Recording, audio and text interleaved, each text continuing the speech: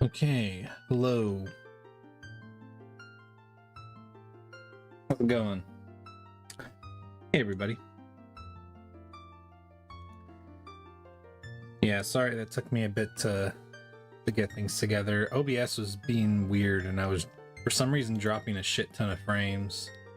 And no matter what I was closing, it wasn't working, so I just had to restart and see if the settings adjustments I made fixed it, which it seems like it did. Yo, Agent, 40 streams. Thanks, man. Appreciate that. Fuck yeah. Alright. Let me go live on TikTok.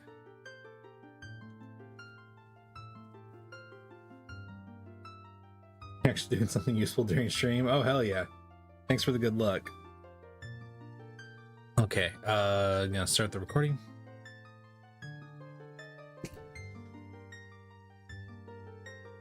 Yeah, I'm doing good today, Captain. Hope you're doing good too, man. Okay. We're just gonna fucking hop on in. Doc with the 10 stream streak, fuck yeah.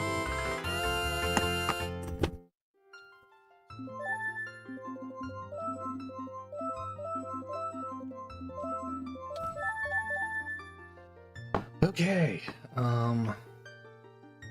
where are my fucking... Where's my fucking notes, man?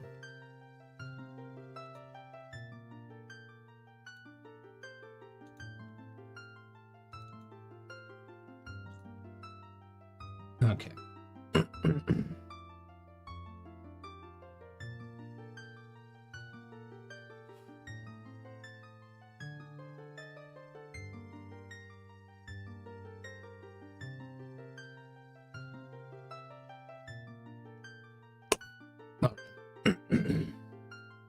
Notes are up.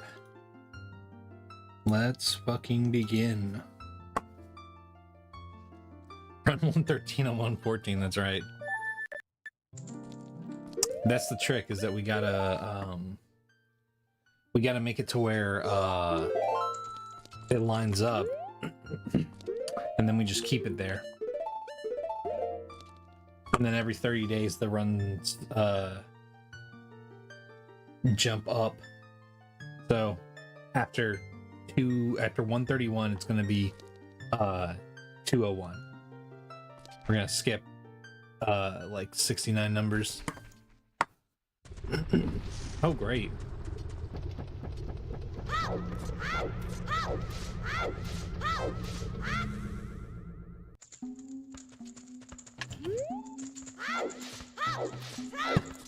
Until you have to do 70 runs on the last day of the month. That's what I'm saying, we just skip them.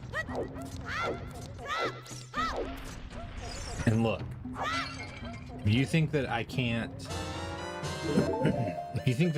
get hit 70 times in a single day, you vastly underestimate me.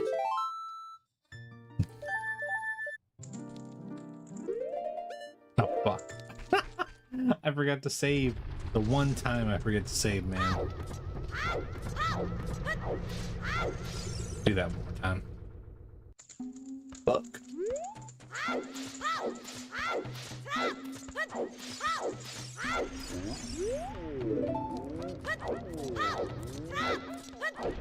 It's true, you have seen me get hit 70 times in a single day before.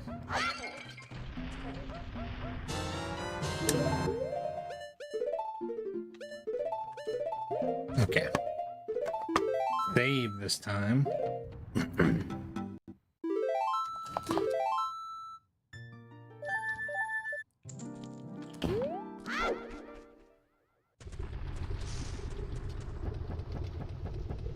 Well, at least we don't have to worry if Death Mountain Crater ends up being a check, right? This is the one scenario where it's actually okay.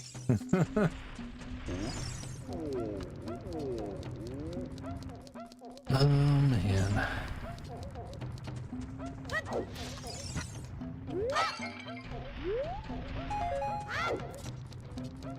Wait, did I fucking, oh my fucking god, dude. What am I fucking doing? My brain's running around in circles, man. I'm going to get the torch this time. I'm gonna get the torch this time. I swear. God, it's gonna be stupid if this is the run. I'm gonna spend the first 3 minutes lighting torches in fucking Moron City.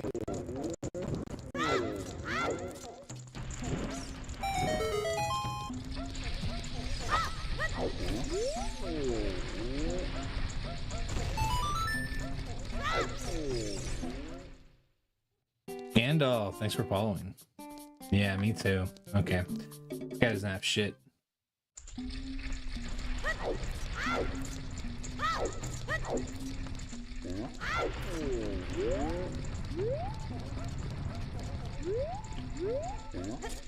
I wonder.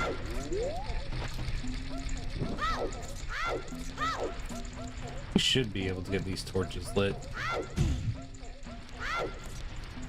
Yeah.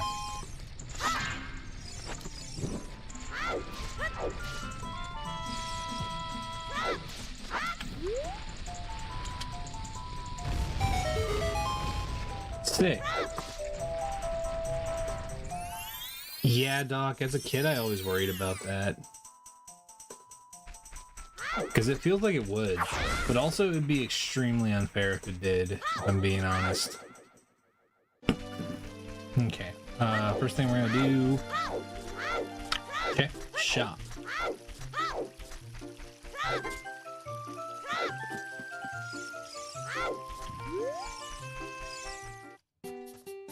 Ooh, we got Nocturne for 45. That's fucking sick, man.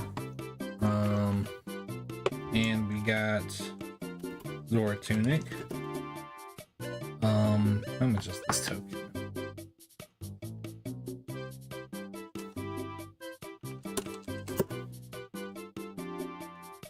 Okay.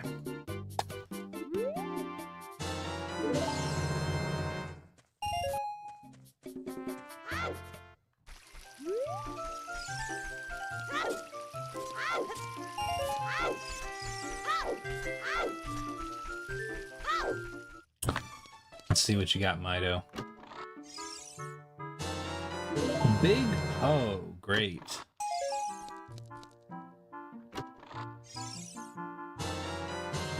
Serenade, that's fucking sick. Damn, this is a pretty good setup. We already got a good warp song for child and a good warp song for adult. I guess Serenade works for adult too, it's just far away from everything.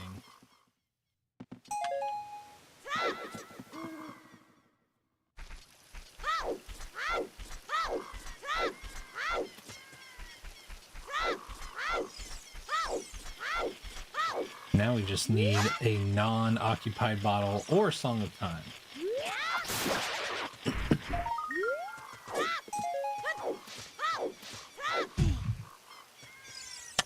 Yeah, it's true. Opposite ends of the map. And they're both pretty safe, so that's good. Lets us cover a lot of ground. You know, one thing I do wish that they did. Like, I understand why they didn't need to do it, because you don't go there too many times after the first. But I do wish that there was a warp song to get to Gerudo Valley. Whoa! Slash Gerudo Fortress. That's the one place that takes forever to get no matter what, unless you have Epona. Okay.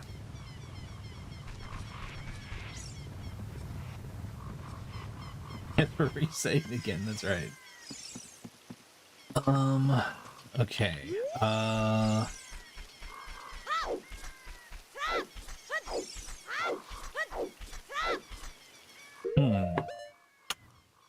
Where would be the best place to go right now? I think I know. Here's what we're gonna do. We got a spawn in Goron in Death Mountain Crater. We got Lake Hylia Warp, and we got Kakariko Warp. I think it's about time that we what does this say? I think it's about time we go and open up Zora River once we get actually no. Yeah. Actually, you know, you're right. We should just reset. Because I gotta go to market anyway to get Mask of Truth. Be funny if that fairy had hammer.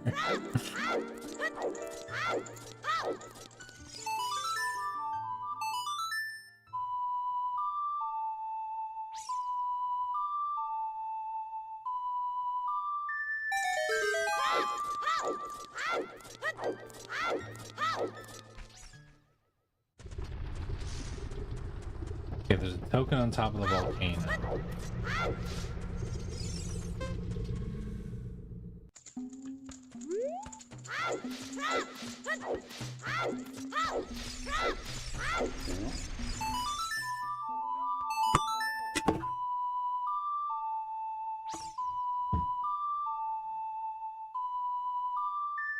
I think that there's a, if I'm not mistaken, there's a token in here that I didn't write down. I'm gonna do that really fast. 130.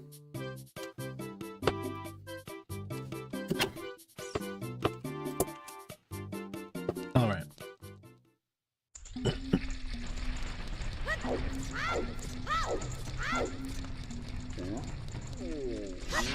Give me another stick.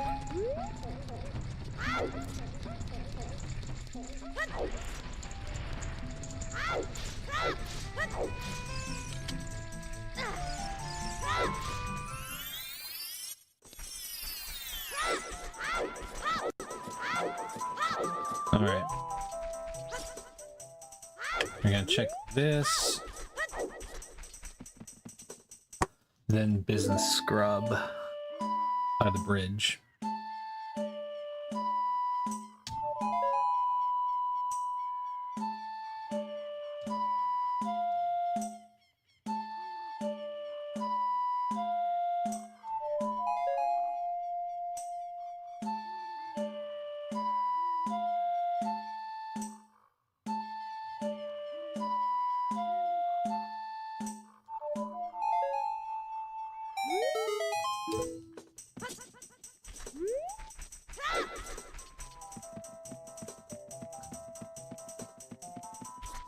And then once we get that business scrub, we'll warp over to Kakariko.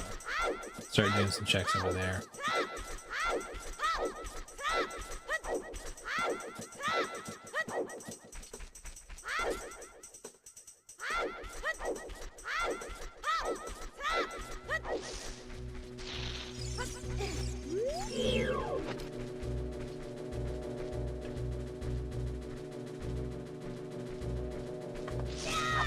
There we go.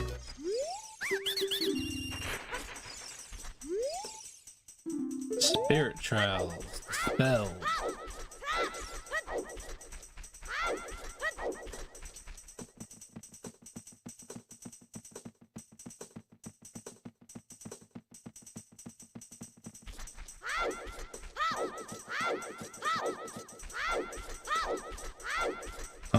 Okay.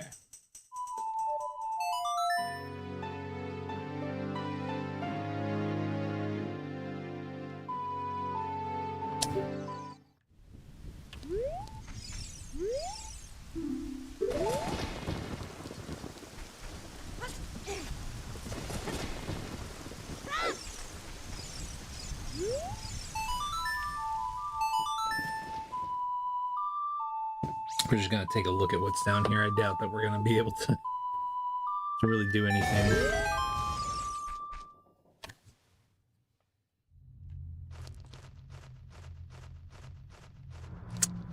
Yeah, no. Thanks, Jonas.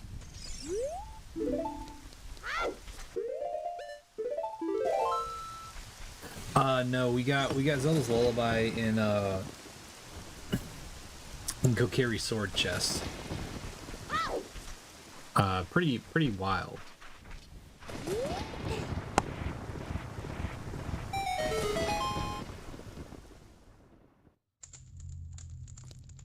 that a Wolfos?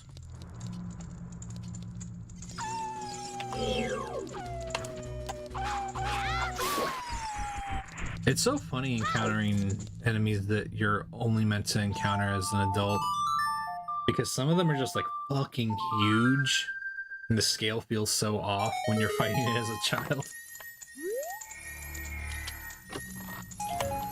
Okay.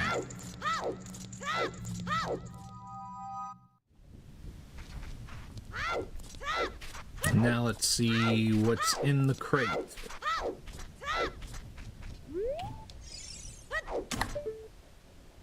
A token.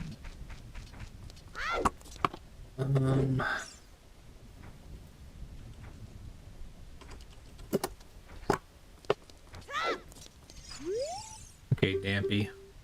What you hiding under here? Hey, Chad. How's it going, man?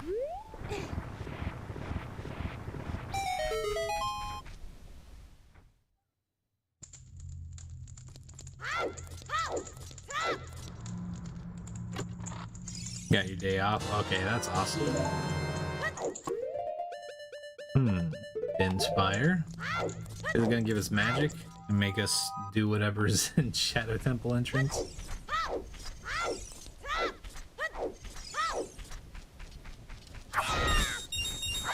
Yeah, what a combo, honestly. Bends and Nocturne.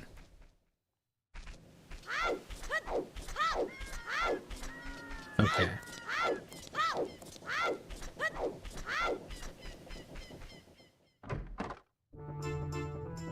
Blue rupee. Yeah, the other day we got decently far, but we had a nightmarish run, and then we did like 3 runs that got decently far, but they just, yeah, I think all 3 of them died in Jabu, if I'm not mistaken.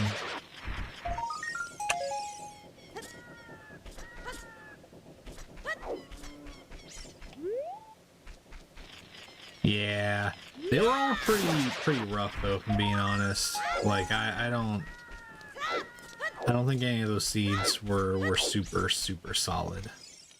We had one that was really fucking bad though, when I looked at the spoiler log.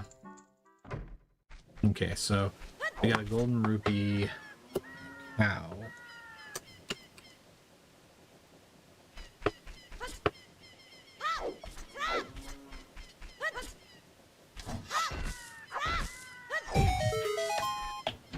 The start of this one's been okay. Nothing stand out at the moment. Good spawn and some good early songs and strength. Fuck yeah. We already got Nocturne and Serenade, as well as Zelda's Lullaby and just now strength. We got a big Poe, which means that it might be expecting us to do bugs, but I'm not gonna do that until we can get rid of the big Poe. Yeah, that fucking nightmare scene was horrible. Climb Death Mountain as child to get Bolero. And then do... Oh, and the worst part is it wanted us to do Child Spirit Temple as well. And then it wanted us to do Child Ice. It's so fucked up, man.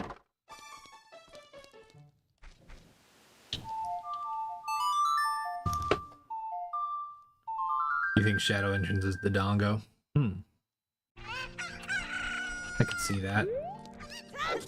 Okay, we're just gonna get the rest of these checks and then we'll check on Spider House.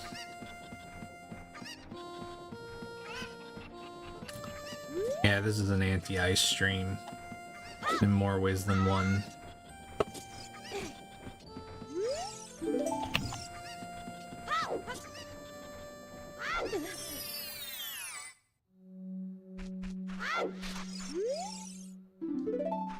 Deku Tree has a slingshot?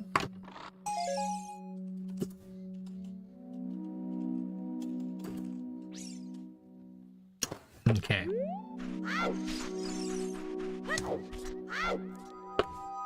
I really do think tokens are probably going to be something. Yeah, it's possible. Slingshot and vanilla could be possible.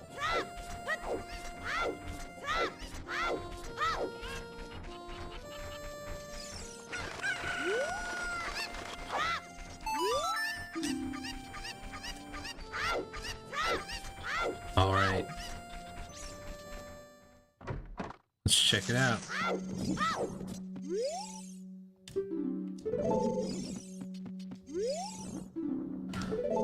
Okay, so it's not 50. It's not 30. Shadow Temple boss key.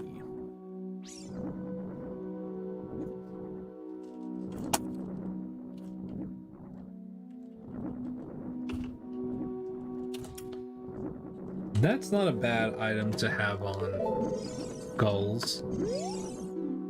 And Spirit Temple boss key on 20. Okay. Yeah, that's honestly, this is maybe one of the better scenarios. Hey Mario.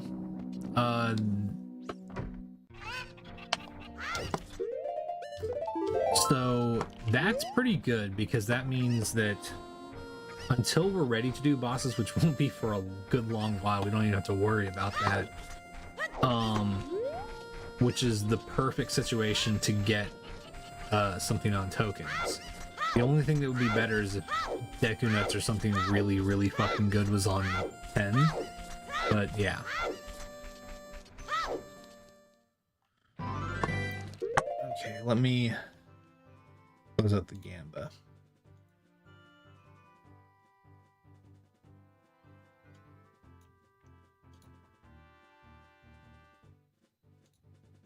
There we go.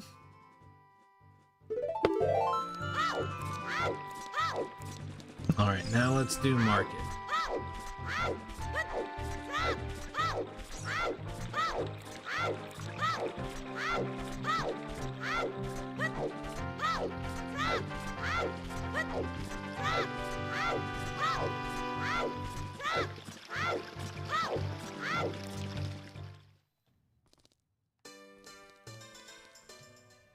Nobody thought that skill tokens were going to be useful. Oh no.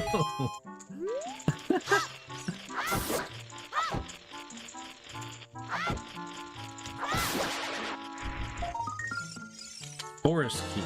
Wasn't that the exact spot the forest keys was in last time? What the fuck?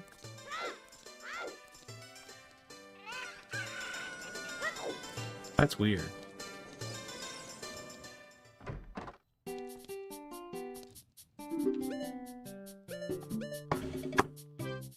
Okay, so we got one for 20, 115 and 170.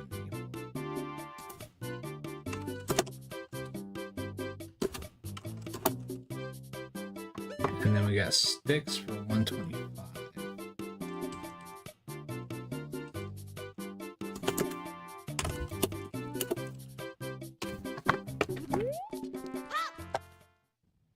Hey, Christy. Be helping on Twitch in about 45 minutes, but you gotta do this first. Ah, no worries, man. Thanks for popping in. Okay. So we got magic for 150. Child potion.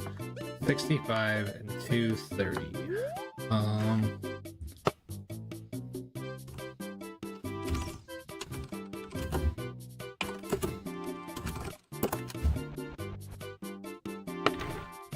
right.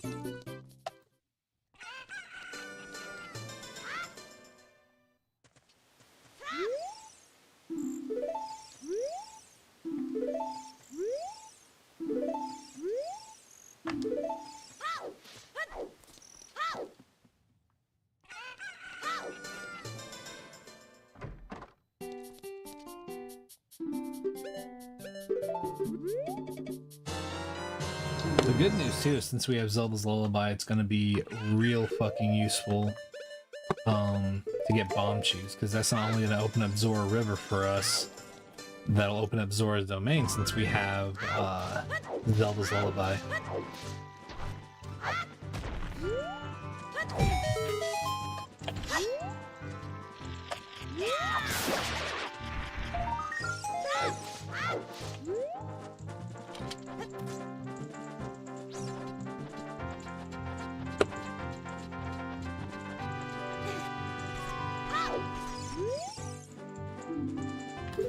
Spirit keys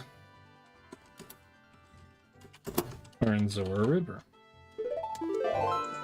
So there's a good chance we're gonna get those.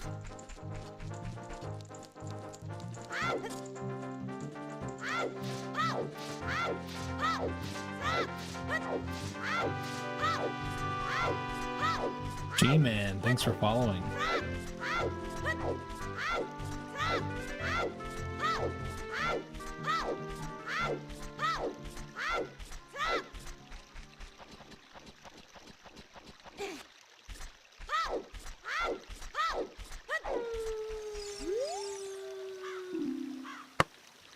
Okay.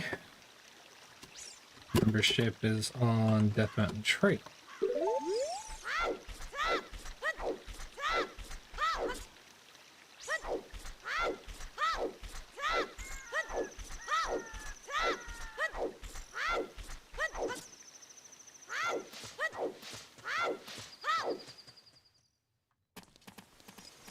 Now the question, can we get Rudo's letter before we get to Zora Domain?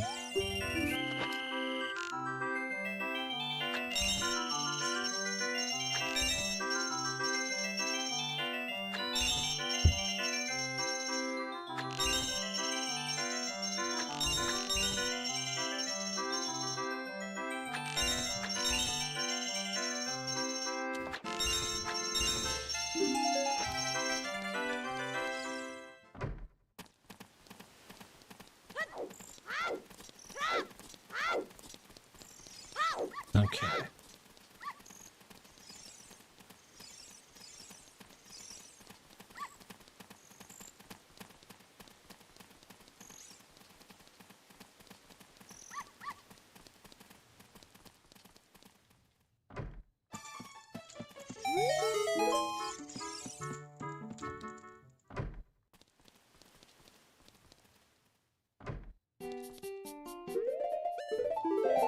Okay, let's see what we got here.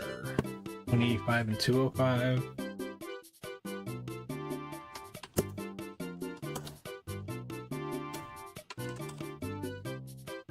Cool.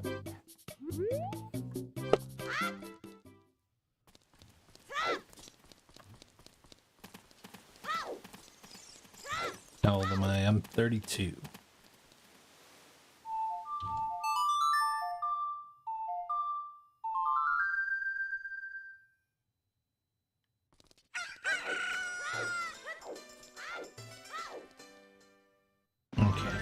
Now we check out Lon Lon.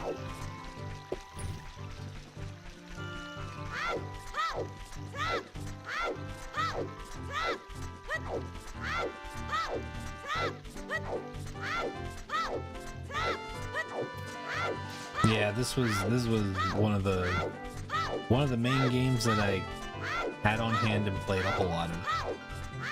Hey, Aqua.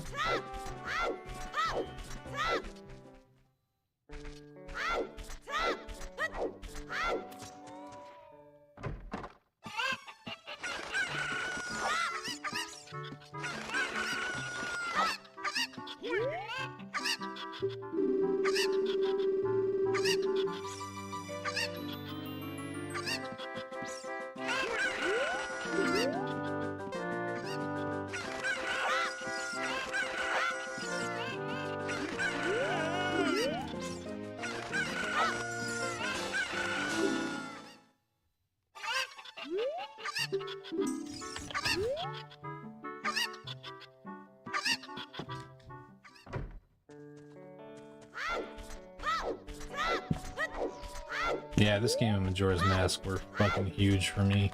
Diddy Kong Racing 2, I didn't have Diddy Kong Racing, but my cousin did, and I played it all the fucking time whenever I was at my cousin's house. I fucking love that game.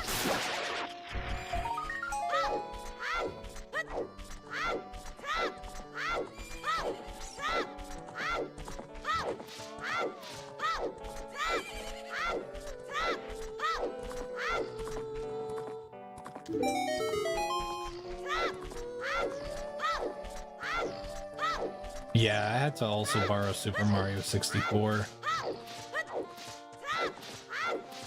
Yeah, I did like Diddy Kong Racing more than I did Mario Kart 64. Absolutely. It was great, and it did like obviously not to the scale and degree to which it's trying to do now with current technology, but whenever Super Mario Kart World came out, I was like, oh, so like similar to what like Diddy Kong Racing was kind of doing on a smaller scale, right? Where you could just drive around and do stuff outside of races. No, man. Oh no, dude.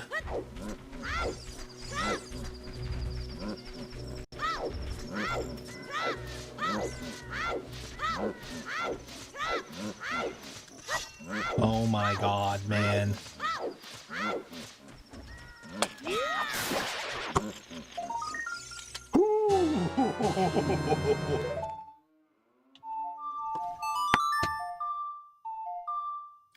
King David, thanks for following.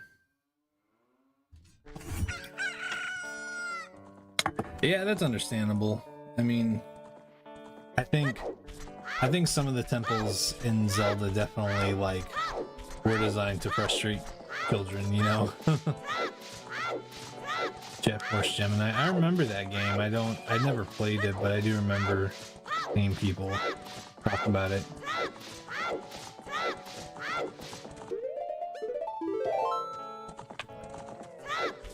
Do y'all think I could finish drawing a 17-page comic in 2 weeks? That depends. Are you drawing it with stick figures? Because if so, maybe if you're fast. But if you are if you're trying to get like fully like decently good, well, I also don't know what your skill as an artist is static. But speaking as someone who does draw a lot and has attempted to draw comics, even on like a tight deadline, 17 pages is a fucking lot.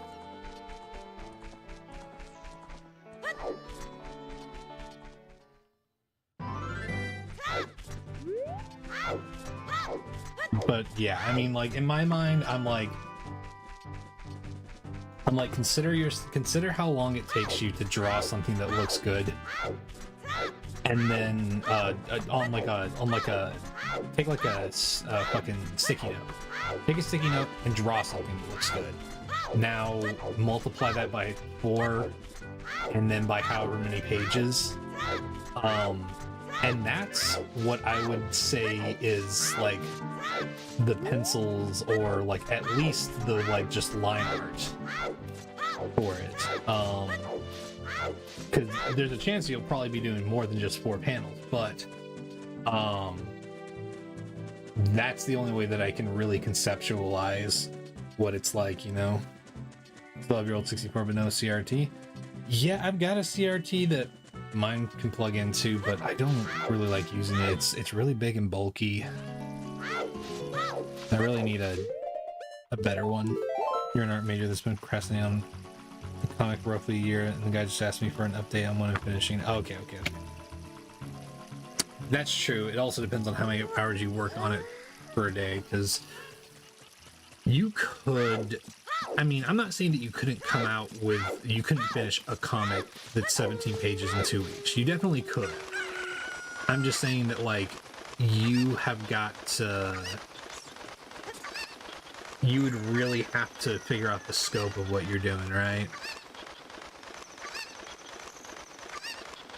Because if you did 17 just like full page like illustrations, that's a lot more doable than like breaking it up into like several things. But then you're gonna have a lot less motion in your comic. There's a whole thing for it. It's fucked up.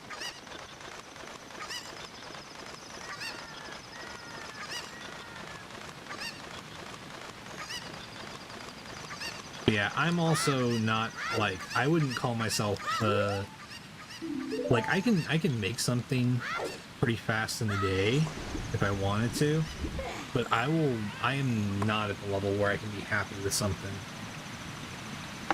within, like, a day of working on it. So doing a comic page, doing more than a comic page a day, at least for me, I feel like would not realistically be something I can be happy with. But again, expectations. I'm also not trying to discourage you from trying to do something, you know?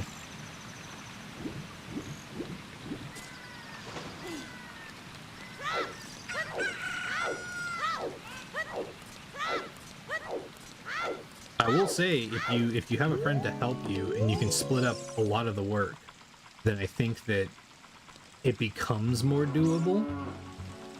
I think if you had like a team of 2 or 3 people, and at least, you know, one of those people was, you know, decent at drawing, doesn't even have to be like super good, then I think you would have a significantly better chance, because you could assign one person to things like, oh, all these sections are going to be blacked out, so just, you know, black them out. You can have one person who's focused almost entirely on like correcting line art and that kind of stuff, you know? It's a children's comic that's outside my style, so this has been fun. I asked for a friend to help, but he did the other half. Oh, okay. I see. Yeah, exactly, Chad. Yeah, I just like for people to not... I don't like using the term realistic in terms of like general shit, right? Because like people will say to you like, oh, be realistic, and that sounds like it's really discouraging. And my thing is just be realistic about your expectations, right? Because the important thing, like, you can make a comic just stickman, like I said, and there are people who can love that. So it's not as if it's impossible to make something, you know, like that. But if you know you're not gonna be happy with it, I just wouldn't advise it, because I don't unless your goal is just get a comic of some kind done just for the sake of it, I wouldn't do that if it's gonna make you feel bad putting something out like that, you know? Plus, I don't know, I'm never doing a comic and it's not, I think comics are fucking intense. I like genuinely, like, I know I do not discourage people from trying out different like art forms and whatnot, and I think that comics are great, and I even want to make comics at some point, and have been working on some ideas for a while, but it is ridiculous the amount of speed that you need for comics, at least if you're going to be on any kind of schedule. Like, I know people will read manga and be like, well, they come out with that every week, and it's like, well, number one, manga artists are fucking ridiculous. Even the like not huge manga artists, the ones who are not that amazing, who aren't doing like One Punch Man level art or, you know, anything like that, even those mangaka are fucking ridiculous at like how fast they can work. And even at their pace, with how many of them have health problems, and how, like, I don't know if it's any better, but the fucking One Piece mangaka sleeps like 2 or 3 hours a night on average. I'm just like, that's fucking ridiculous, man.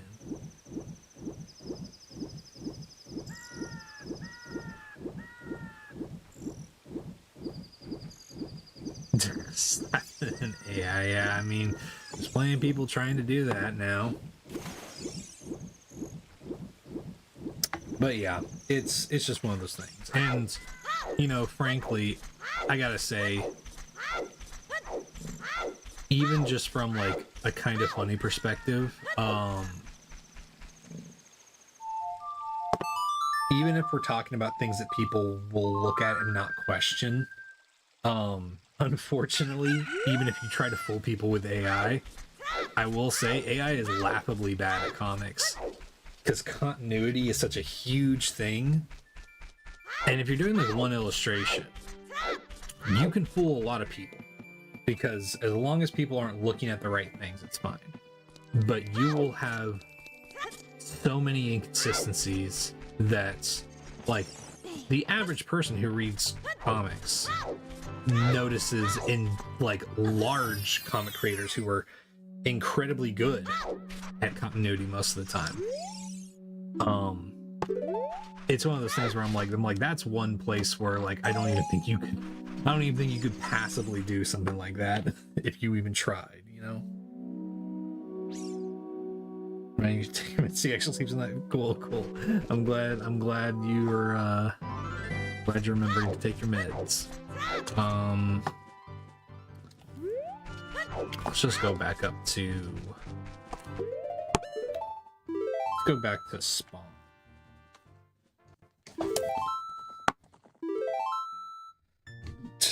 Oh man.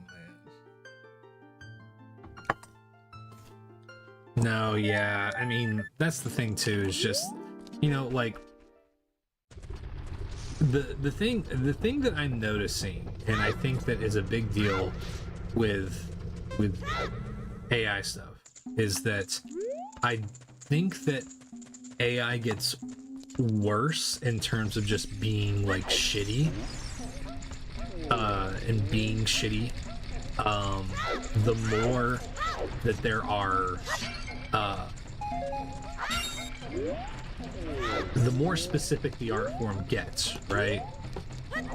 Because, like I said, a basic illustration, there's lots of ways that, you know, an AI will try to use patterns, and some people will never notice because they aren't familiar with certain styles or certain painting or drawing techniques or any of that stuff. Comics, there's so much involved. Like I said, it's not just the art, it's the paneling, it's the perspective, it's the storytelling, it's all of it. And that's like, oh god.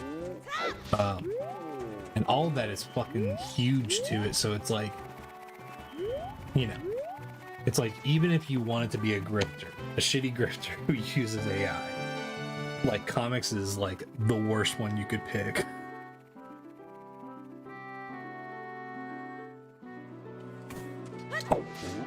Yeah, those videos, those fucking videos where people are like, oh, Disney's fucking done. I'm just like,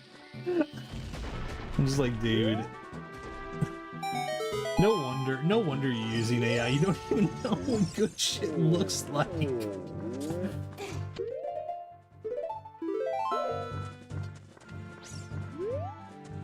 Yeah, that, or it's like, or it looks like one of those, like,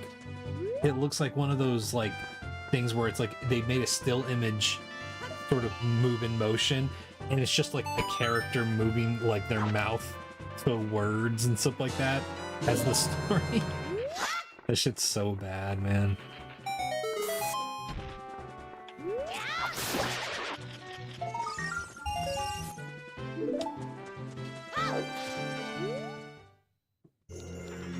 Okay, so this is Spirit.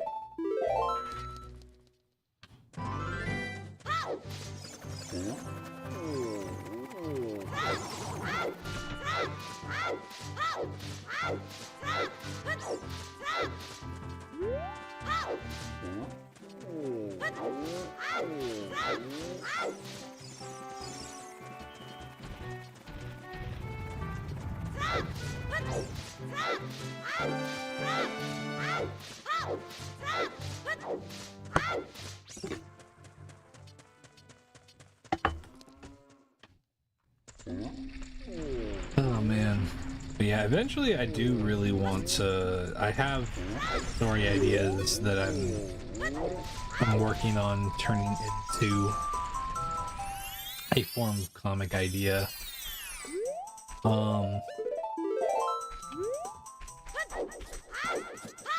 Just because I really like that. But the problem is that part of my issue is that, number one, I want the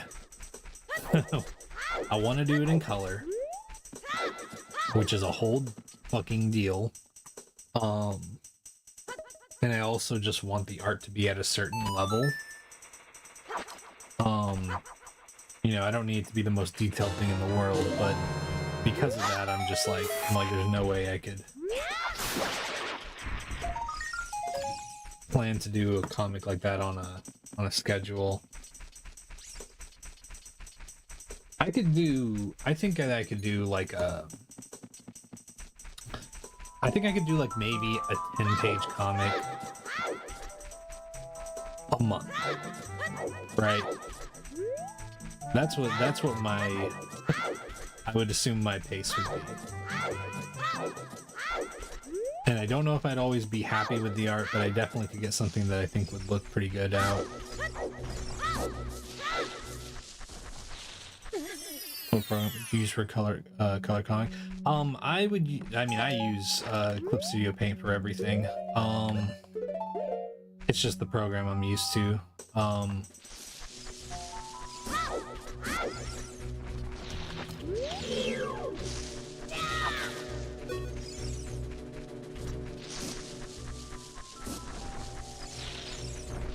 Okay, let's try this one.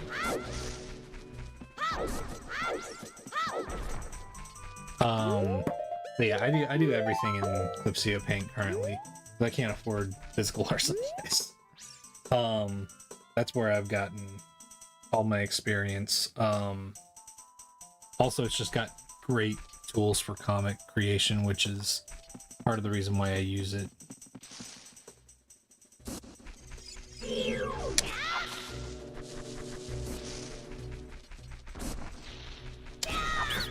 There we go.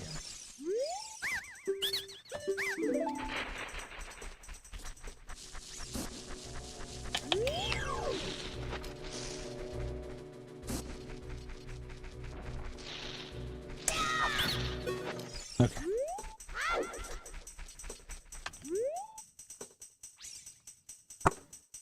Oh.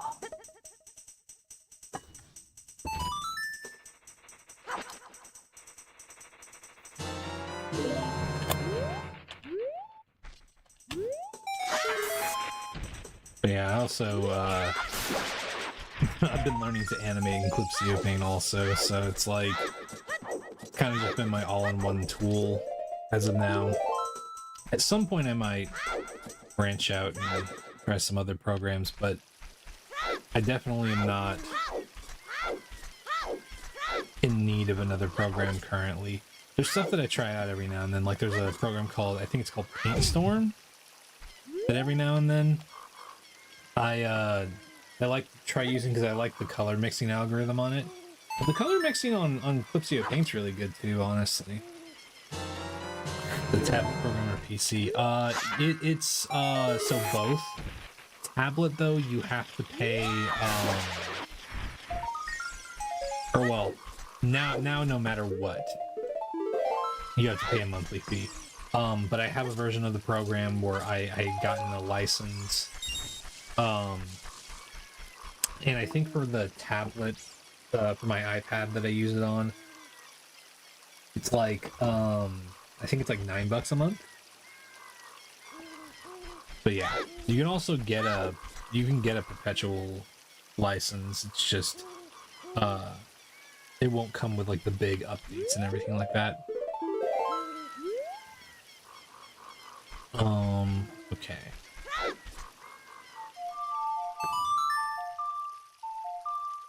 We're gonna go to Zor River.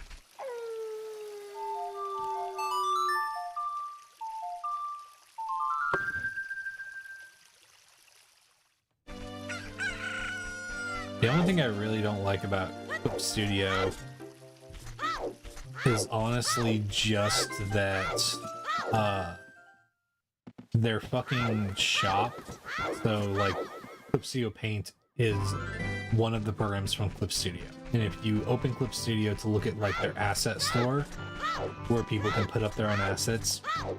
It's really cool, but I fucking hate the currency system on that program. It's really bad and unnecessarily like complex. It's like you could literally just have people, you know, buying stuff directly. But instead they're like, you either have to get coins or you have to get Clippy points. It's like, what the fuck? Yeah, there's a shortcut through forest, but we don't have scale.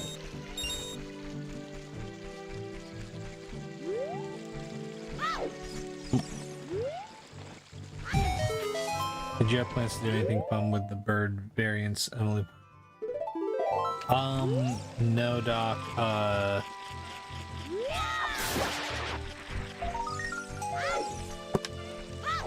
I don't really have plans for that, but yeah, let me hold on just a second. Sorry.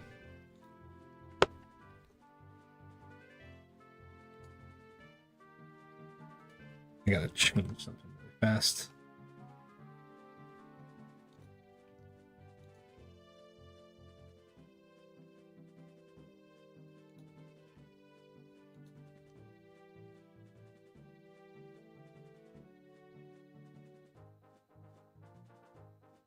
Okay.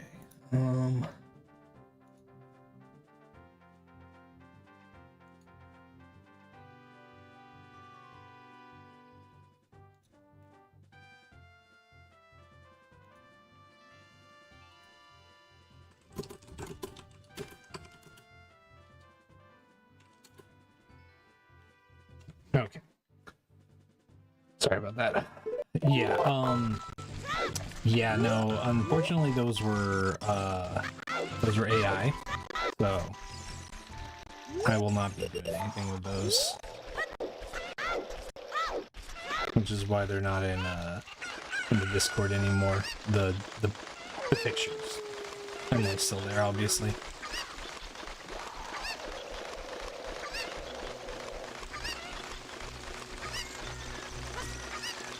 Yeah.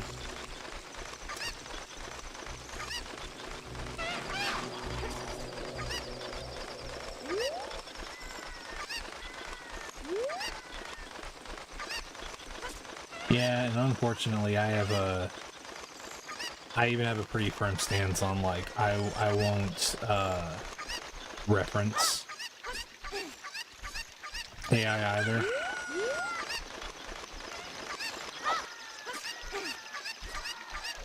But I definitely want to like I'll definitely be doing more variants of my avatar at some point. I still want to come up with my plan is to do a few different forms of macaws with different types of sort of Western-esque hat. Naruto training grounds is foolish. Oh no.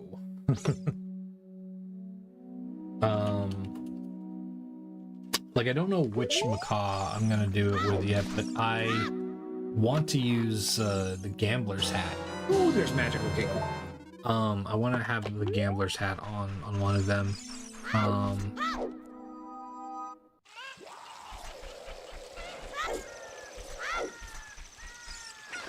No, I shouldn't have done that.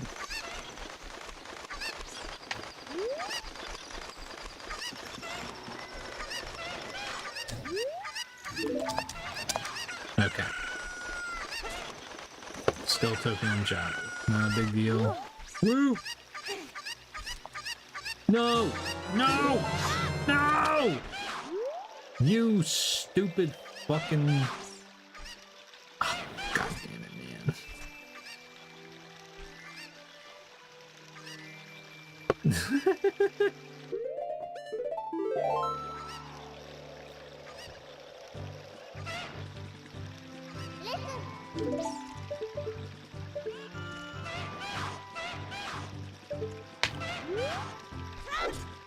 Okay. Let's just grab chicken over here. Yeah, some oh yeah, pick a bird. That'd be pretty cool.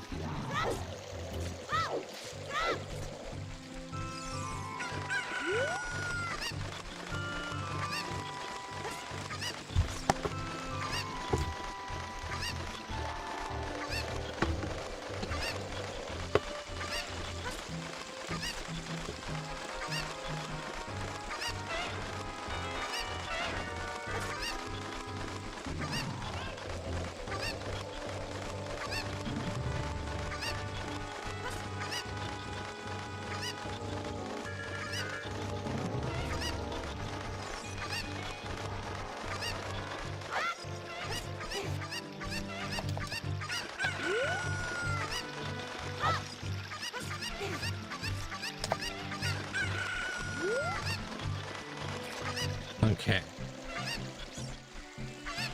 What do we got? Okay, it's a pot.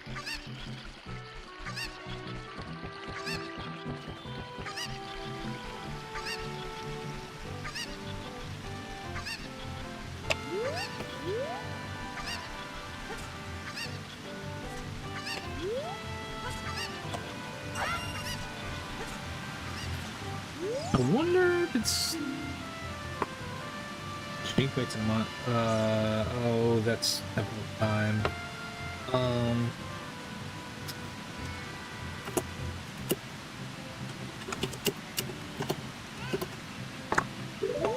Okay. I wonder if it's planning on giving us bombs soon. Bombs are scale, because the fact that we got magic here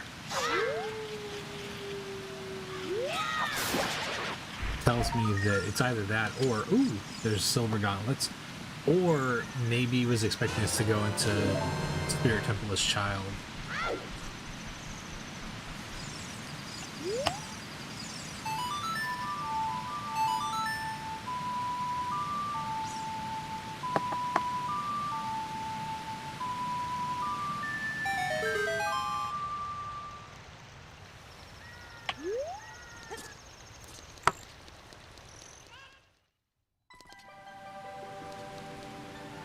Oh man.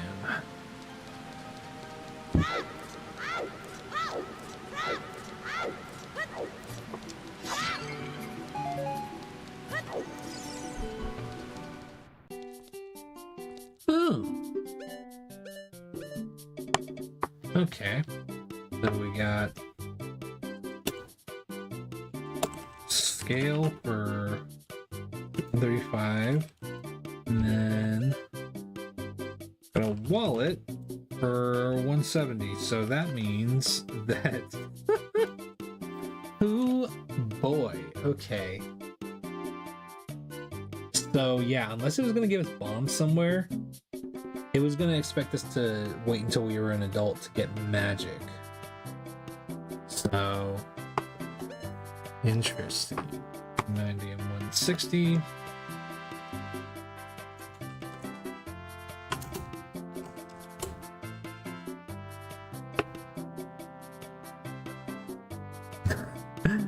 I want to know how many items are all in a wallet, right? Oh man. Let me tell you, it's too fucking many. How many wallets in the wallets? Yeah, we've had that a bunch. Which is pretty funny, honestly.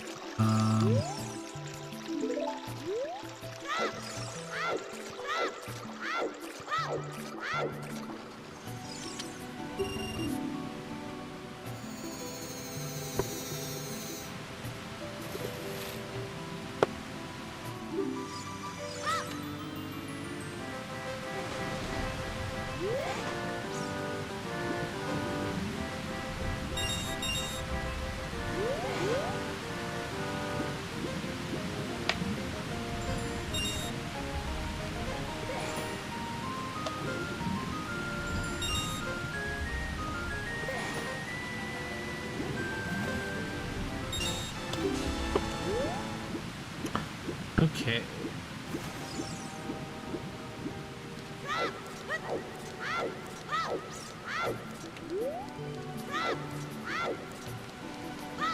honestly, I think with my bird avatar, the next thing I want to do, I think I want to find a different program to use, because I'm honestly really wanting to do I want to do something along the lines of being able to like make animations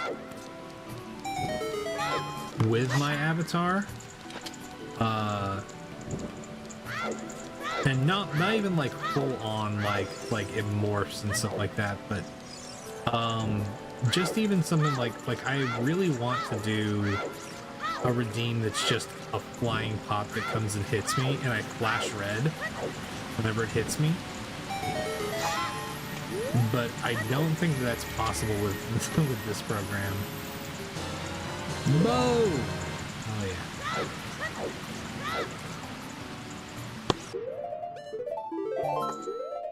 yeah. Okay, let's see.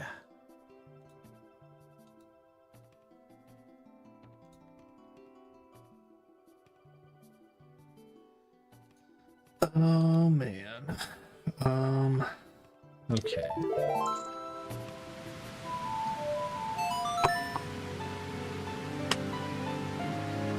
I want to figure out how to do that, because it would be awesome to get that sorted out. Honestly, I could even I wouldn't even necessarily need the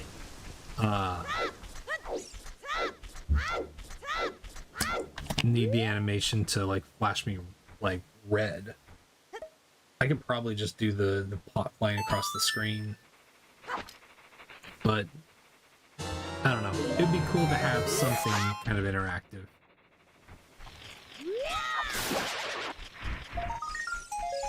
Okay. We're gonna see what is in Shadow Entrance.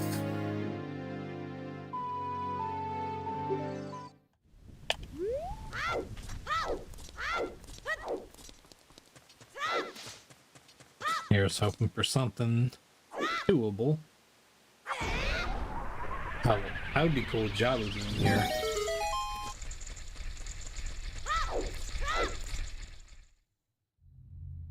Ooh, boy. Okay. With that, I'm gonna take a break. I gotta really use the restroom. I will be back in a minute. See y'all in a second.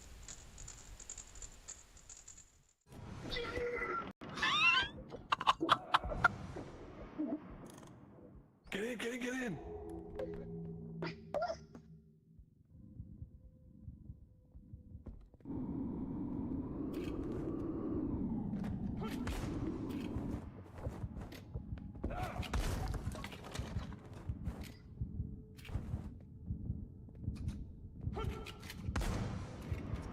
Did you guys see that?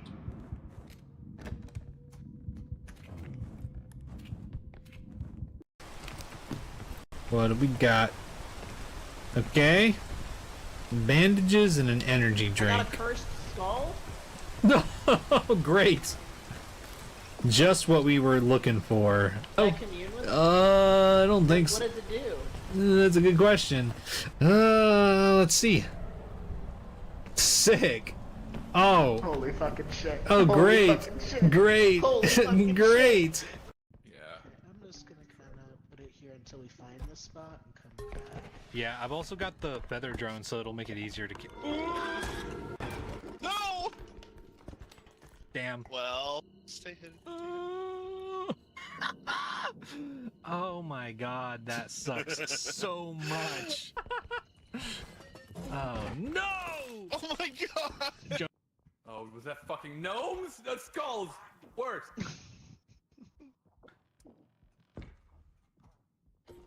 Fuck out of here. Jonas? Oh my god. Oh my god. How did they survive? Oh no. No. Now there's the gnome. It ran away. The gnome. This way, this way. Oh, he had somewhere else to be. Yeah, yeah, he was he was short on My- time. It has Just to be this passing way. through. Oh, yes! No, yes! Yes! That's the other extraction. Oh, and your cart! Oh, this might be clutch. Bingo. Bango. Boss dog. We need 19,000. Right. Oh no, Jonas. Jonas. Six Jonas. Jonas. Jonas. Jonas. No. Guys, Jonas. dude, with 7 hit points. Jonas. Jonas. Jonas. No. I'm also not very strong. Jesus I have Christ. 2 health, 2 stamina, 1 launch, and 2 speed. And a Jonas. bunch of duct tape. Okay. Gnome. Oh, Easy. no. Are you kidding me? Ah! Run. This is it. Just rolled over. This will be Run. this might win us the fucking game. Can I carry this by myself? Oh no, Jonas. I have no choice but to try. Fuck you. Absolutely not. Oh fuck. What?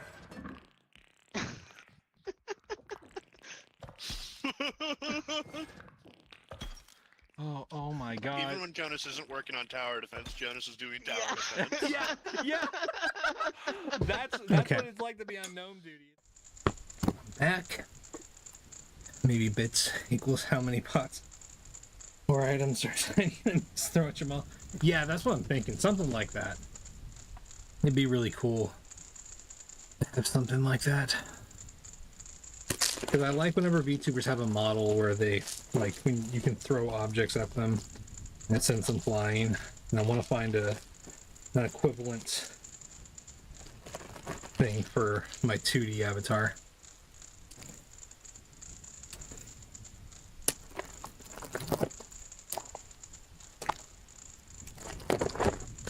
You got me a zebra cake.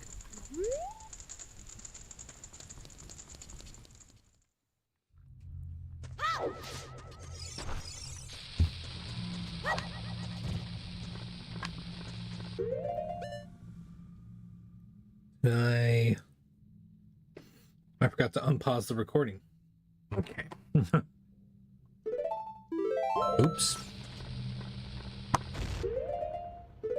5,000 bits of space camp stream. You're just wearing a bird costume. It's not that it's space cam. It's that it changes to an avatar of me wearing a bird suit.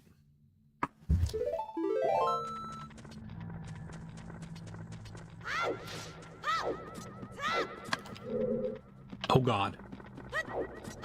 Ooh, buddy. That's actually not very good, man.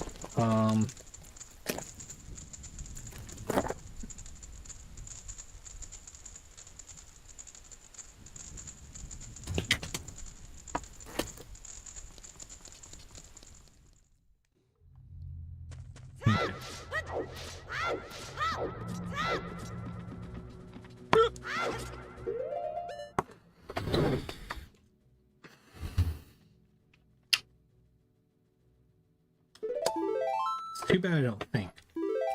Zebra cakes are S tier.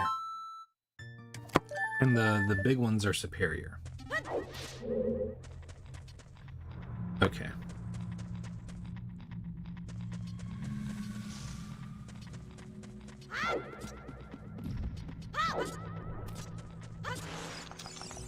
Oh no. What am I doing, man? What am I doing? Pause the stream to do little heavy rankings. I fucking hate this, man. Okay.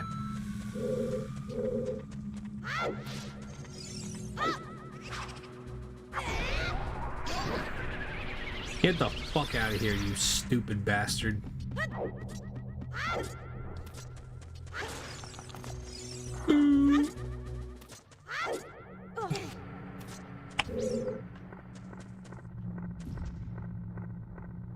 Yeah, walk off like a fucking idiot. Okay.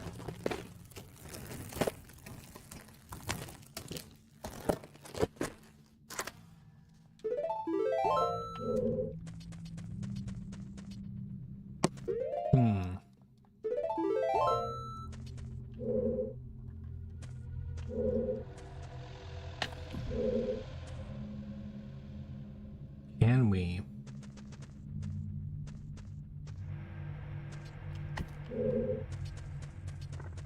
To the other side first.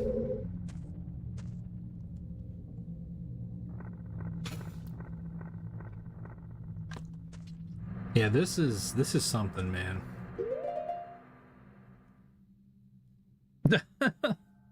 What's up, Venix?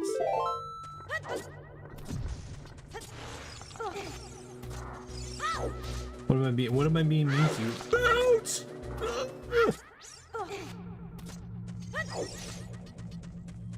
Okay.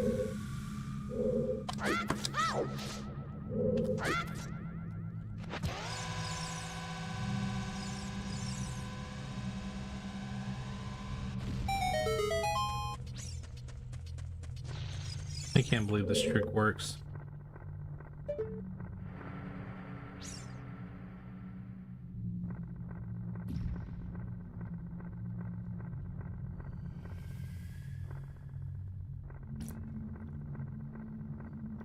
We really gotta fucking hope that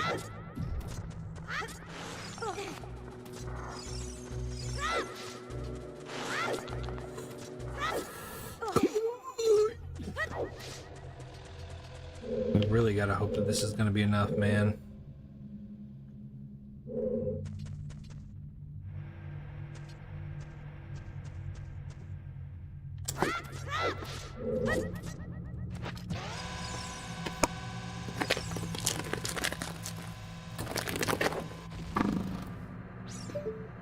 Fuck.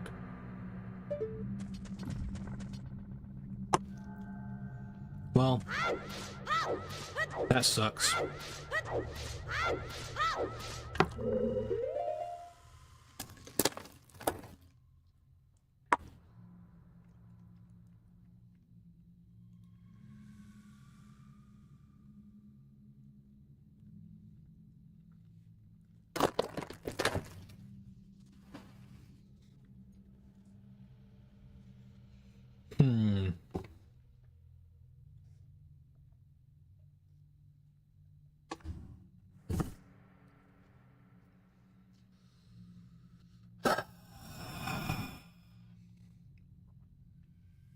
I gotta be honest.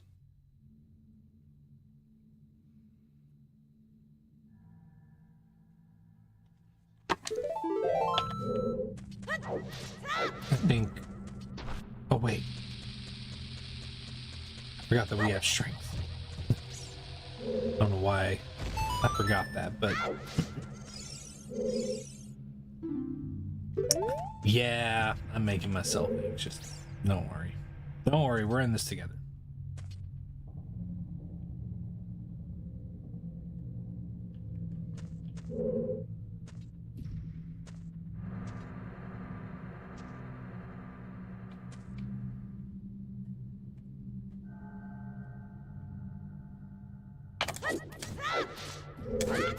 Here we go.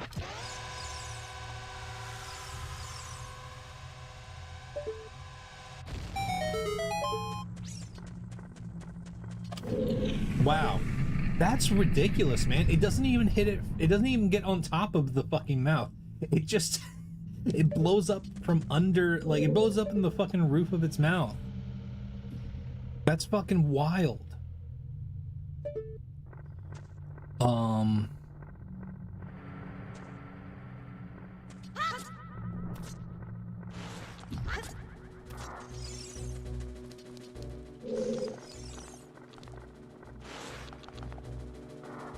Gotta wait for that to come back up. I'm gonna grab this this chest over here. Yeah, just gave it a sinus infection. Oh god. Oh man, I hate this. I hate this.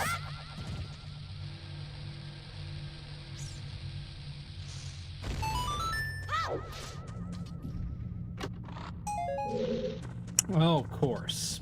Of course it's a token.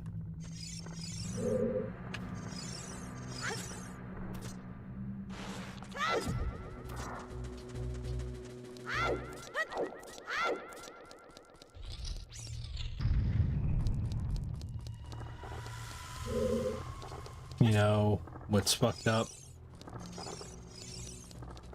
is that this is out of logic, man.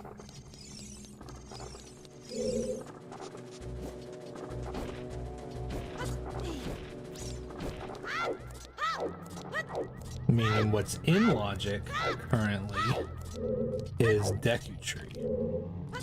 Whatever's in Deku Tree.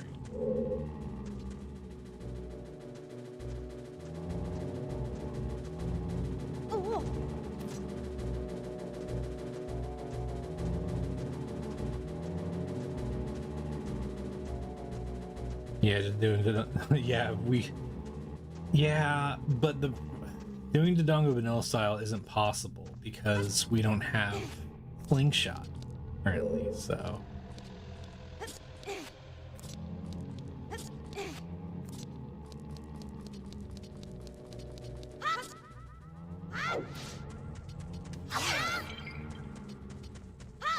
Yeah, we need something, man. We need bombs or fucking, I mean, fucking slingshot, anything, dude.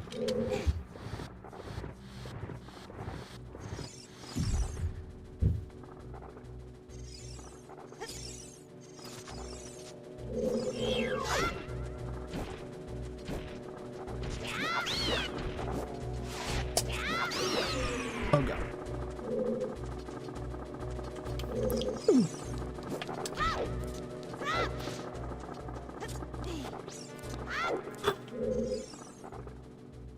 This fucking bastard, man.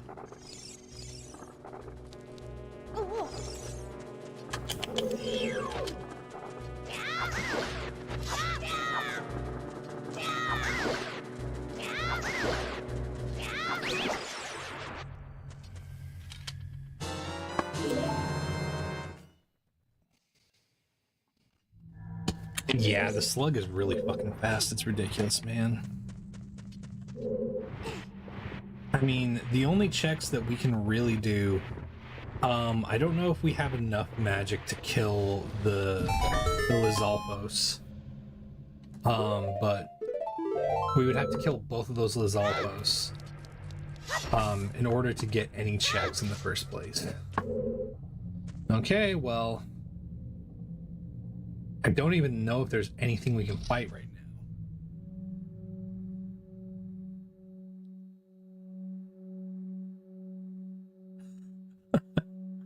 Yeah, no, we can't do this.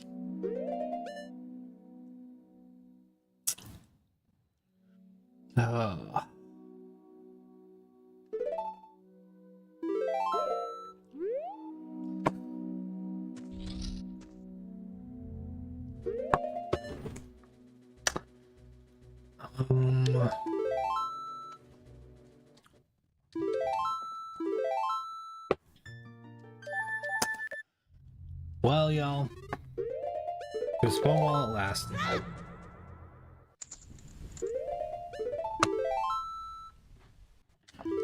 Now we gotta check deck tree.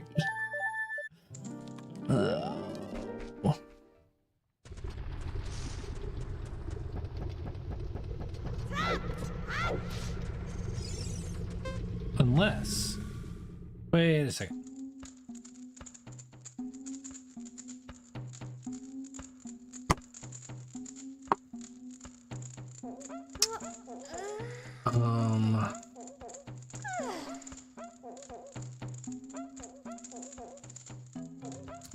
No, yeah. Oh, man.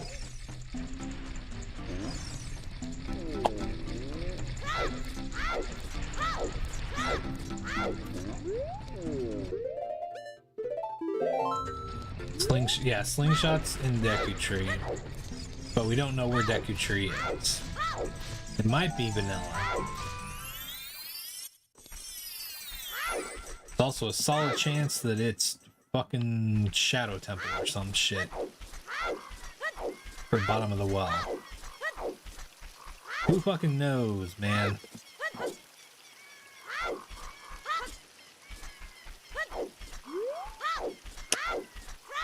Oh man, okay.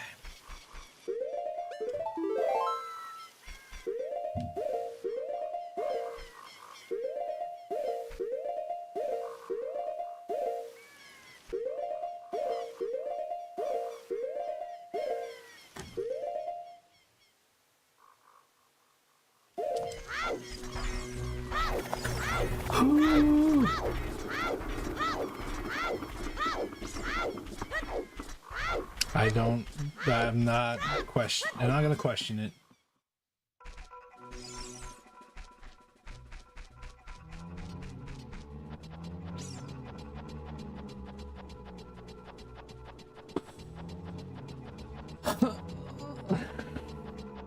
Why the fuck, man?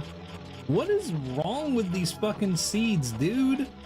What did I fucking do to deserve this, man?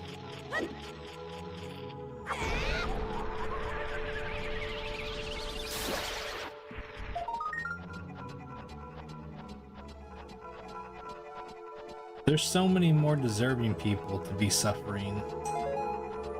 Why me?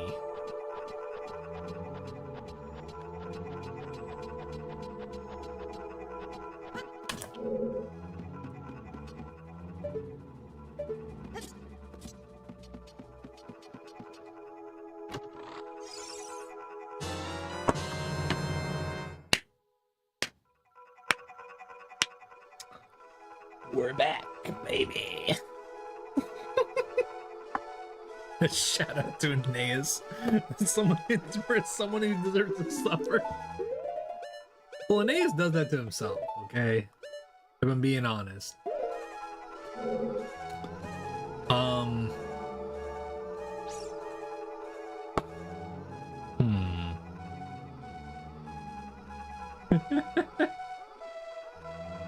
Okay.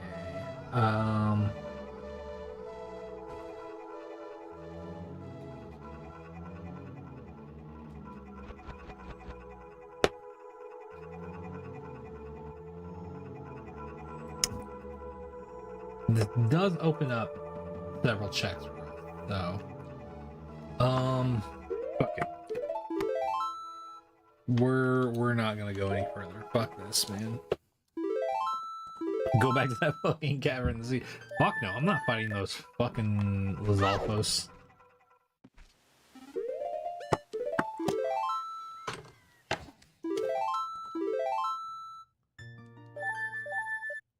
I'm sure that there's something very important in Dodongo.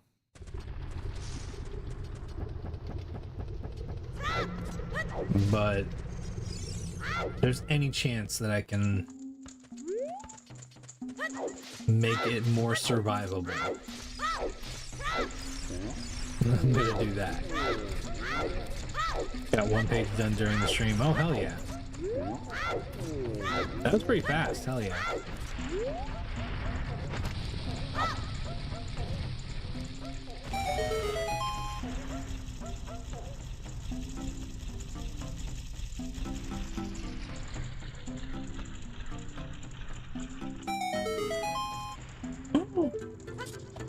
Speak of the fucking devil. What do you mean? Okay. Okay. Whatever, man. Let's do some other checks first. Then we'll go back to the Dongo.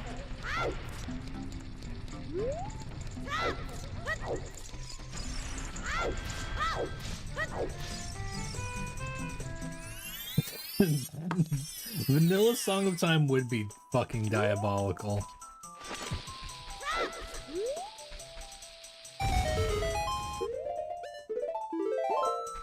Ah, okay, static. That makes sense.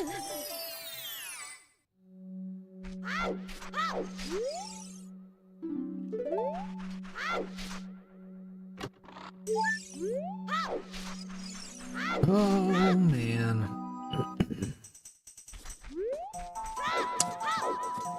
So now we're just gonna let's just go through and do these fucking bomb checks. I gotta be honest, I would rather do 50 gold Skulltula tokens than have Vanilla Song of Time. Because Vanilla Song of Time means you have to do 3 dungeons. Or you at least have to kill the boss of 3 dungeons. So you have to get through 3 dungeons before you even transform to get other checks.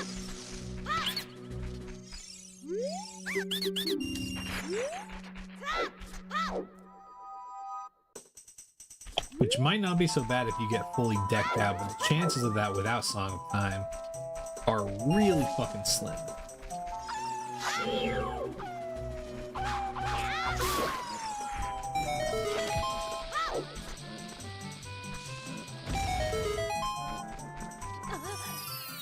Oh, berries. Oh my god, yeah. All berries in the compass room would actually be so fucking toxic. But honestly, like, okay. It would be pretty diabolical, but doable. I gotta be honest. Because the thing about berries that a lot of people don't realize is that you can exit and re-enter the room if you get a bad set of 3 enemies. Which does mean having to reset every time that happens.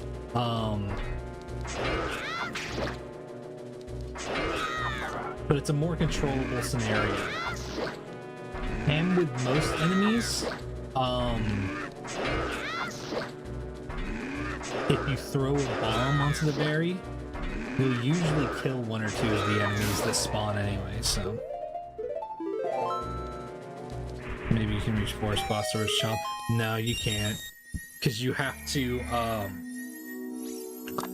climb the blocks, and that it's too tall for Child Link.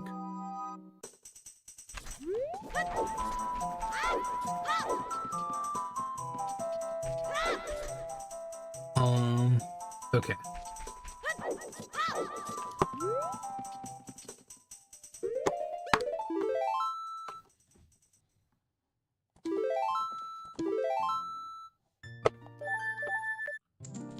Oh god, man.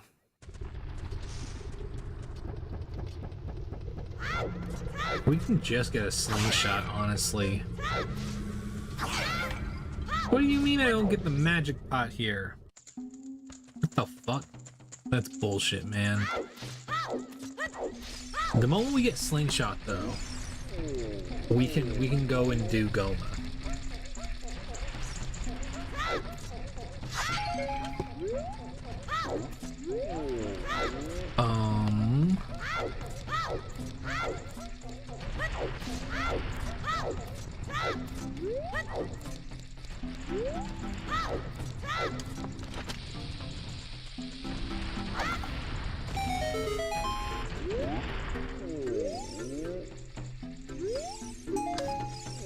Deku Nut Refill. Is that scripted wolf? Yeah, it is. Yeah, every time that you go there, it's a wolf boss. Just because if the enemy doesn't spawn properly, then you can't get into Sacred Forest Meadow as Child, so.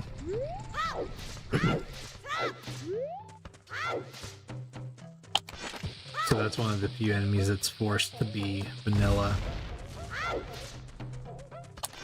Similar to the Stalfos in Forest Temple. Or the Lizalfos in the Dongo.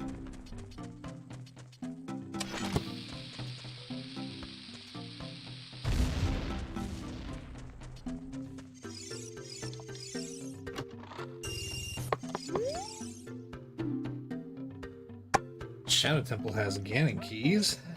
Interesting.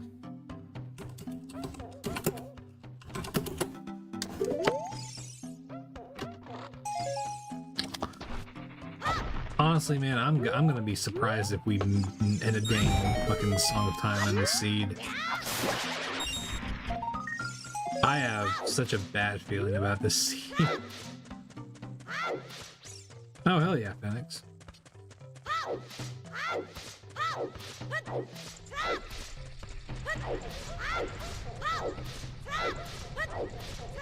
The seed is already a little fucking cursed, if I'm being honest.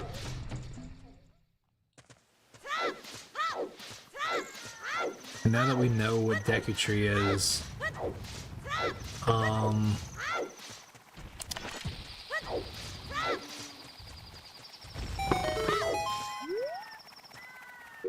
trying to think. There's only one more temple that could no, I'm sorry, there's two temples. There's two temples that could be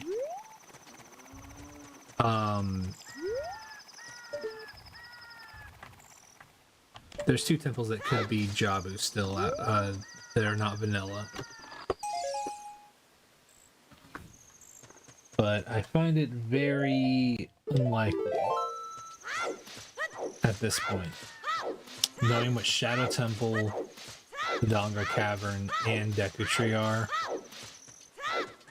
that doesn't feel very good, man. Though I will say, until we found Bottom of the Well, there's a good chance, because Bottom of the Well is where most of the time, if Jabu is not vanilla, it will be that. It's the only other... it's the one dungeon that is required for child. It's required that you are childlike. Okay,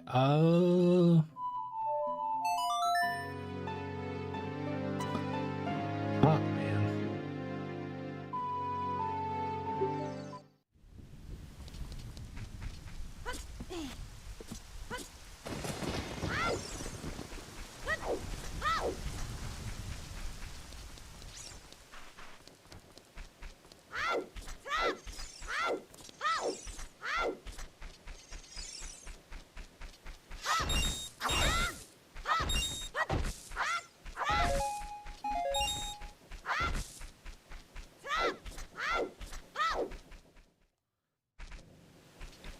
Didn't find anything good. Yeah, we found bombs and we found Deku Nuts. Both really good, but unfortunately it looks like unless we get a good item in Overworld, our options are either going to be doing Forest Temple, doing Dodongo, or doing Spirit Temple. Which Dodongo won't be too awful.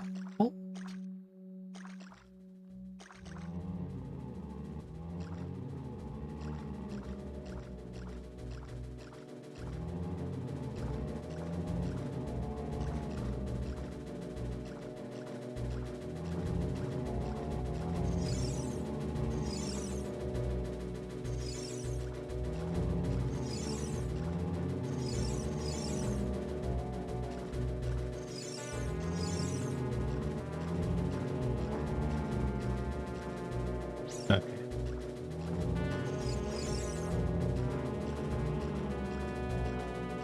An empty cave.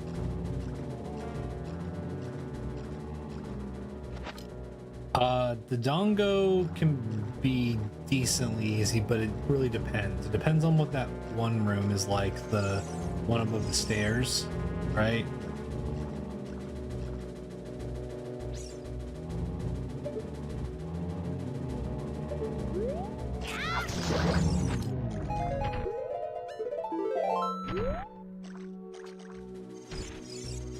Great, man. I love it. Oh.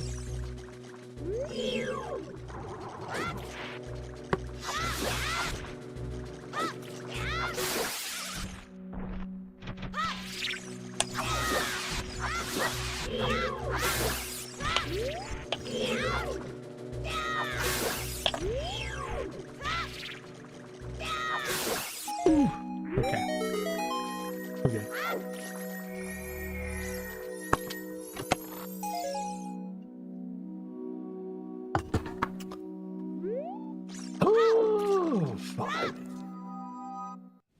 That was not fun.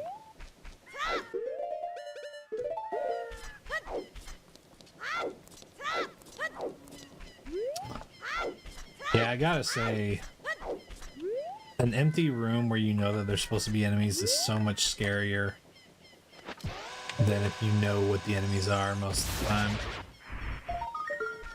That's bottom of the well keys. So maybe Jabu is bottom of the well.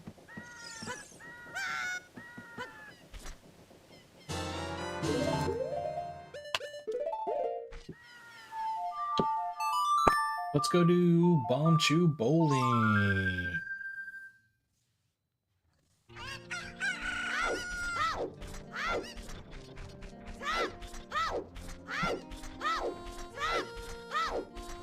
And then let's do Great Fairy at Hyrule Castle.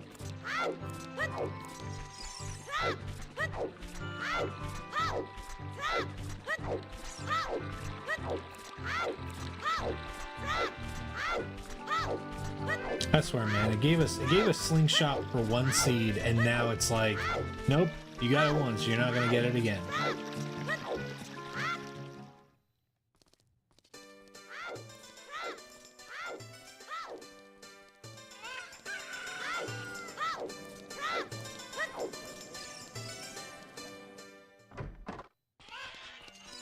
Bomb Chew Bowling. Great.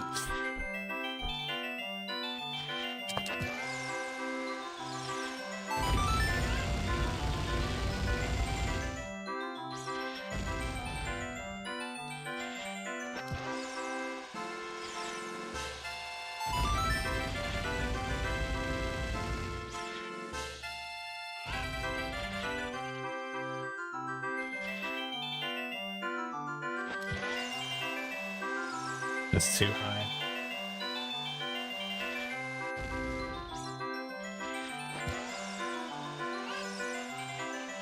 Is that? God damn it, man. Motherfucker.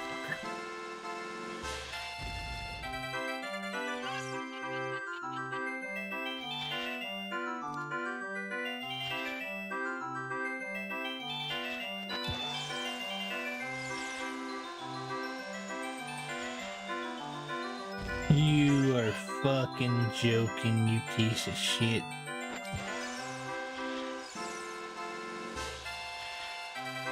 I swear it's like it shifts.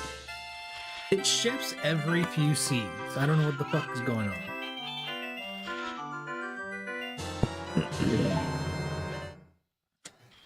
I just sit in the middle and win most of the time, really. Even on the third one? Golden gauntlets. Okay. Well, we are gonna need those.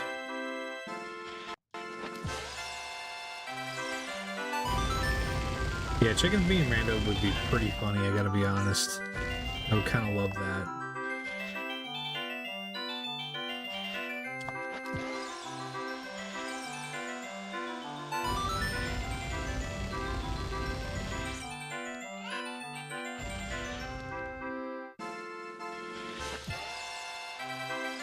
Patience is key, I imagine. Gonna be waiting 1.5 years before both chickens move out of the way.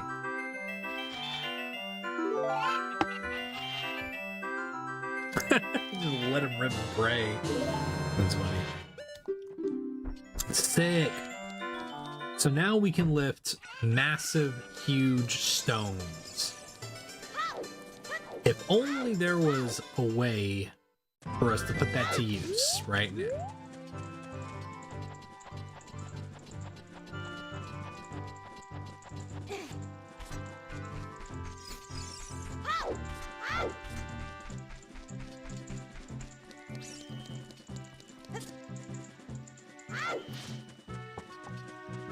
You send like 3 of them and misses the big chicken. Interesting.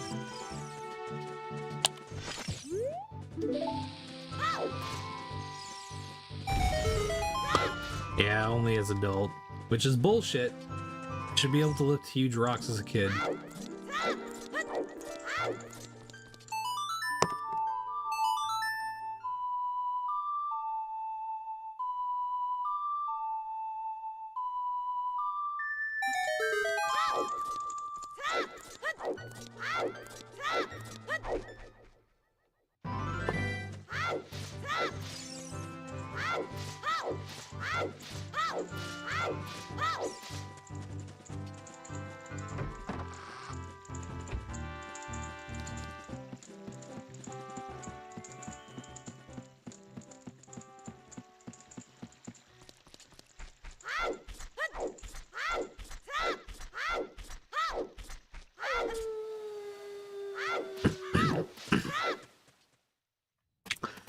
Yeah, Kid Link with gauntlets would be sick.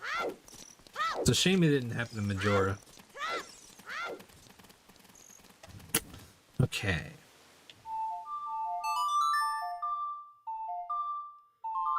We got one grotto to check out right here, and then we're gonna go, we're gonna go back to spawn. So we can check the Great Fairy at the top of Death Mountain Trail.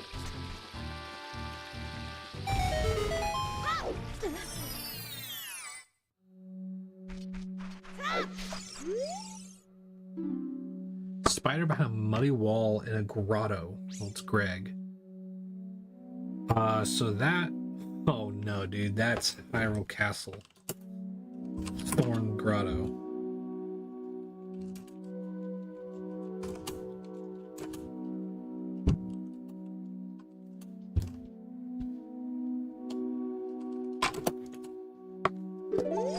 Yeah.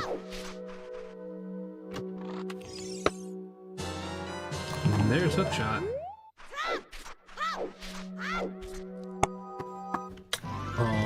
Okay.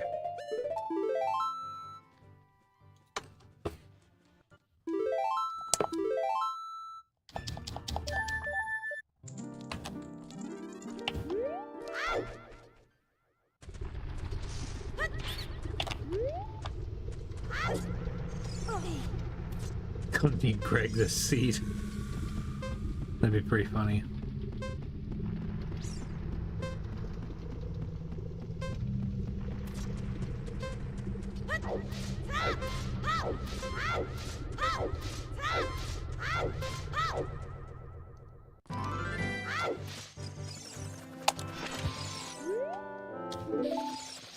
No, I don't want you to take me down.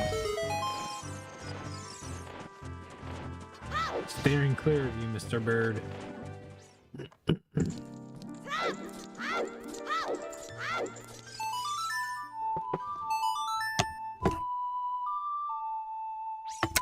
Yeah, Greg locking so many of our current checks behind it. Oh, man.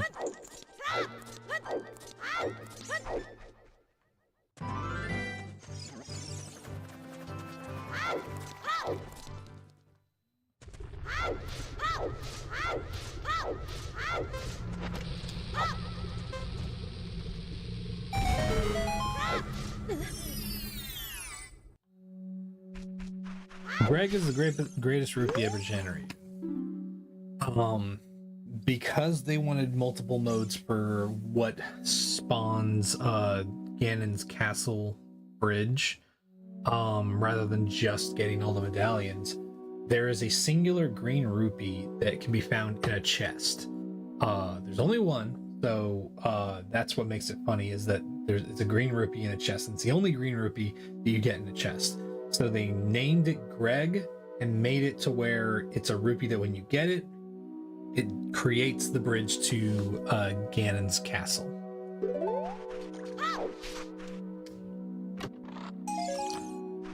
So Greg lets you access Ganon's castle. Yeah, no problem. It's a pretty cool little setting. Oh yeah, also the Goron mask icon's really funny, I feel like.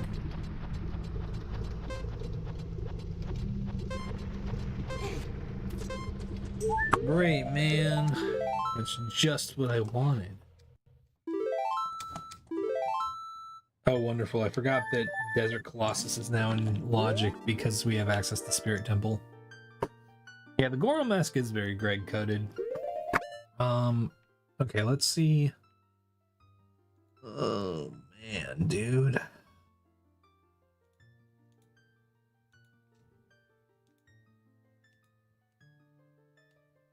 Oh, holy shit, man. This seed stinks. This seed is a big dookie, man. Hey, Emily.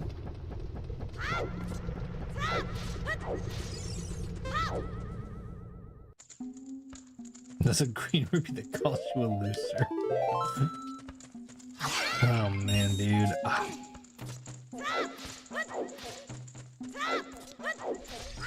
That fame checking up and on OOT with no hints for Big Goron makes it gamble, yeah.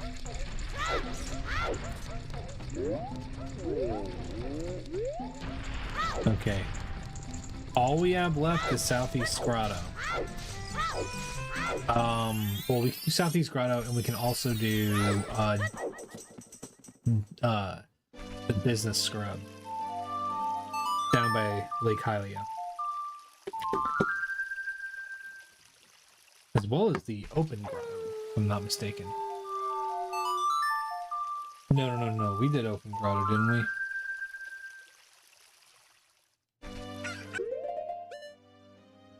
Yeah, we already did that. Okay.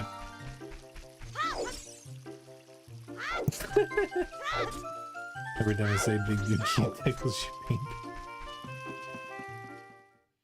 It had the only way to Fortress, which is GGG, had Deku Tree. Oh god.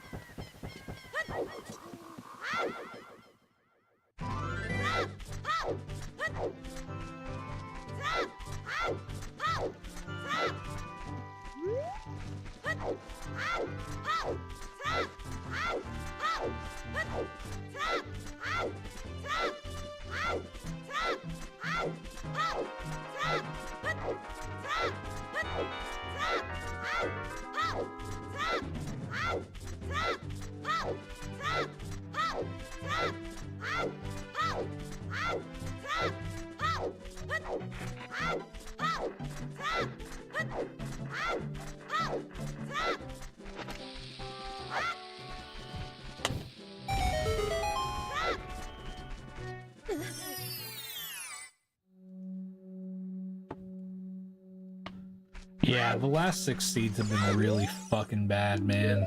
It's kind of fucked up.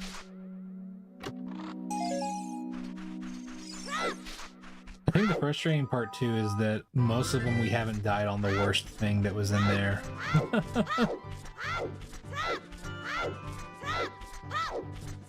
The one could see that I fumbled, yeah, that's right.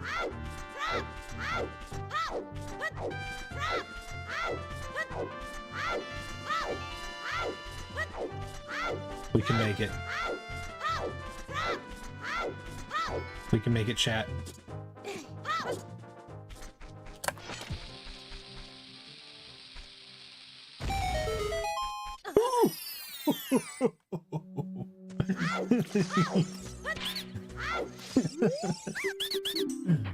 Okay. Well, looks like we're going back in to Dodongo.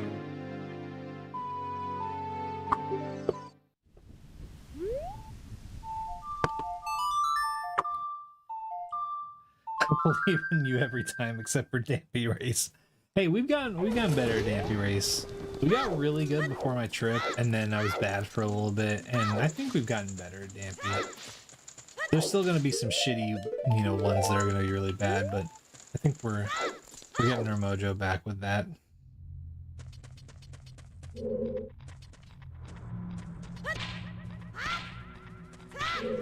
What the fuck, man? What do you mean?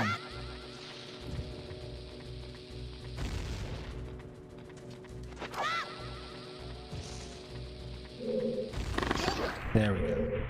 Okay.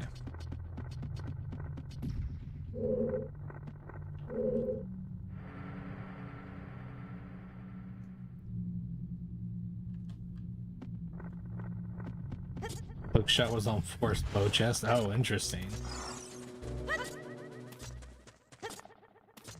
Okay.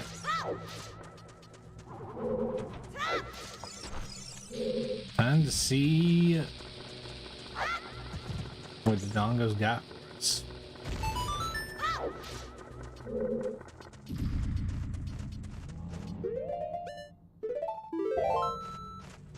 I don't like that, man.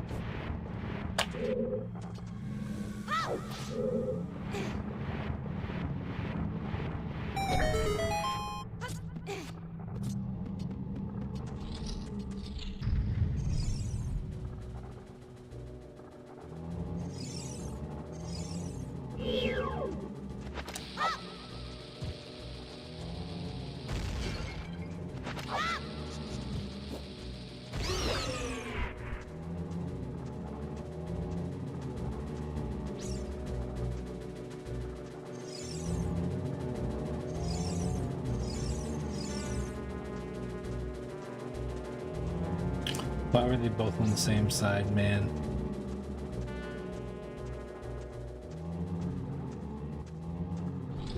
I fucking hate this shit, dude.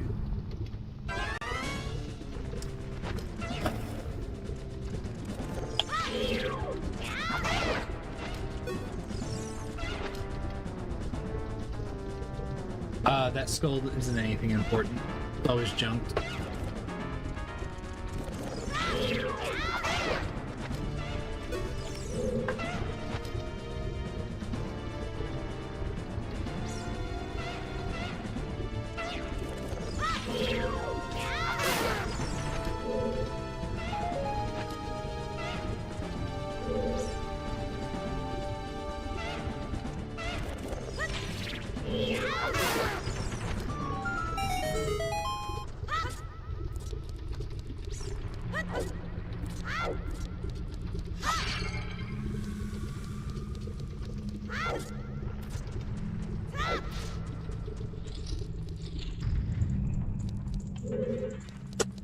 Oh, that's right, man.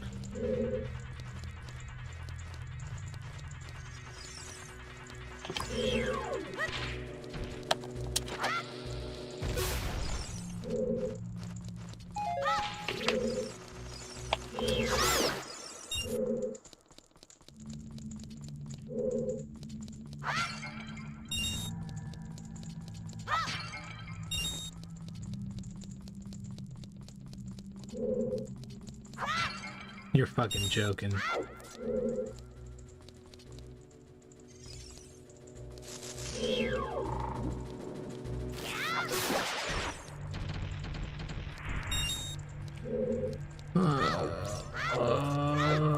Give me a stick, man. You're fucking kidding me, dude.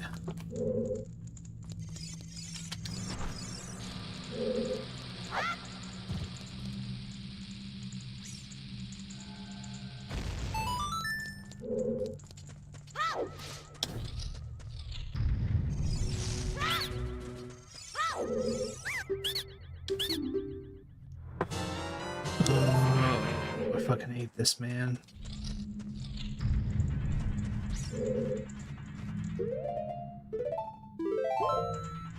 Yeah, maybe I could magic it. I just don't know.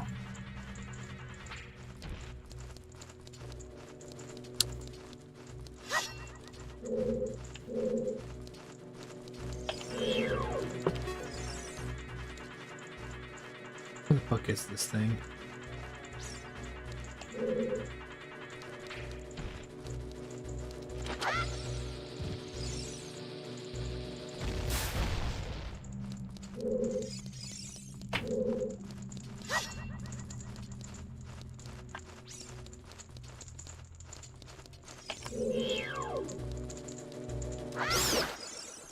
Ooh, man, okay.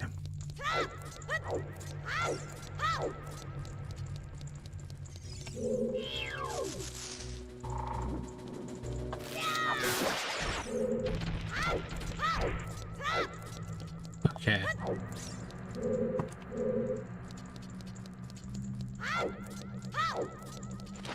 A single fucking deck stick, man.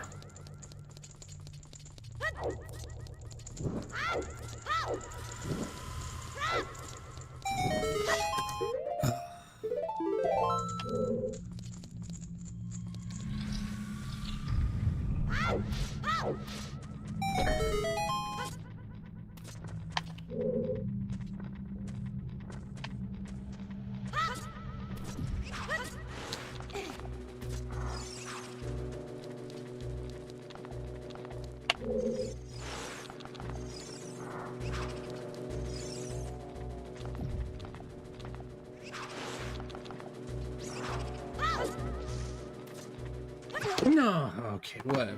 Whatever, I don't give a fuck. Fucking kill me, dude. Jesus Christ. End my fucking suffering. Put me out of my goddamn fucking misery. Fuck that seed and everything that it stood for. I don't give a shit. Fuck that, man. That was cursed. Oh my god, man. Okay.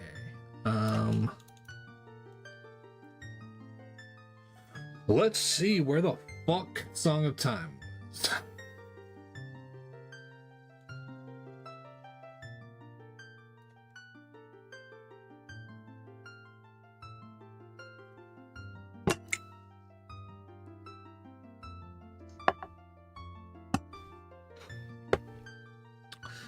Yeah, I just stopped giving a fuck, honestly, man.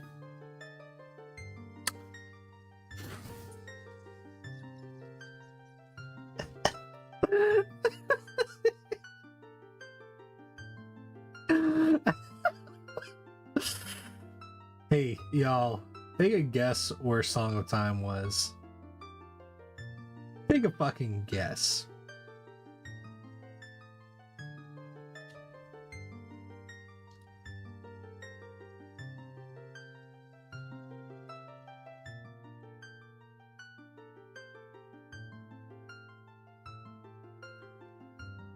Nope, you're close, Doc. It was literally the gold Skulltula on the vines above the stairs.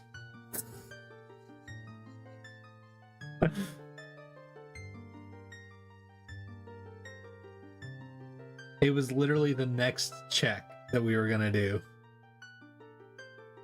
But that's okay, because fucking Mirror Shield was in Jabu fucking boomerang chest. Nah, who gives a fuck, Static? I'm just kidding. No. A fucking, the giant stall child in the Dongo lobby killed us.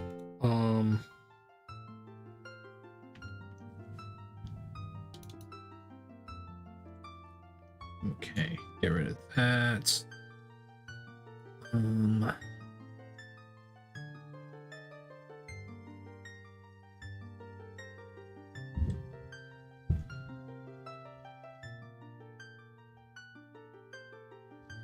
Oh man.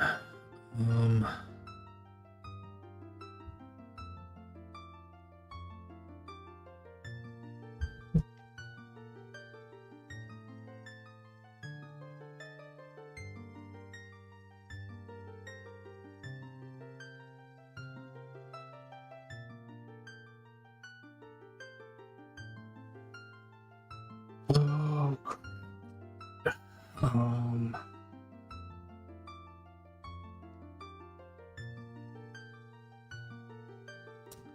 you know what? You're right. You're right, Agent.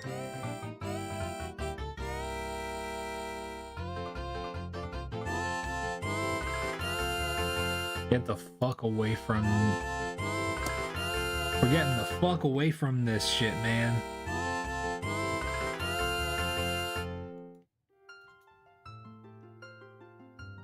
Okay.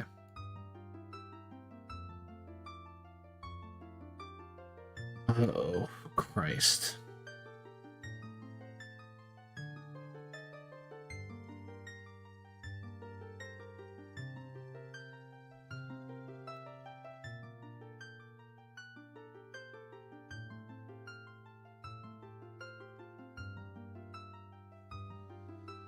Oh man.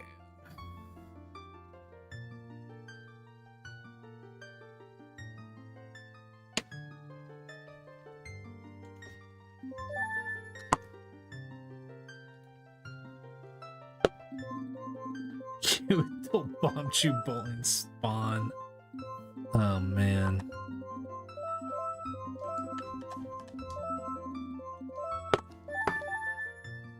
Okay,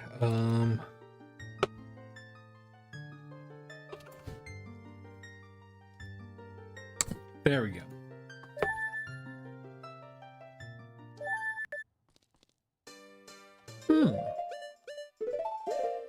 Okay. I can get behind this spawn point.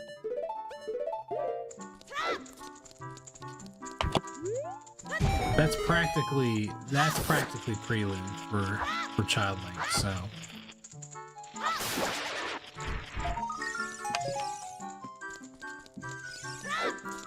Yeah, Agent, you need to stop just giving away points.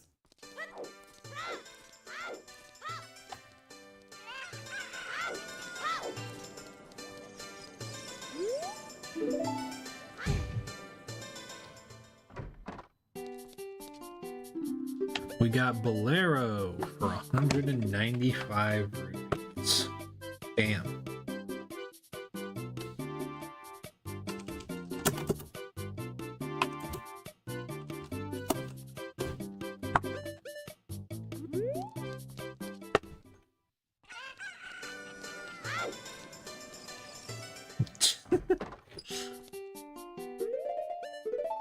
You're subbed. Why are you getting commercials? Yeah, why are you getting commercials? You are subbed. You're subscribed to Prime Gaming. What the fuck? 120.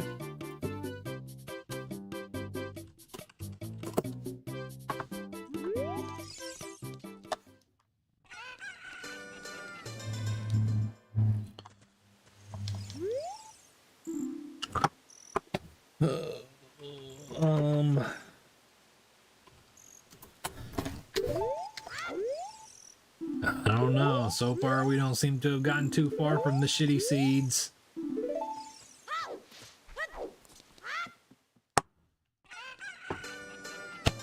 I mean, Phoenix has the Prime sub badge thing. I don't think he's subbed. In fact, I'm pretty sure.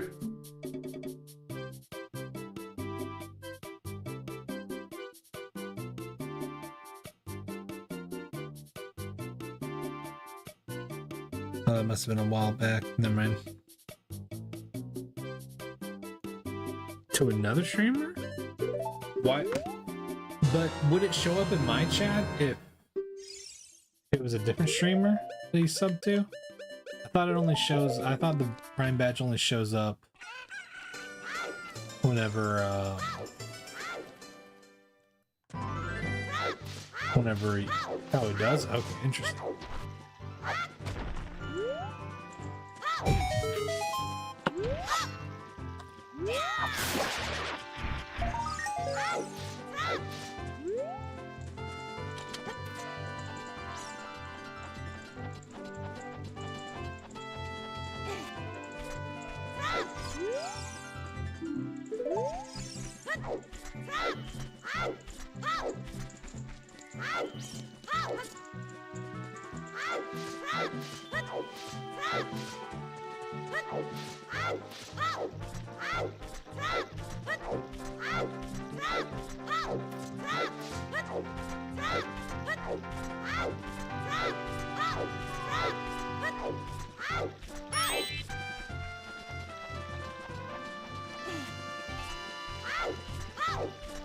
Oh, hell yeah. Thanks for the sub, thanks. Sorry, I thought that you were subbed also, but that might have just lapsed whenever I was gone.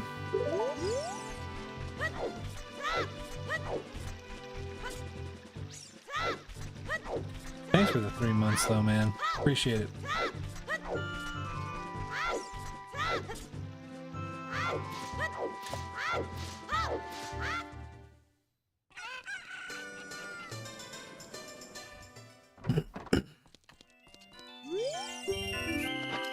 No, we went to give somebody refunded. That's funny.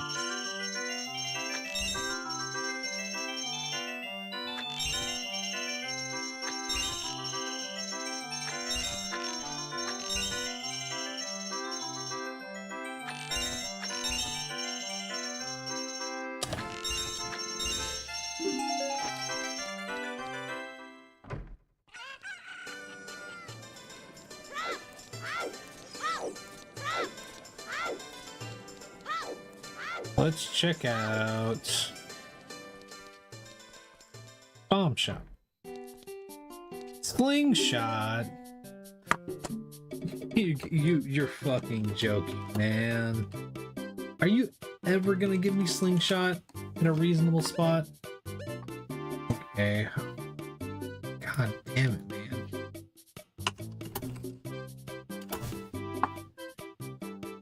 Whatever. I'll buy this token. And then Goron Tunic.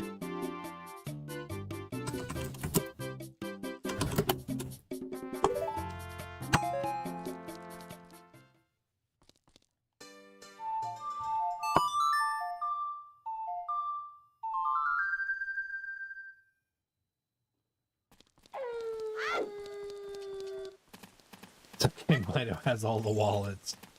Right? That'd be funny.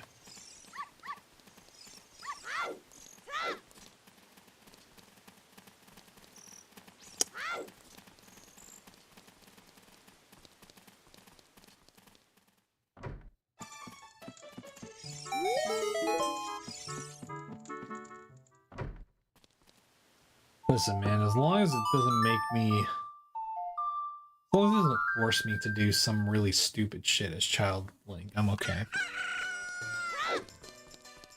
You had a dungeon that held all three of the same item a few times before. That's funny. I think we had that too for, I can't remember what I... Oh, yeah. There was one scene where we're like, within the span of like a minute, we got all three bow checks. Oh, oops. Oh, hell yeah, Chad. Yeah, it definitely looks better over here. Like TikTok, there's no ads, but yeah. What usually ends your run is a gain hit or not being able to get something you need. It's always gain hit on that, because this is glitchless logic. So it'll never soft lock you or anything like that. It's always doable. It's just the question of, can you get to that item that you need without getting hit? So now Cavern had all three bomb bags. And Scan Castle had all three bows before. Oh my god. All three slingshots. That's fucking wild.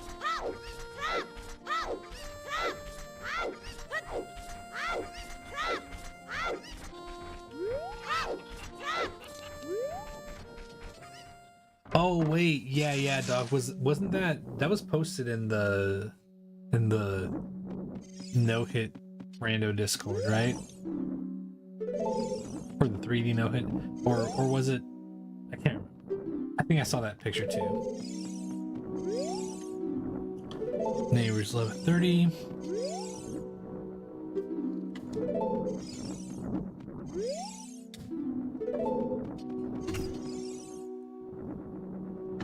Yeah, Chad. Watching ads does help me make money.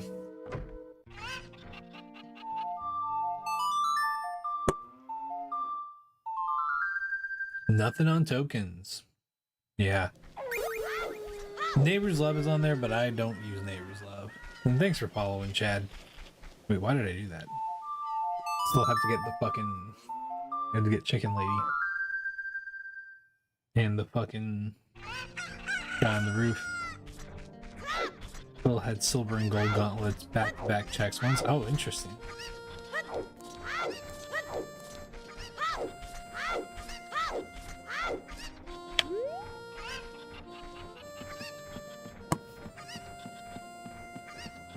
Oh, here.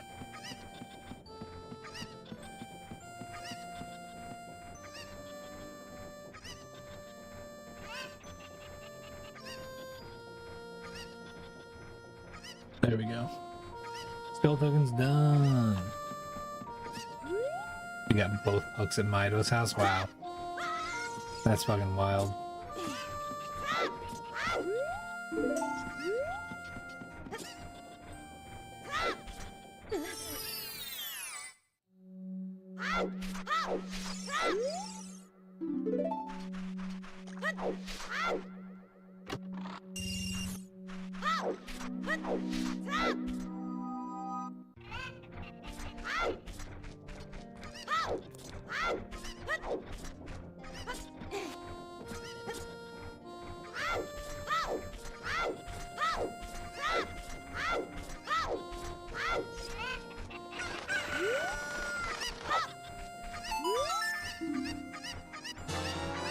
Ocarina of Time.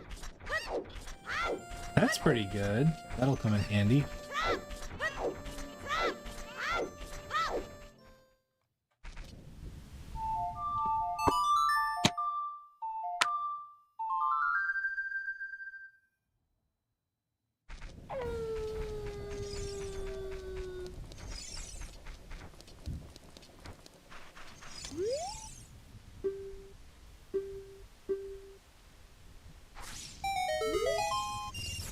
Blue rupee. Chad, thanks for subscribing with Prime, buddy. I appreciate that, man.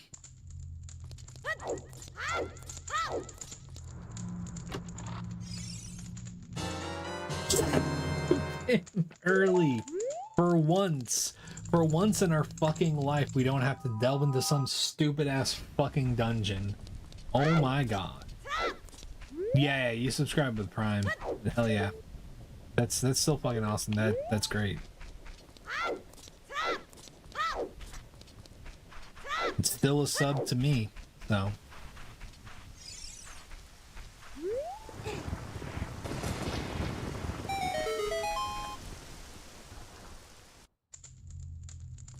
Oh no. What are we gonna do, chat? Our mortal enemy.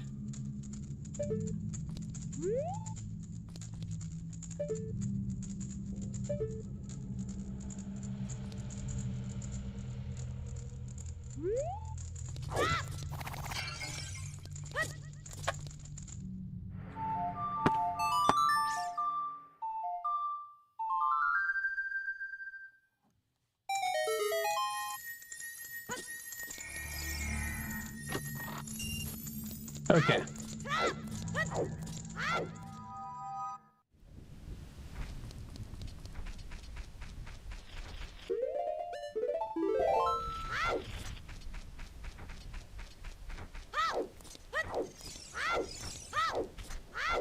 Yeah, this overlay, like, it doesn't have the CRT around it, but like, part of the point is that, you know, you get to see more of the gameplay taking up the screen, and you get the whole item, the item tracker. So, and whenever I go on break, you get BRB clips. Yeah, the pots are fucked up, man.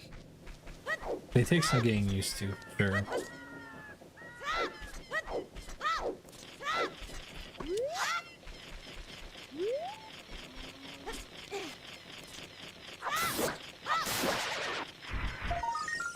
The pot ended one of our really good runs one time.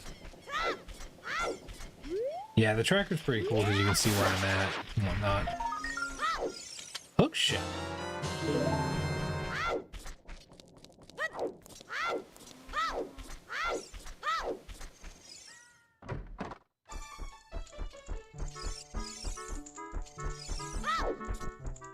I'm also trying to work on, like I was saying earlier, some redeems, some channel point redeems that make coming to Twitch even more worth it.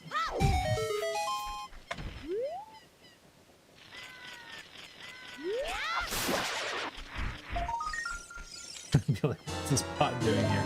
That was me for a little bit. There were times whenever I was like, is that a normal pot or is that an enemy pot? You know? Hell yeah, man. Well, I hope it's a good flavor.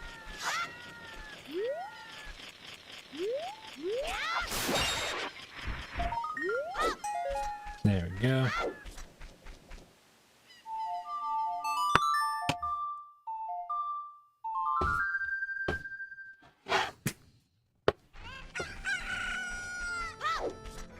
Okay, let's just focus on going and doing all of the checks that we can't do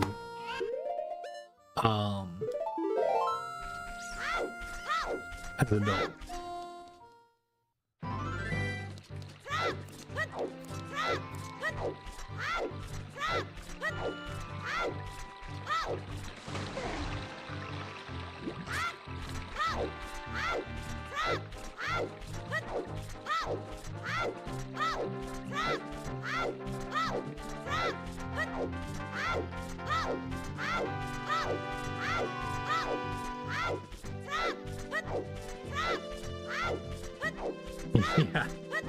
Yeah, the pots really are the mimics of OOT Rando.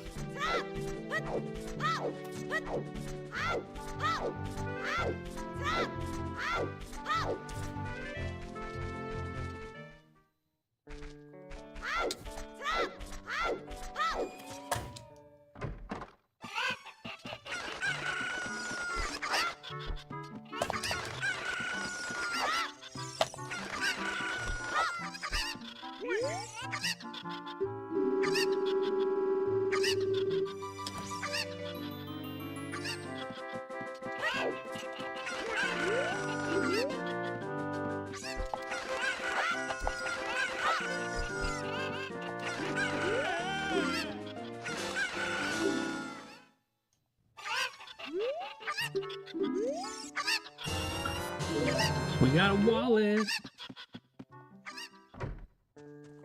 Which does mean we can get strength.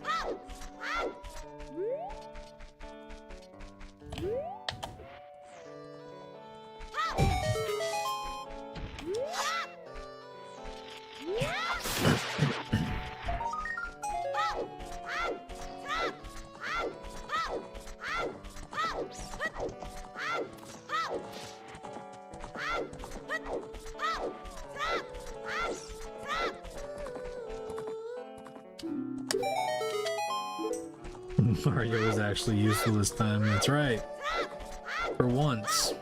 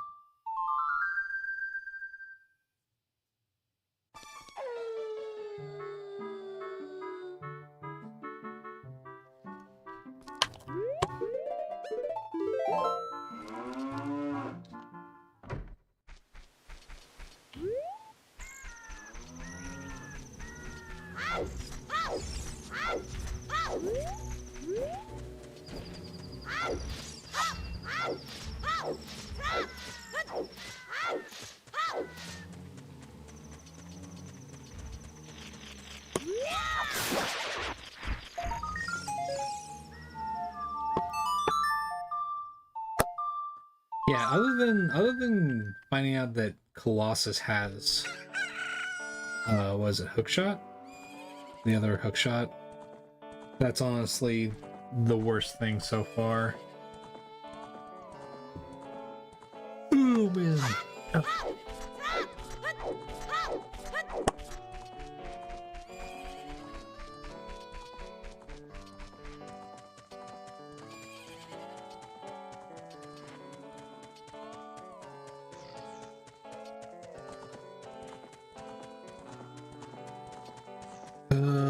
jeez.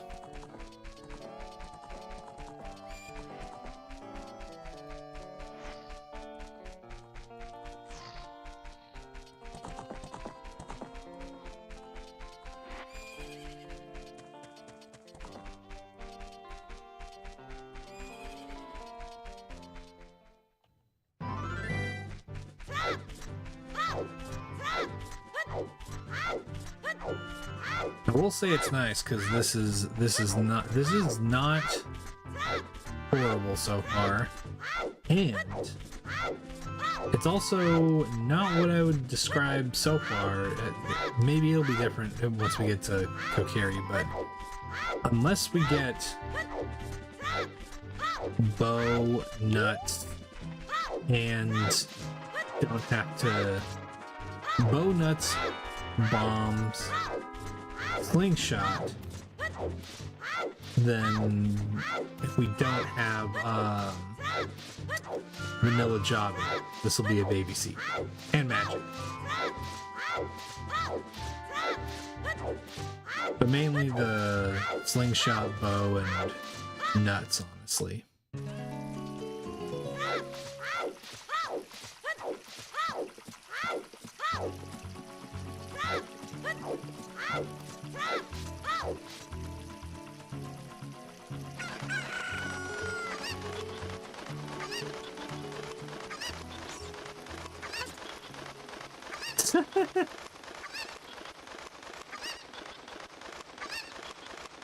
Yeah. If we have a baby seed, then we have a baby seed. They're light arrows. What the fuck? Okay.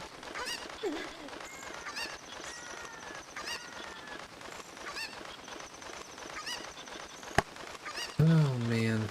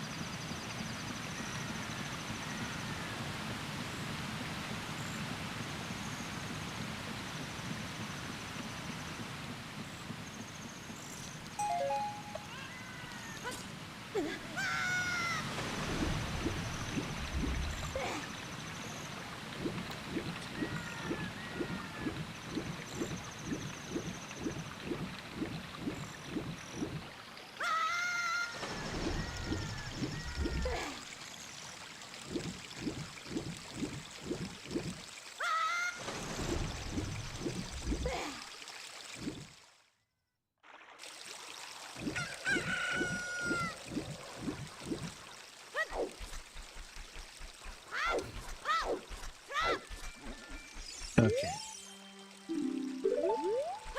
There we go. That.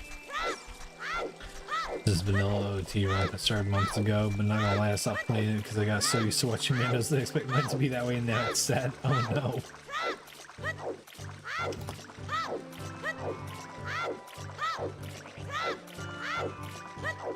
And honestly, that's gonna be what's kind of interesting, because I didn't start out with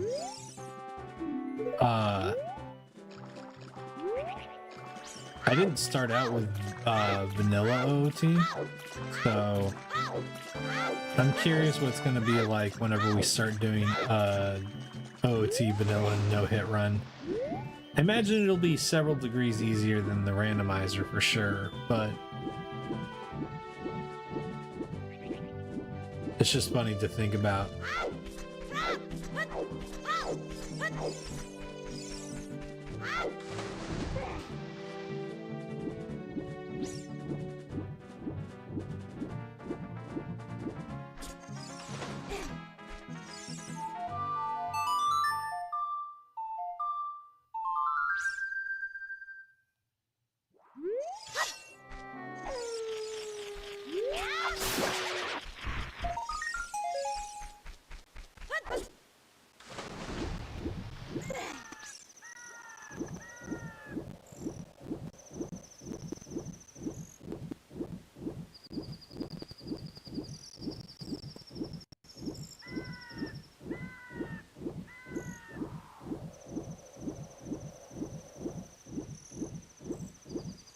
No hit 100% vanilla. Yeah, that's something I could do. That would just take a while, right? Now, what about no hit 100% enemy item randomizer?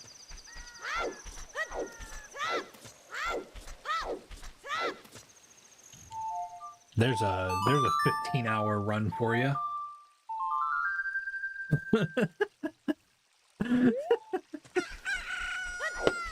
It's funny because I think that there's been several points where we like there's several runs where like we arguably would be like we would have been on that path.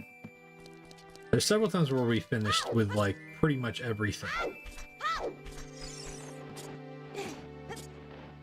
No couple entrances. Yeah, I'm curious if they're gonna if like Phil and other people are gonna try to do no logic, no hit rando.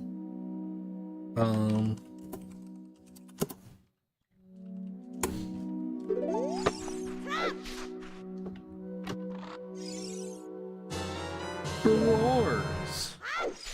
That's pretty sick. Now we just need magic to use it.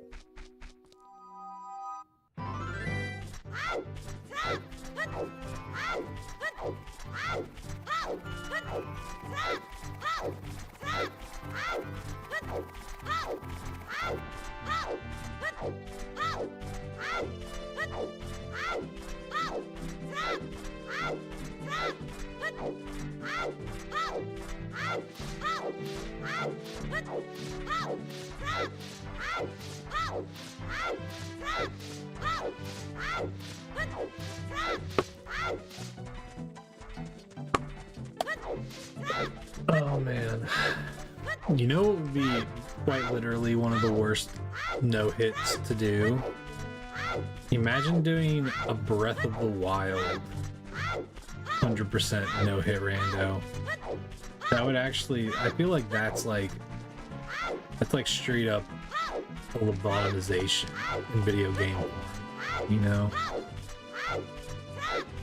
That like actively would cause you brain damage, I think.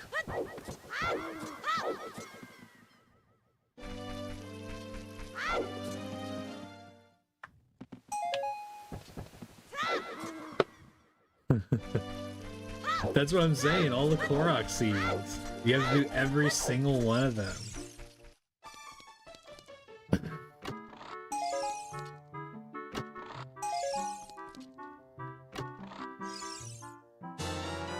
Nice arrows. Bag.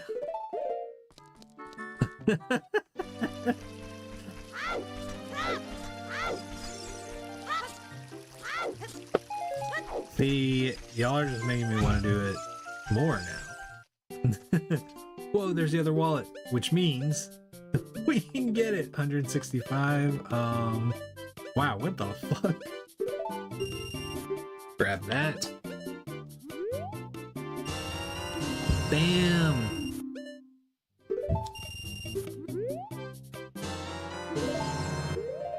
Now we got lens.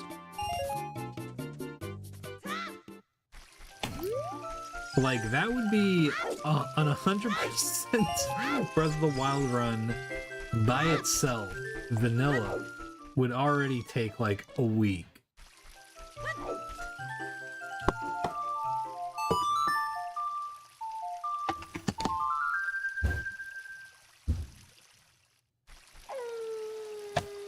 Honestly though, I don't know, has anybody done a no-hit Breath of the Wild run? I know there's no damage Breath of the Wild, but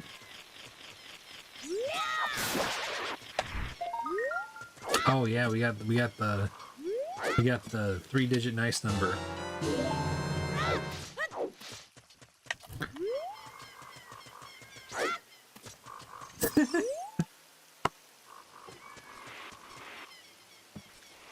I like Breath of the Wild. I think a no-hit run would be interesting because I remember I started like trying to figure that out for myself. Yeah. I changed the hammer color to gold.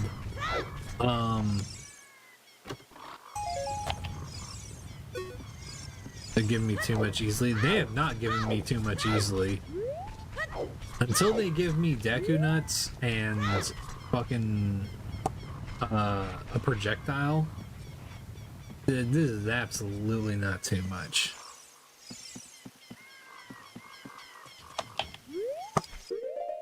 Not that it couldn't fuck me over, but...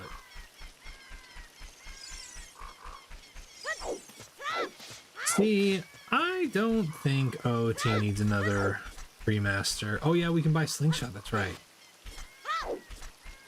Okay, so we can get Slingshot.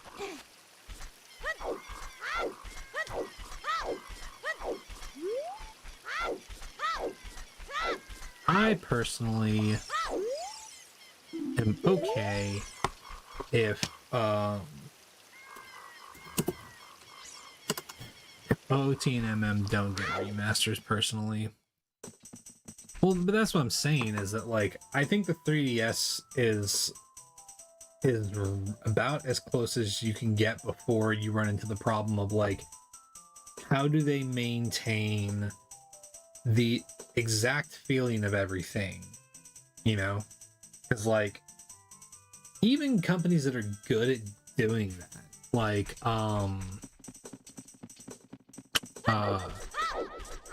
what's it called? Bluepoint, I think is their name. They did the Shadow of the Colossus and the Demon Souls remake. Even those companies still, like, end up changing things in the art style department that, you know,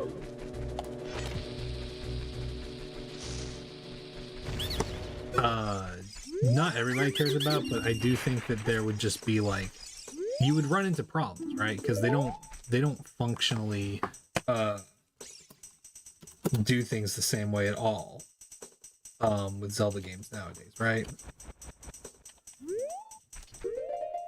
See, I don't think the unit, I don't think doing like I gotta be honest, I don't like the Unreal Engine remake footage stuff. It doesn't feel right. It doesn't look right. Yeah, Agent, I mean, that's exactly the way I look at it. It's like, an updated texture pack is about as remastered as, like, I think it can get before you start running into the problems of having to redesign stuff entirely, which is where the 3DS remakes come in, and I don't like those as much, honestly. Like, they're good games, but they're definitely not what I would consider the original experience.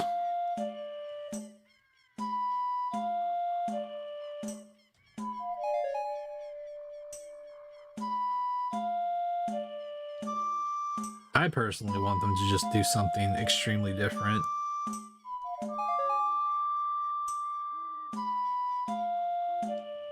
I don't really care what direction they go in personally,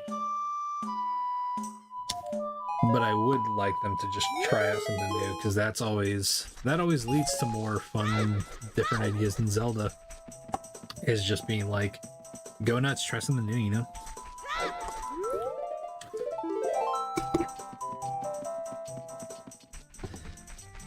I mean, people have always had that problem, though, I think, Chad. Like, in the 2000s, people were chasing graphic fidelity. 2010s, people were chasing graphic fidelity. People are always chasing graphic fidelity because I think people misunderstand part of what makes good games good games. Graphics can be a cool part of it, but I don't think that's ever been Nintendo's, you know, MO. I don't think that's ever been their approach. And I wouldn't want it to be, honestly. Oh, no, I'm not a purist either. I just also think that, like I don't want nostalgia, right? Like, I think it's fine to experience nostalgia, and I think it's cool to come and revisit things like this game and do stuff like this, but I fucking hate how much we're getting remakes I'm being honest. I thought the Oblivion remaster was not that great. It looks better in ways, but I it did not fix like the really important problems with that game, you know?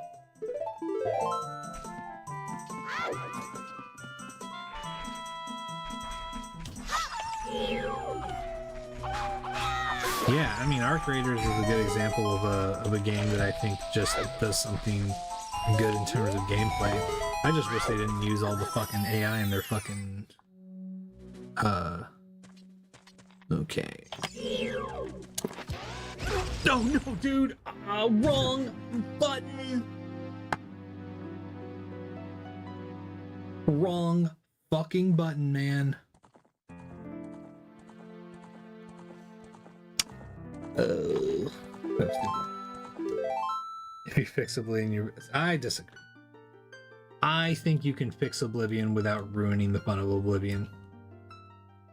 I think that there is good brokenness in Oblivion, and I think there's bad brokenness in Oblivion. And I think that you can fix the bad things without completely ruining the things that make it fun, you know? Yeah. Oh, God. I, for some reason, thought I put bombs on C left, but, you know.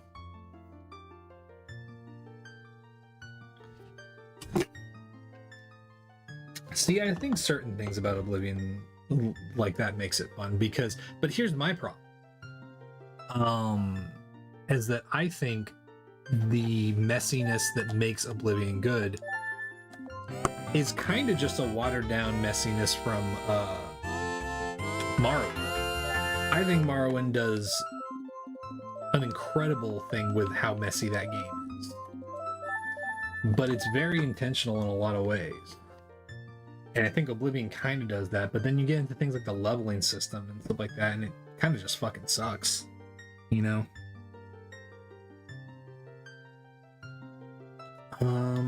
Okay. Morrowind's absolutely playable.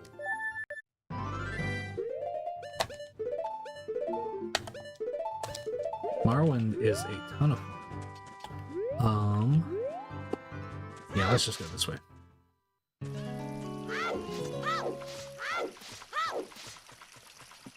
Would I say that Morrowind looks amazing? No. But see, I like playing Morrowind a lot. I think it's really great. I think with how the obtusiveness of it is great. I think how much the game has the careful what you wish for mentality. Ooh, shot. Like, I love when you, like, the thing with, like, the boots of blinding speed, for example, where when you wear the boots, it makes you incredibly fast, but you suddenly cannot see. It's like, stuff like that is amazing to me.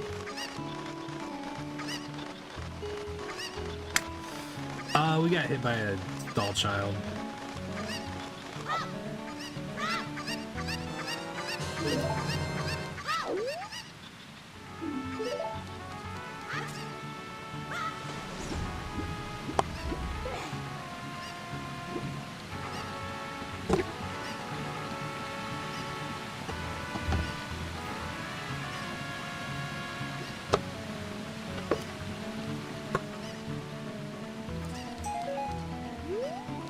Yeah, I mean, exactly. That's my thing. Is that Morrowind had every bit of like the kind of like the dangerousness that came with the mechanics of Morrowind. It's really watered down in Oblivion in an unfortunate way, in my opinion. Because like something that's translatable across both Morrowind and Oblivion. I love that you can up your fucking your stat for your jumping to the point where you can jump over buildings. But something that you don't consider is that you still take fall damage. Like, shit like that is so good. Kakariko's way the hero. But yeah.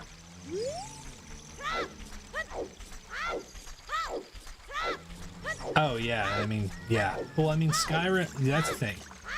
Oblivion was weird because I really felt like that was a game that was trying to.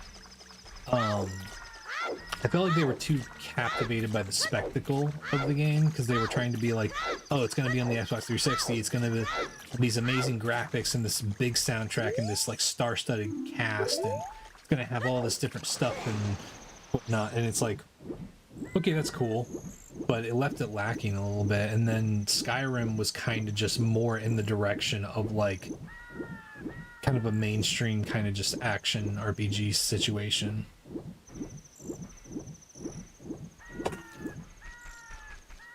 Well, that's what I'm saying, Chad. That's why I was using that example, is that it's translatable across both of them, but Morrowind has a much more in-depth messiness to it whenever it comes to that. And I think that's the problem, is that Oblivion really just wanted to simplify, and I don't know, they really took away a lot of the uniqueness of the game. Also, they really I don't know. It really feels like they Tolkienized the lore for the world in a lot of ways. Which, like, I get why they did it, because it's more translatable across, like, for a lot of fantasy fans. But I don't know. I don't like it as much.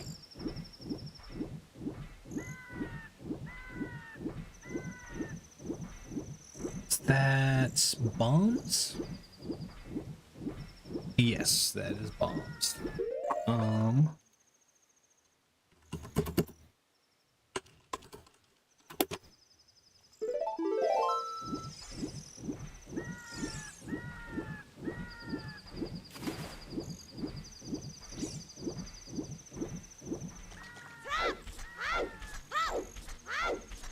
I don't think really Elder Scrolls lore is bad. It's definitely like,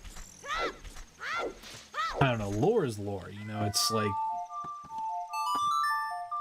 it's not much that you can really judge something off of, but like, and it's not the most like cohesively put together world, but like, I thought that a lot of the aspects of it were really interesting.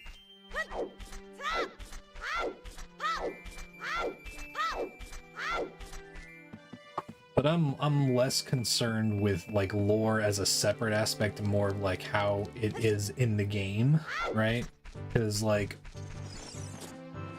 I'll give you an example. There's a fantasy series.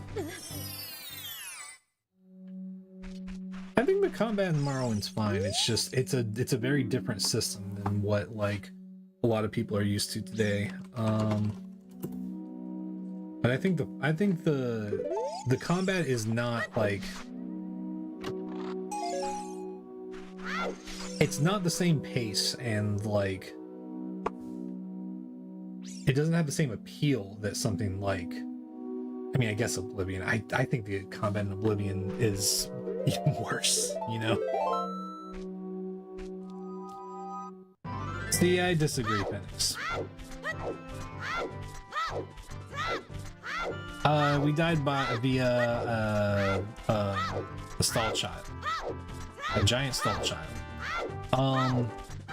But yeah, I mean, lore is cool and all that, but like, I think that lore has to service whatever the media it's attached to is more than anything. Because like, for example, there's a fantasy series, a book series called The Wheel of Time. And The Wheel of Time is a really good series. Got some shortcomings, but it's a really fantastic series. And there's things about the lore that make no goddamn sense whatsoever. But those holes don't really like matter to me a ton, because what is there in the lore that is like focused around the story serves it super well, right? I disagree about that, Phoenix. There's plenty of things out there that don't have mass appeal or the appeal of like certain specific genres. They're still really great. Like, if I handed the average book reader Gravity's Rainbow, they're not gonna like Gravity's Rainbow, because it doesn't have the same fucking appeal that a lot of books have. but not having a certain appeal doesn't mean that it's inherently bad. You're minding my buddy's business stream. That's what I was, oh yeah, no worries. Yeah, here's hoping. It's understandable if you just don't like it.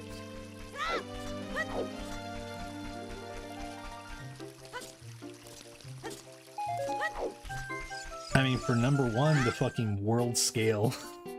The entire map is fucked, and the geography is fucked too.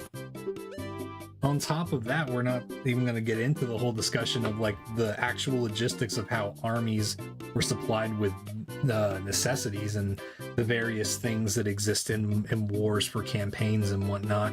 There's plenty of things that you can nitpick and talk about with the lore and Wheel of Time and why it doesn't make a ton of sense and whatnot.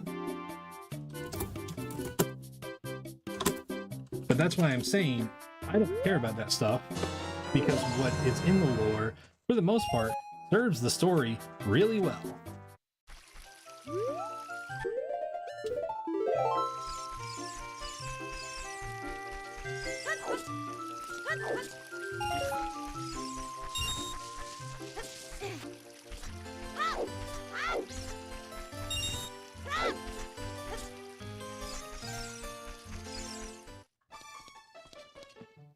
But at the end of the day, it's like, you know, a story could have the most ironclad lore and world building, but it doesn't make the story, you know, interesting to me.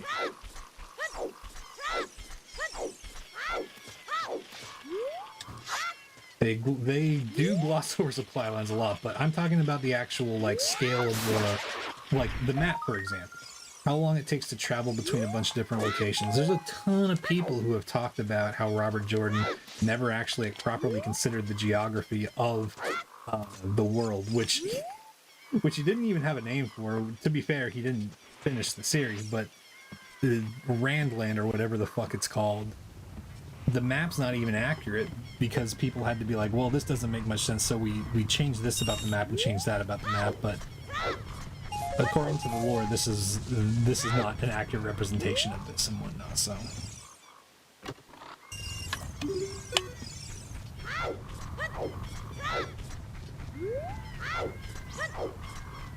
But yeah, and those are just two examples. Yeah, Brandon Sanderson's pretty good. I wish he wasn't so wishy-washy on Gaza, but that dude has written some good stories.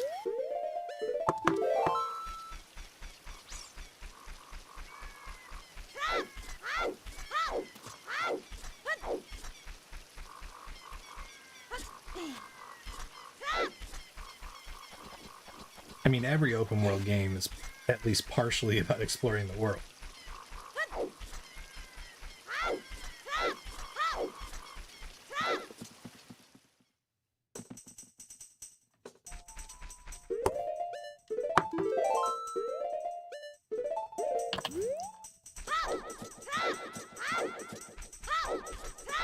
Yeah, I mean, lore is important to a certain degree, but yeah, once again, like, your lore doesn't have to be suddenly ironclad and, you know, flawless for it to work, you know?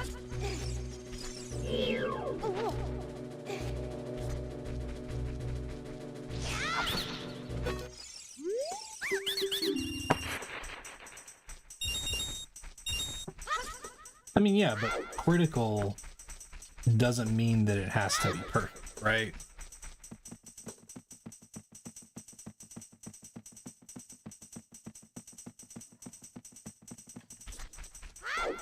Honestly, I don't even, personally, I don't have a problem with the way George R. R. Martin is handling things. I get that people are, like, upset about, you know, his books and whatnot, but God, you know, there's a lot of things that I'm like, I would not blame George R. R. Martin if he just never finished the book series. Would it suck? Sure, but like, you know, whatever. I also care more about a creative's well-being than them supplying something to the public or anything like that, you know? Yeah, the Decusec methods. It's not too risky, but it's still a little bit, you know?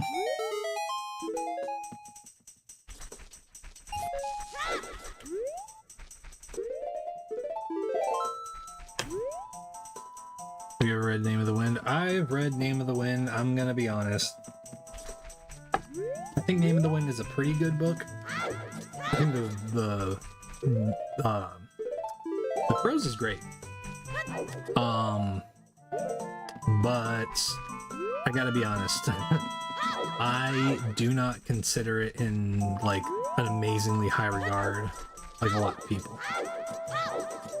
I also really hate the second book, A Wise Man's Fear. I think it's a really bad book.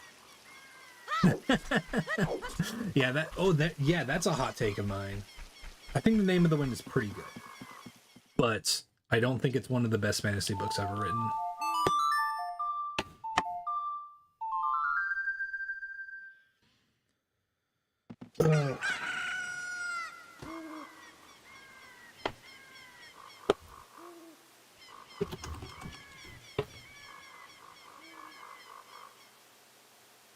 Scott Lynch, isn't that the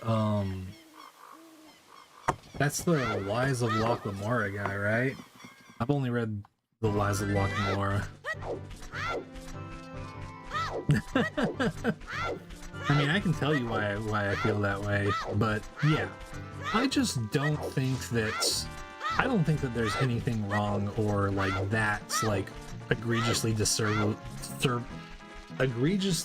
disserviceable about Elder Scrolls lore, especially early Elder Scrolls lore.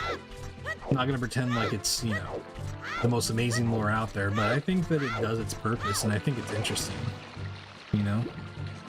Lies of Locke Lamora is a pretty good book. But yeah, I gotta be honest though.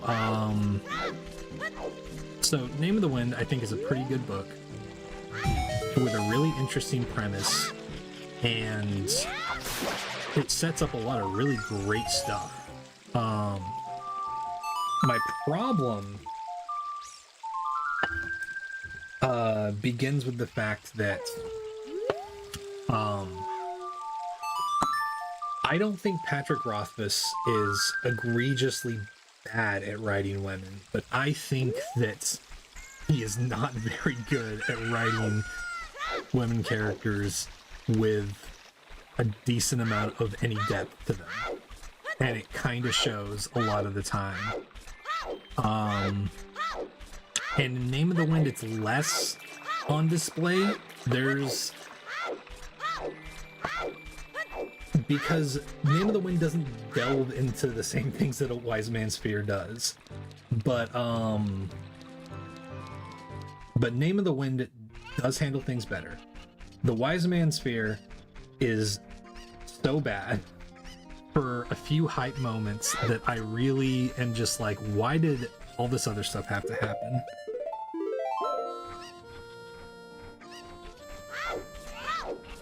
Yeah, I can agree with that, Phoenix. I think Name of the Wind had a lot of really great like setup for stuff, and frankly made me question a ton. Like I had a ton of like, oh, what's gonna happen with this? What's gonna happen with that?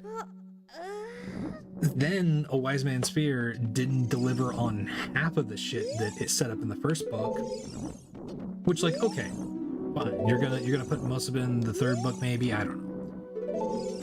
30 is a bow.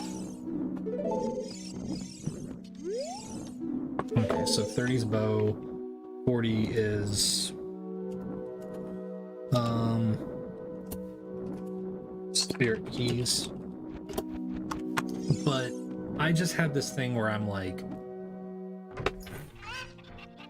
half the time that I'm reading The Wise Man's Fear, I'm like, are we ever going to get around to these things that were mentioned in the first book at all? And we get around to a couple things, but then by the end of the book, I'm like, we didn't address like half of the shit that was set up in the first book. And instead we spent half the book with both having sex with a bunch of different women.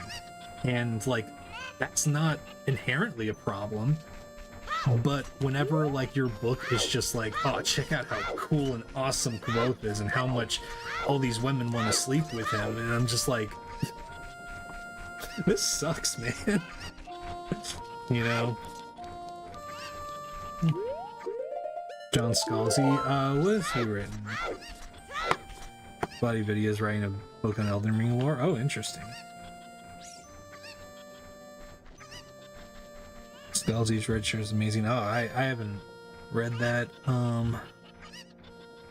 But yeah. But yeah, I have a real problem with, like I said, it's not as bad in Name of the Wind. But the Wise Man's Sphere, some of the ways that the women are written in that book, I'm just like, Jesus Christ, man.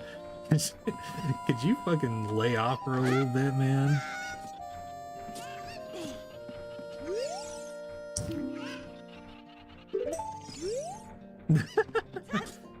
Like, yeah, I mean, I wouldn't even have a problem with chapters just full of sex. That's not like the issue for me. But it's like, I'm gonna give you an example.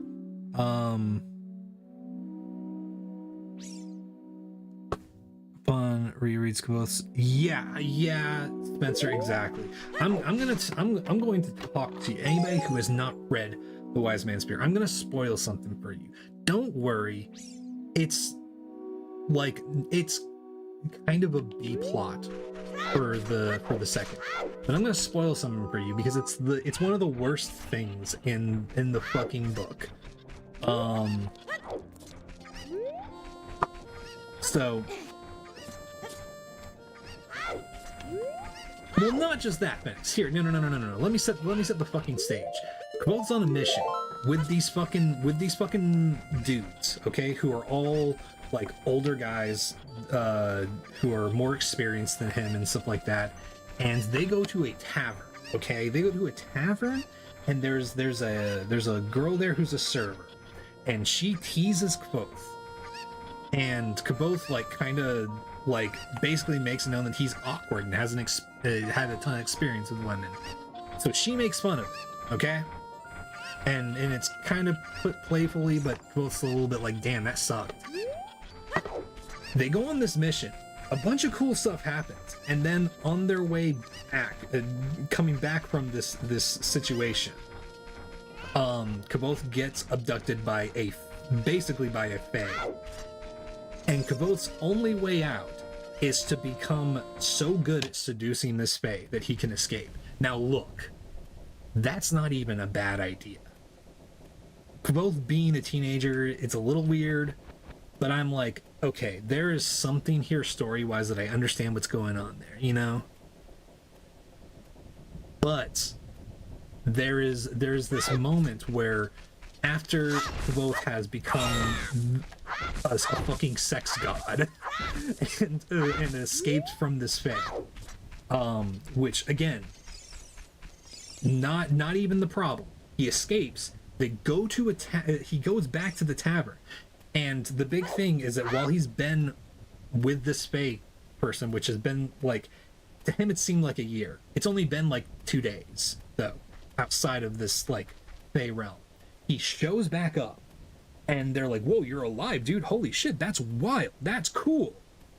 And he's like, "Yeah, I've got a wild story to tell y'all." So he tells them the story, and then there's this point where like the waitress comes over and interacts with them, and then like all the waitresses are talking, and they're like, "Oh, that inexperienced kid, he seems so different now, don't you think so?" And the fucking waitress who teased him before is like, "No, that's impossible. He couldn't. He's just an inexperienced virgin. I'll show you."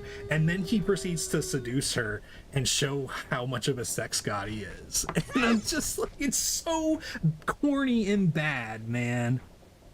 Oh, it's so fucking bad.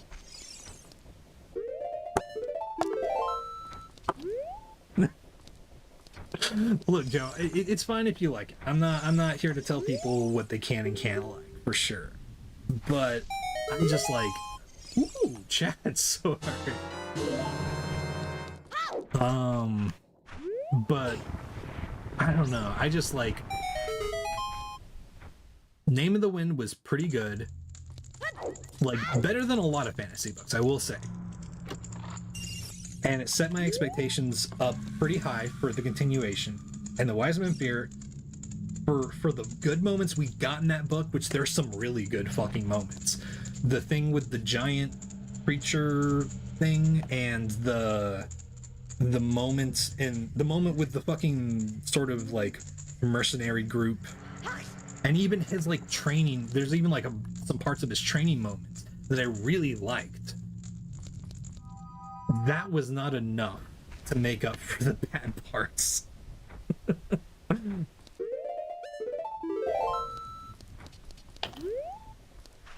Well, and see, here's the thing.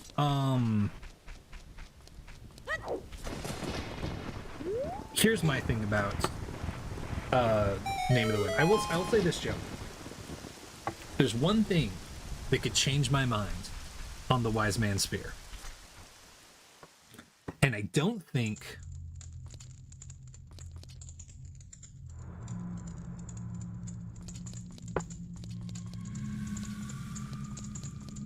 it's gonna happen. But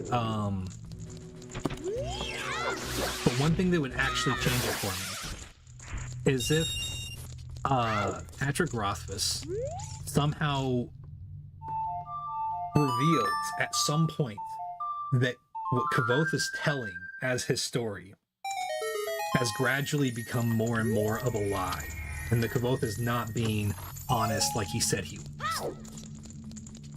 Which would have a slightly different problem because of how much he has stressed this is the true and honest, unembellished tale of my life. But that would make me like it more than I do.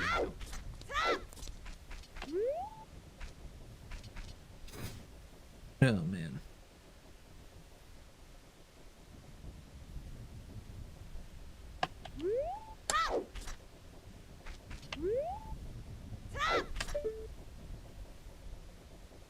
That's just a empty bottle.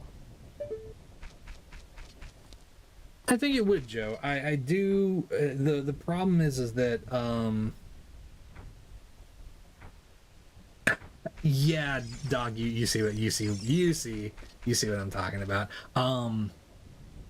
But at the same time, I would still have issues with it because I don't think that, I could be wrong, but I do not get the impression that that is what Patrick Rothfuss has wanted to convey. It would feel a little bit like a retcon a little bit, which again, retcons happen sometimes, but I don't know.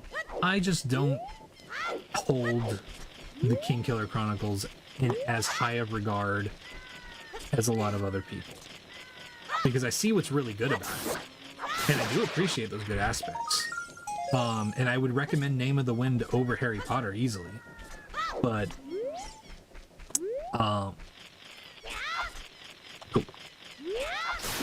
I just like have a hard time ignoring. You're also talking to a person who watches anime a lot, so I have had to get used to compartmentalizing. I like this, but there's some issues with this thing, right?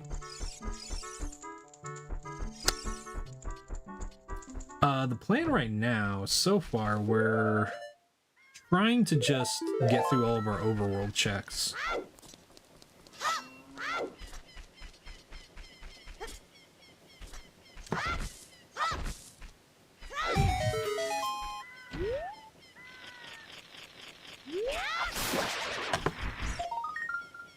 Ooh, there's fucking Song of Time. Wow. It's like Song of Time is the only thing that's gotten easier to find.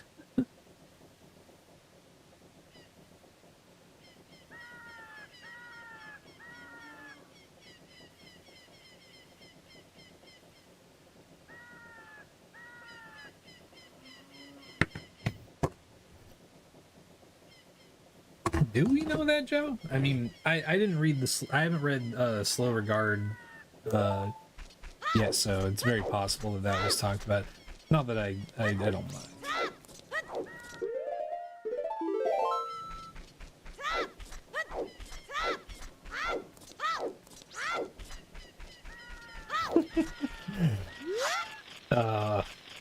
Was it Doc? Was it you or was it Agent that tried to get me the other day? It's like you were saying you were pretending to name a Zelda enemy or something like that.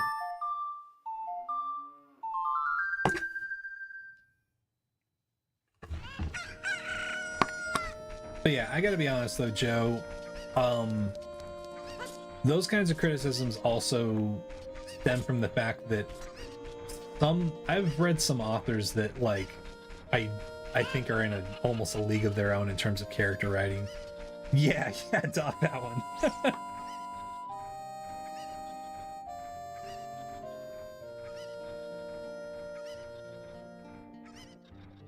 Oh yeah, but I mean that's, you know, I don't know. I'm not even sure what the fuck Patrick Rothfuss is planning for Ambrose and the fucking, I don't even remember what they're called anymore. The fucking dudes, the guys who kill his fucking caravan, you know? Chandrian, that's it. And my brain always says the chandelier, and I'm like, it's not the chandelier. We started in Hyrule Market, right? No, we didn't. Started over by Gerudo Valley. These nuts. Yeah, like honestly, the Chandrian are one of the coolest parts of the story. Like, I know that we have to have some build up, but like, I don't know. I have the same problem with the Chandrian that I have with a lot of authors who really don't deliver on an interesting concept, where I'm like, everything that you talked about with them is so cool. Why would you just not give us anything? Like, give us a little bit more about them.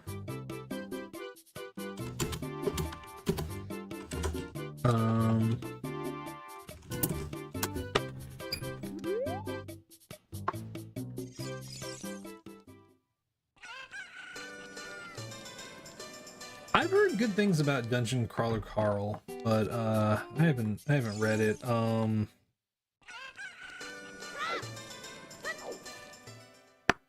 But yeah, Joe, have you read any of the books from the Realm of the Elderlings?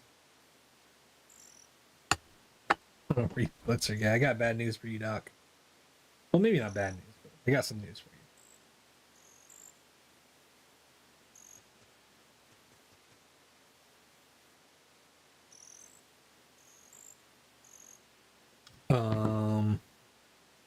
Fuck. I gotta... Oh. Gotta make my grocery list. They're written by Robin Hobb.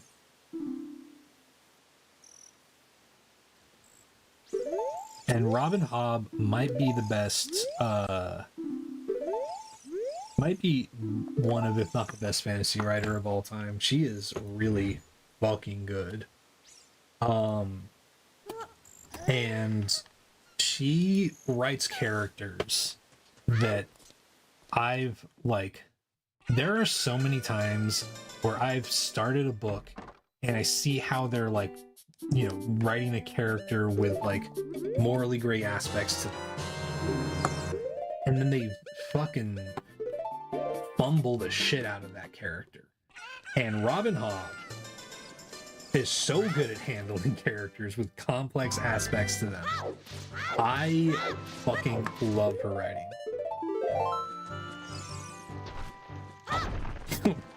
Words, even these.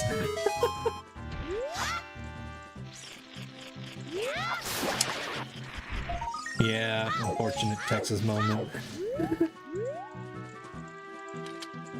Yeah, Nova can be swapped. I I read the color, what was it, Color of Magic, or what was it called? I can't remember.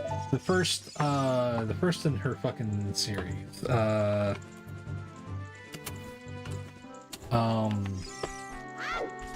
And I thought it was pretty good. It was very, like, I don't mean this in an insulting way, but there are certain books that feel very YA, and that's what the Swab feels like for me a little bit. Darker Shade of Magic, that's right. Fitch Chivalry game, I disagree with that wholeheartedly. Fitch Chivalry is arguably one of the most realistic and down-to-earth written protagonists I think of all time. I think him getting stuck in his own head and how much he thinks about things makes perfect sense when you see what his upbringing was and what he's been through. I'm not saying that it's convenient. Hey, Roberto. He definitely overthinks shit way too much, but I think that that's the best part about his character. Is his entire life what he's been trained for is observing and thinking, and he does that too much now. But yeah, Dark Shade of Magic was kind of interesting to me. I really, without spoiling it, I really didn't like how much they were like dragging out the mystery of the main girl character's like eye thing, because it's so obvious what it is, and the book just keeps being like, huh, what could this possibly be? It's not like that there's some kind of thing that we mentioned in the very beginning of the book of what it could possibly be, now that you know, she's missing an eye, and it's like, I don't know. That was one of those things that I was just like, I'm so fucking tired of this being a harped on mystery that I don't know. I didn't finish the second book. It's not bad, but Bridgeport tattoo and a mission tattoo. Oh, okay, hell yeah. Yeah, I think Brandon Sanderson, one of the things he does pretty well is I like how much Kaladin routinely struggles with his depression. There's a lot of people who get upset with how often it keeps coming back up, but I think that that's just realistic, man. When you actually have a depressive disorder that is tied to the way that the world is, I think that that's just an aspect of living with depression, and I think he does a really good job of revisiting that. Find people in there. Well, I mean, that'll do it. That'll do it then, because Robin Hobb's really good at writing grounded characters. Life's of Traders is really good, yeah. I need to read the Rain Wild stuff. I've heard those are good.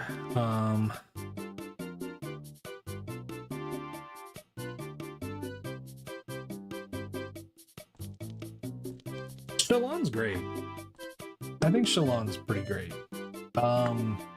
I mean, she's like, the thing is that one of the biggest strengths that I think Sanderson has, aside from writing like a goddamn fucking machine, is that he is not afraid to try and learn and get better about writing certain things. He's gotten so much better at writing women, for example. Like, I gotta tell you, some of his earlier books, oof. Not like egregiously bad, but definitely just like, okay, whatever. Like, there are even points in Mistborn where I'm like, okay, come on. But yeah, Shalon's a good character though.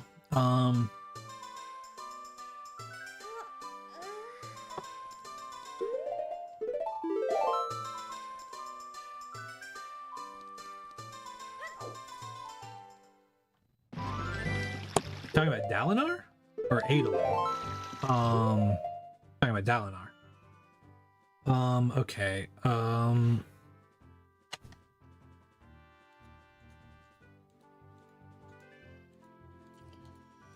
Ooh, buddy. Okay, we got Lon Lon Ranch.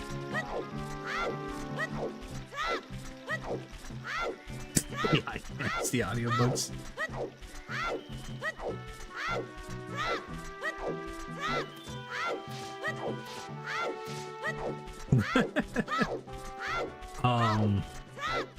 Yeah, Joe, I mean, like, the thing is that Shalon is like, oh, hey, Ellie, we're doing all right. Shalon's not my favorite character, but I think that there is a type of... Shalon definitely feels a lot like a lot of Brandon Sanderson's women characters in the past, but he's done a really good job of getting better with writing characters like her that are kind of quirky and a little awkward and weird, but not just like distractingly like plain and one-dimensional, you know?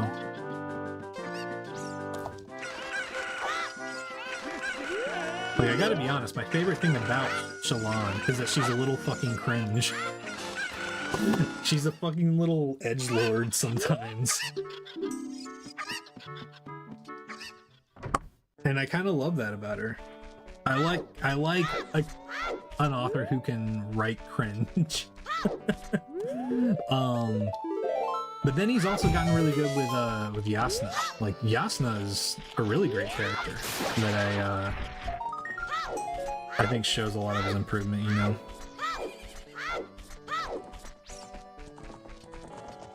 Oh yeah, I mean, there's lots of names, to be fair. It's not surprising forgetting one of Brandon Sanderson's characters. Boomerang! Yeah, Hoyd's cool. I mean, Hoyd's always cool. I feel like Hoyd is Brandon Sanderson's, like, yeah, this guy's cool and clever. I do like how he's been developing Hoyd a little bit, because before he just kind of felt a little bit like too like always in control of things, and lately he's kind of been like, why did they do this? Fuck, I have to go and do this thing now. Yeah, Navani coming around is also really good.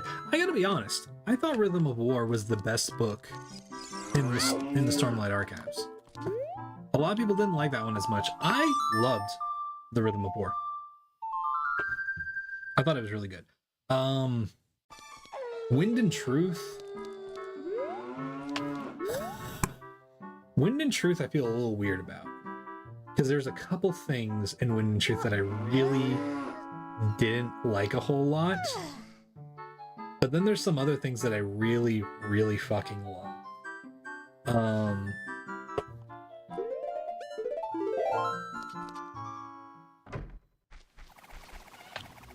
Okay.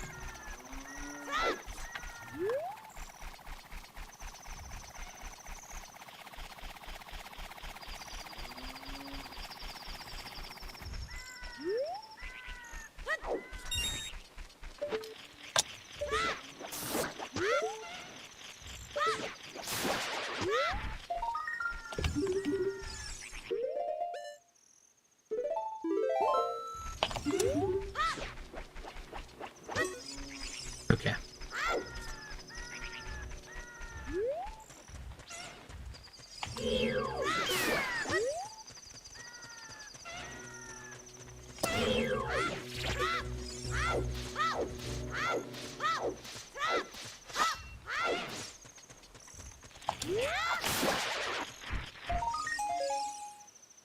Okay.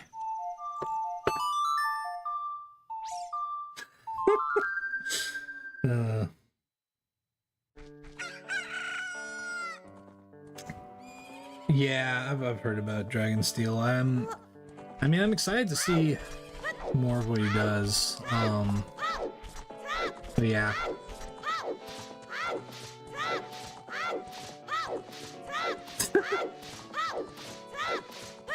Yeah, his books are really long. That's another thing, you know.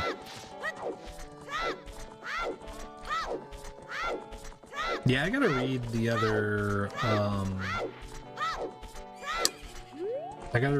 eras of Mistborn.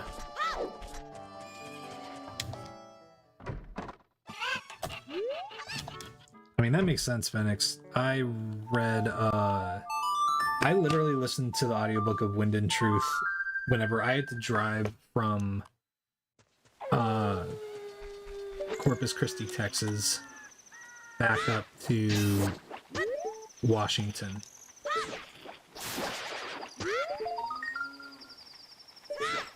Ooh! Not again. But that's how I got through that book. Was just listening to it on the drive up.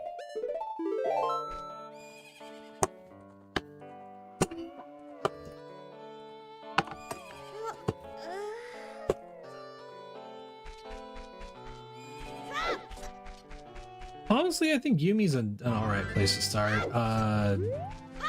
That book and what was it? Tress of the Emerald Sea are both books that I think that he mentioned were meant to be like more recent gateways. 3 seeds in a row for the king? No way, man.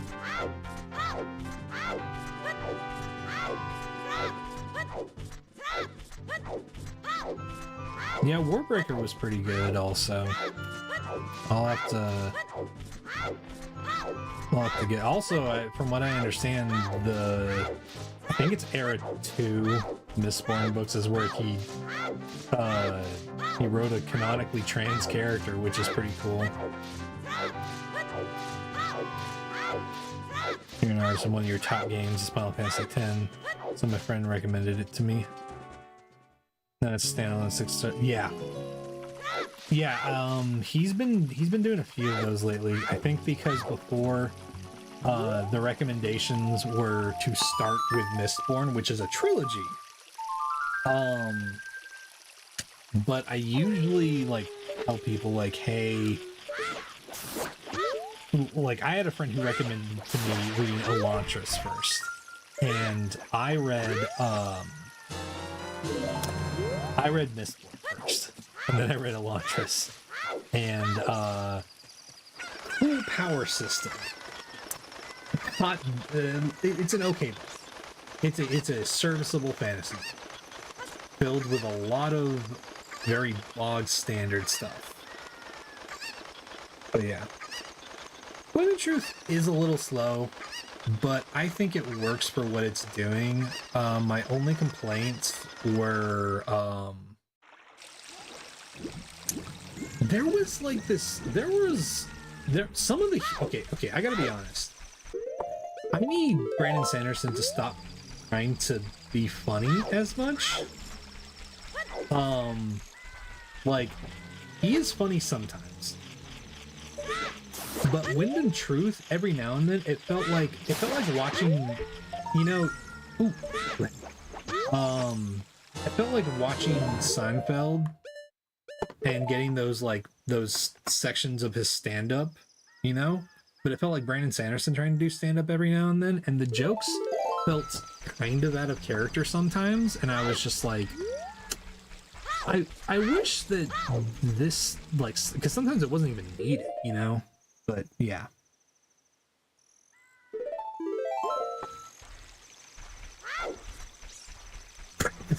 Break the cycle, shatter the glass sea. Okay. So now that we have Boomerang,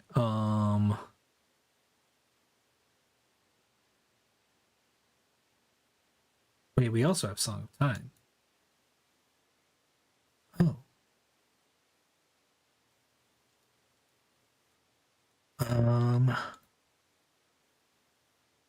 Oh, Graveyard.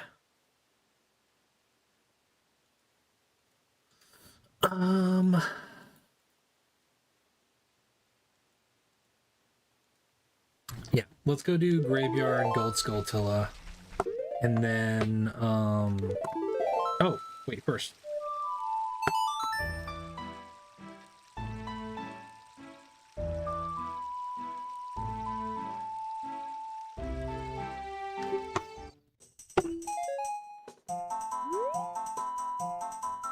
Christopher Moore.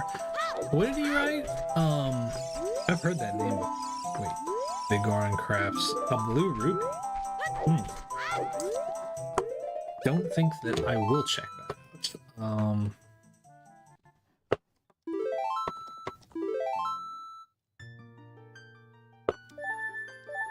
I think I've heard of that book series, or not the book series, the author, Christopher Moore. I'm not entirely sure, but I've got several friends who read a bunch of different stuff, so...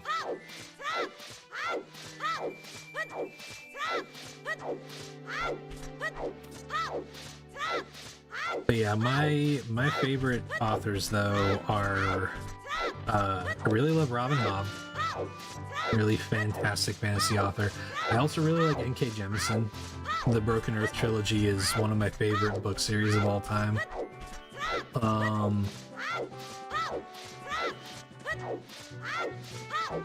I also think that if you're really into like very bleak, like grimdark humor,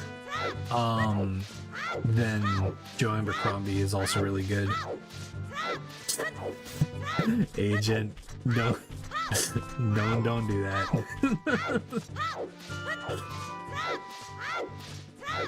But yeah, Dungeon Crawler Carl is something that I definitely thought about getting into.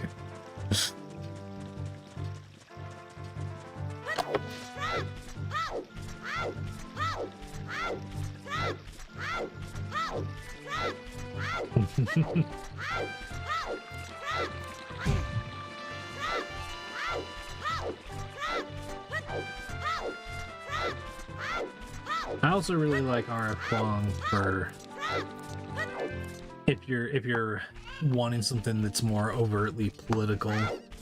I really like R.F. Kuang's books.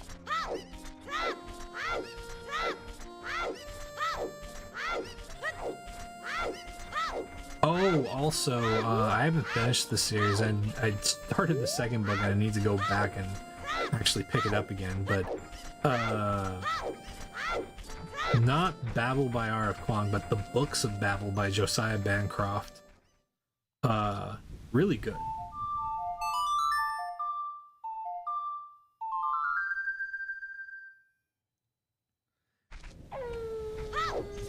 Yeah, I really want to read that one, Phoenix. The ones I've read from her are Babel and the Poppy War trilogy.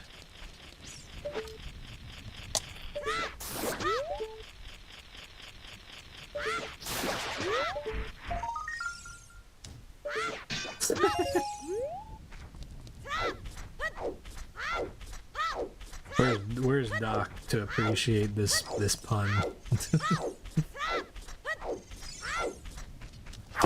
Okay. So now we're gonna go and change over to adult.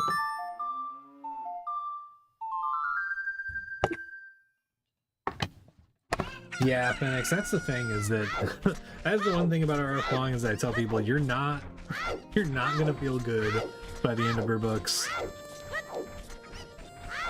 Yeah. Let me tell you, Babel's pretty fucking bleak at a lot of points. The Poppy War, I would say, is worse. It's fucking wild. And it's fucking devastating. But it's really good because I remember her talking about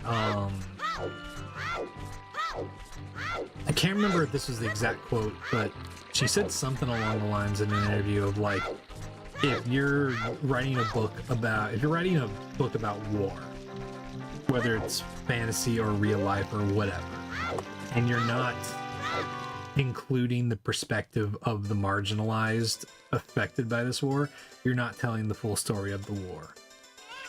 Because if you're only telling the story about the character with the powerful sword and, you know,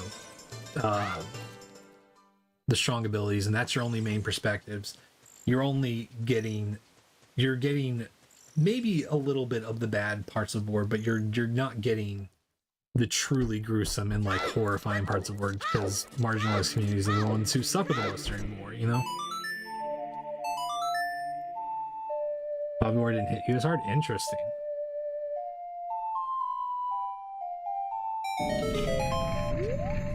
See, Babel feels a little bit more optimistic to me in a lot of ways.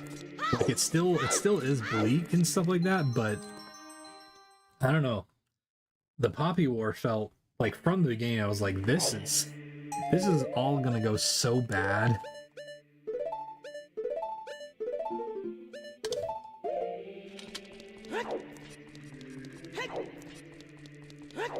Yeah, Static. Her books are dark, but as long as you're okay with dark subject material, I think she handles it appropriately. It's definitely okay, we're just gonna take a look and mark it.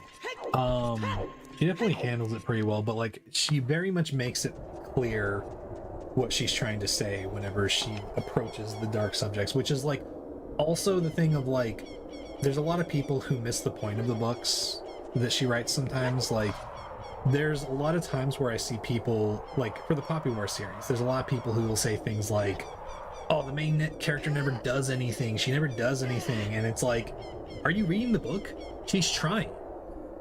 The point is that she can't get anything done. That's part of the point of the book.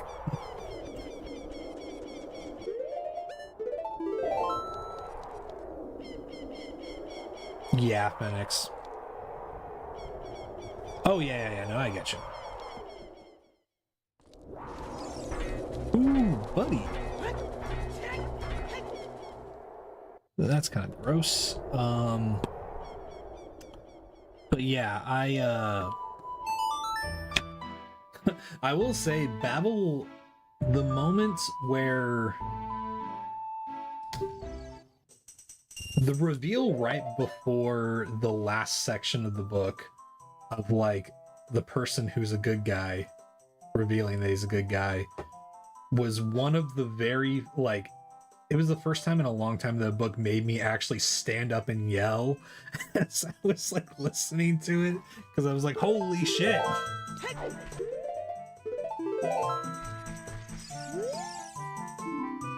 OOT Randomizer Book Club Edition.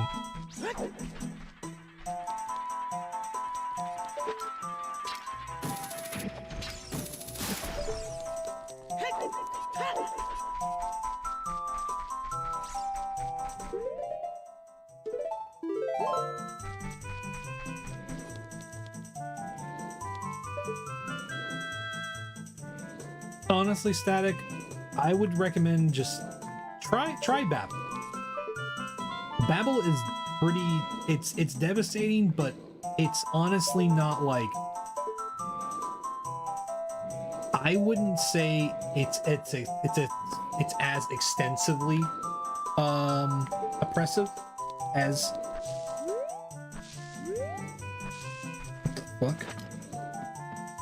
It's not as extensively oppressive as a lot of her books.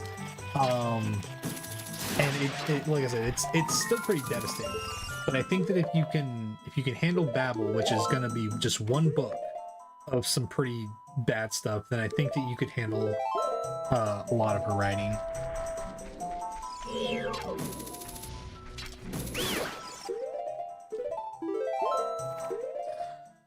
Oh man. Do you like Jim Butcher Dresden Files? I never read the Dresden Files.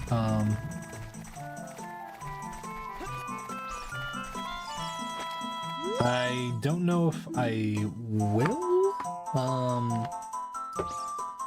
Not that I'm against it, I just like, I don't know.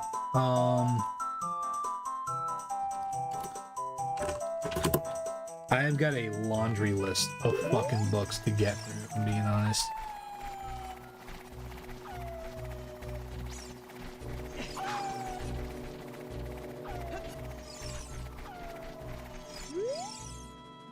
Sorry, I thought I also heard a keys, so I wasn't sure.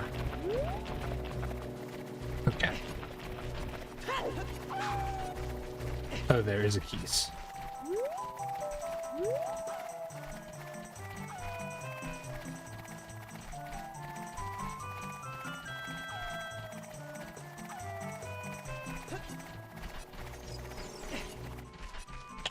Whatever, let's check what forest entrance is.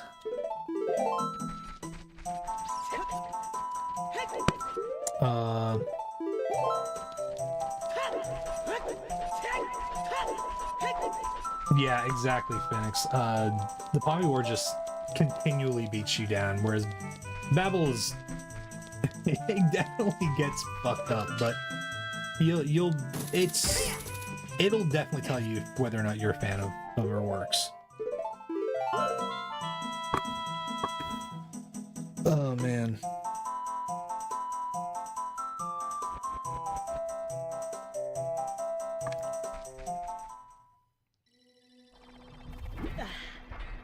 Okay.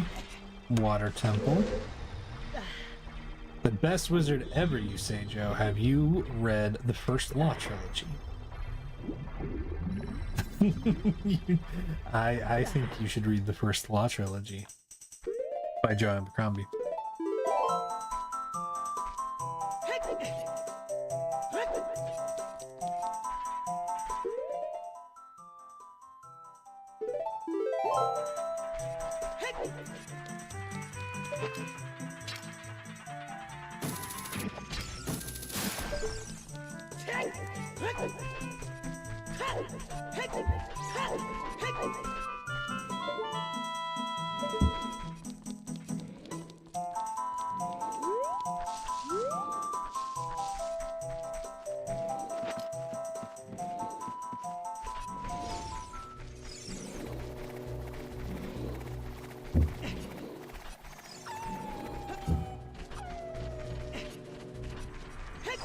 Okay.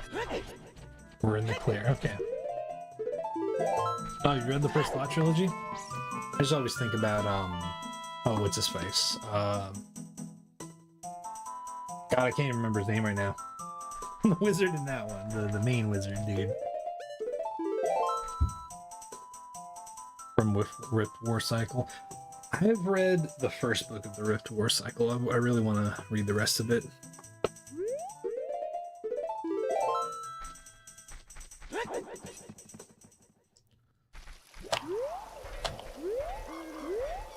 Okay.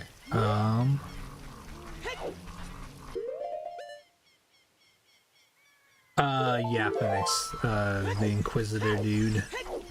Glockta. Whoa.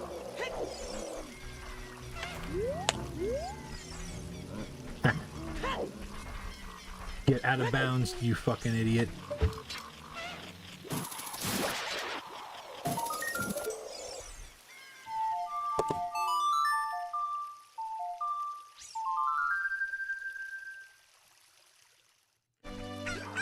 Yeah, it's the one with Glockta, Logan, Nine Fingers, and whatever the fucking the noble dude's name is. I can't remember his fucking name, you know.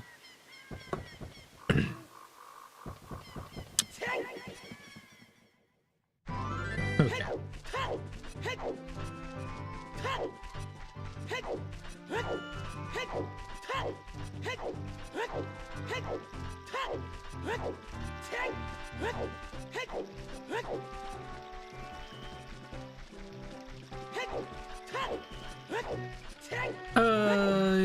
Yeah, you could say that, Phoenix. I wouldn't say much more than that for anybody who hasn't read it, but you could definitely say that he can be that.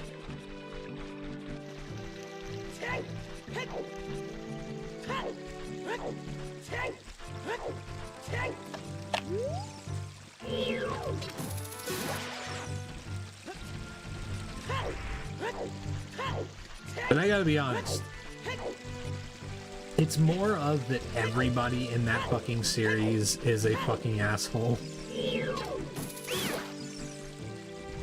It's like, it's kind of the It's Always Sunny of fantasy in a way, where it's like, everybody fucking sucks. And that's also why it's kind of funny whenever some shit happens in the book. It's half the time it's really frustrating, and it's kind of just funny to watch the characters not have their expectations met.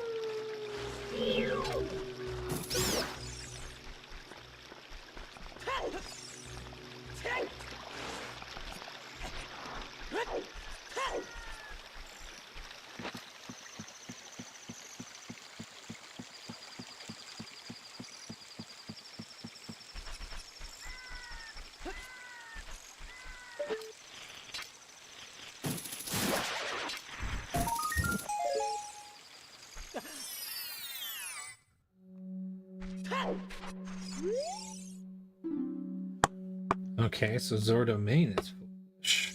Interesting. Okay.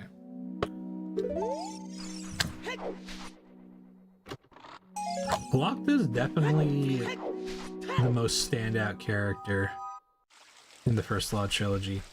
He's still a horrible person and an asshole, but he is a very compelling character in a lot of ways.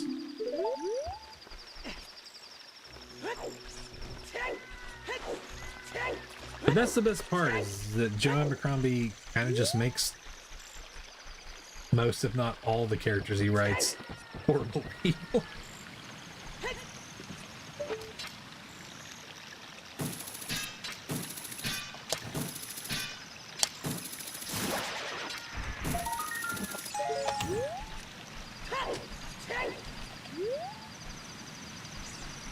Okay. I wonder if it's gonna make us get Bo at the... Oh, oops. I wonder if he's gonna make us get Bo at the spider house.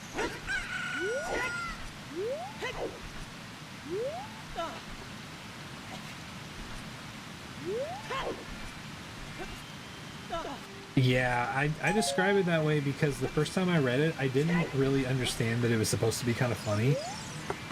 How, like, shitty everybody was. And seeing them kind of, like, squirm and shit like that whenever they're trying to get shit done. But eventually I gave it a second read through and I was like, oh my god, this is pretty good.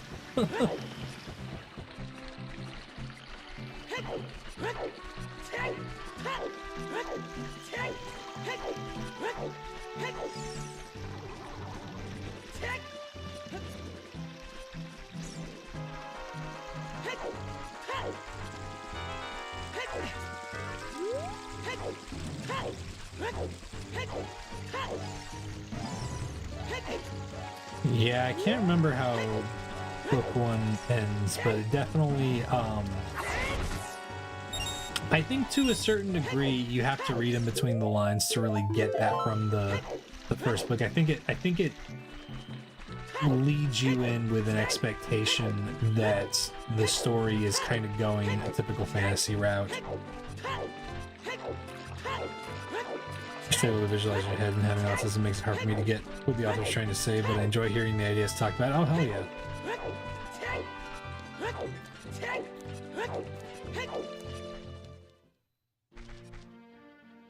Yeah, I mean, honestly, I'll be honest with you, Colby, like, there's some times where there's some books that I'm like, this is a wiki read for me, unfortunately.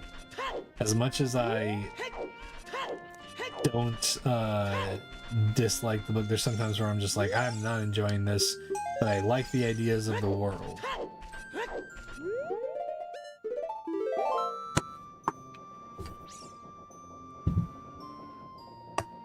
But yeah, Colby, I do audiobooks also because that's the only way that my fucking brain can really sit down and process shit, you know?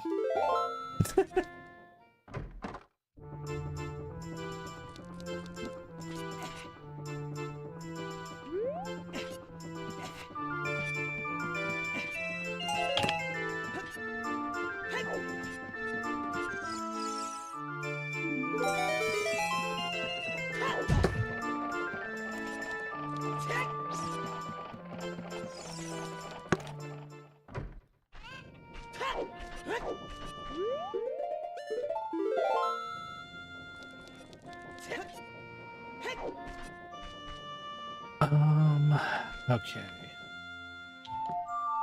Oh, it's available in comic form too. Hell yeah.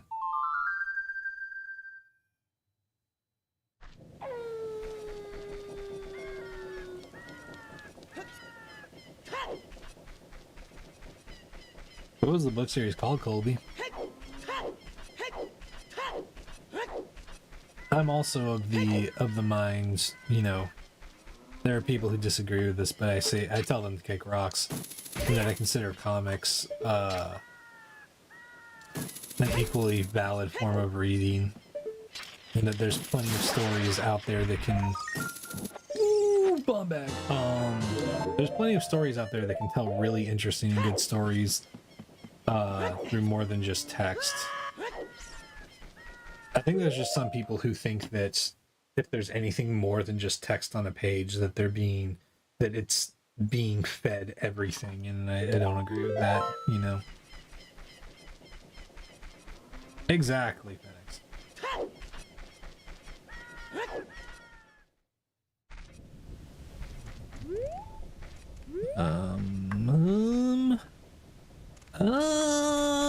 I don't like that.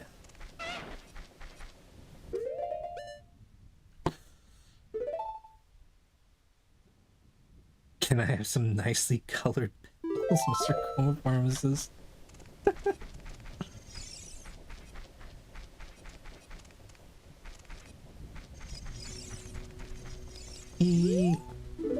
Ooh, get away from me, get away, get away, get away, get away, get away, get away, get away.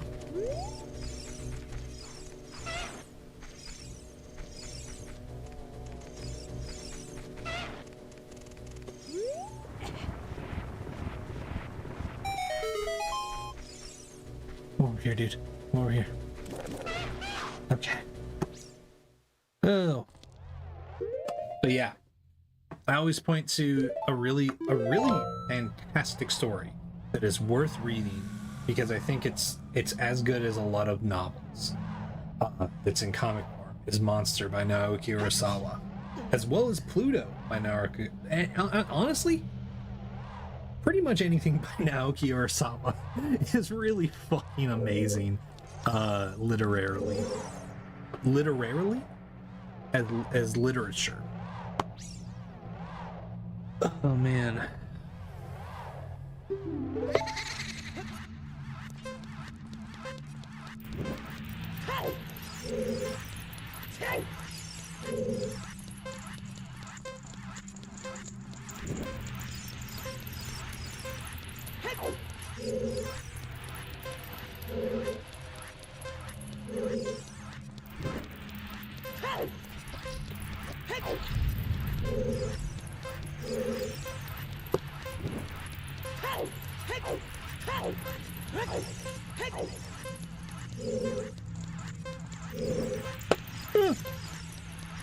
Couldn't see it, man.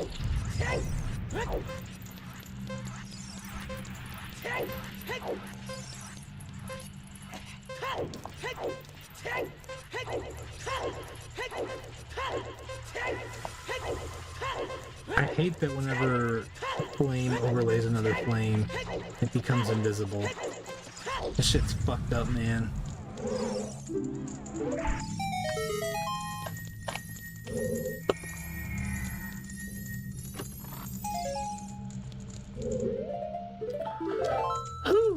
Okay, well, there was nothing there, but that's... Ooh.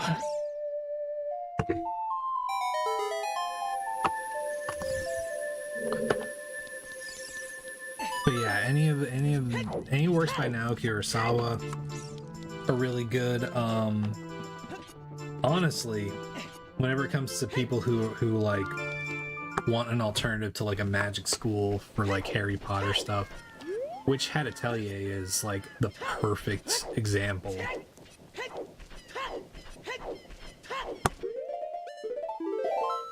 Monster, Pluto, which one? I mean, I like Monster more. It's more like in my heart, but Pluto is really fucking amazing. I guess part of it is also... Hey, Navi. Feels like it's gonna be frustrating. Yeah, I mean, the seeds for the past, like, 2 days have been ridiculously frustrating. But yeah, Pluto also, like... I guess Pluto is also just a thing that's, like, it's attached to another work, you know? Like, it's a depiction of Astro Boy. So I guess I just like Monster more because it's so much of Naoki Urasawa's identity as a writer, you know?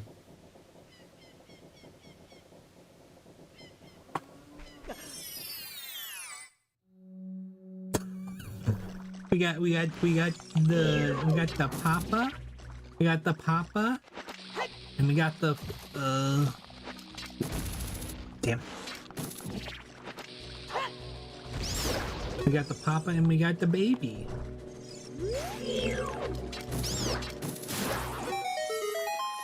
So it's a widow family.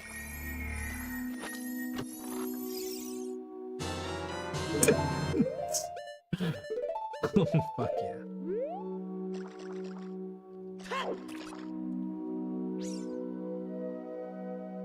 You're on the author. Oh, you're talking about for Naoki Urasawa? If you're looking for something more fantasy, ooh. Okay, well, let me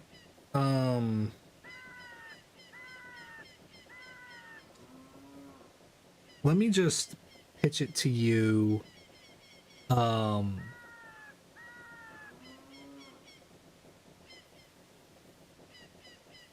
So Astro Boy, so Pluto is an adaptation of an arc from Astro Boy, and it involves it heavily involves wars conducted overseas, and is a really good exploration of the ideas that are presented in Astro Boy, but more in depth and with a darker, more like in-depth tone. And so if you like things that are a little bit more directly sci-fi, that's good. Monster is a little dreamlike at certain points, but for the most part it's pretty like grounded. It's a mystery about a doctor tracking down a patient of his. That's all I'm gonna say about that. Billy Bat is another good one, but that one is a little bit more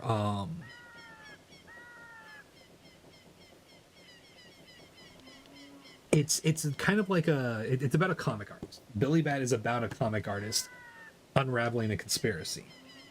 And then if you want something that gets into sci-fi territory but isn't as sci-fi as that movie with Nick Cage, okay. Well, Pluto is really good if you want something that is like just like it is sci-fi. If you want something that has sci-fi but is not as like constantly sci-fi, or like, you know, that being its core constantly, 20th Century Boys is a good story. If you want something more grounded, Monster's really good. Billy Bat gets more, I would say, existential than a lot of his other stories, but yeah. Bakuman is one of my favorite manga. Okay. If Bakuman's one of your favorite manga, so Naoki Urasawa's main thing is usually mystery. I mean, Billy Bat is about a comic artist. I will say that. I'm not sure if it definitely won't feel the same like interest, because it's not about the industry necessarily. So we got Slingshot for what was it, 205 in adult motion, and then Rudo's Letter for 200.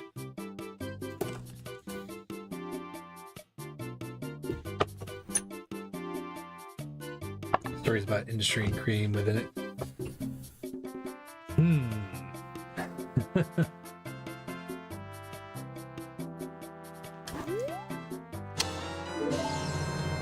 I mean, other than Naoki Urasawa stories I've read, he doesn't really have many that are like that.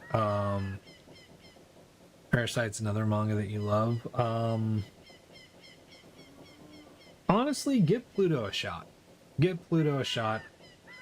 It is an adaptation of an Astro Boy story, but like I said, it's a lot more in depth and explores a lot of really cool themes. A lot of themes that are really relevant today. And if you end up liking the sci-fi feel, 20th Century Boys is his own story that gets pretty sci-fi at a certain point. Like I said, if you want something that's just more psychological thriller, mystery, grounded thing, Monster's really good. And then Billy Bat's more like there's a conspiracy at the center of it, but there's still like a lot of introspection, I think, going on with that story and his own psyche and whatnot, you know. Last book series was Dungeon Born. Interesting concept. Wasn't a huge fan of the ending. I never read that series.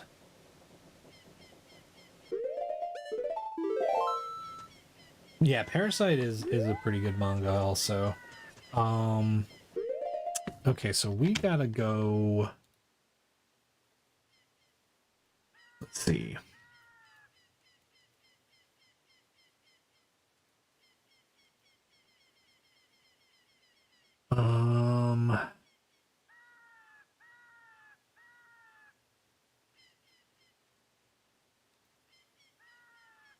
Okay, Death Mountain Trail and Goron City. Oh, we didn't even go to Goron City, damn.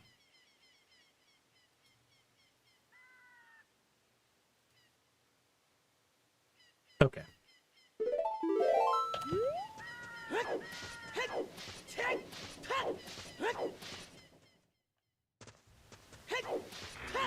Yeah, Pluto's good. There's also an anime of Pluto as well. That is also pretty good.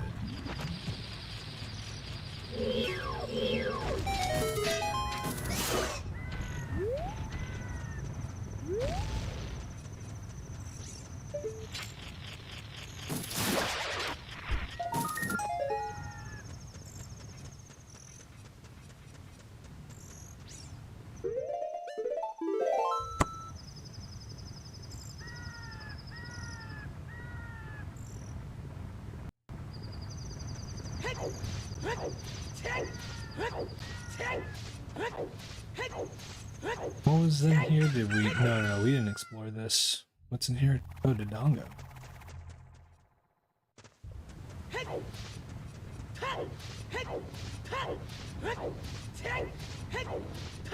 Yeah, I mean, you know, I don't really know, but if you want sci-fi and mystery, start with Pluto. I think you can figure out a lot of whether or not you like his stuff from just that. How much longer you're gonna be streaming for? I'm not sure. Depends on how long if this seed lasts. But I would definitely recommend giving him a shot. Naoki Urasawa is legitimately, I think, one of the best writers in manga.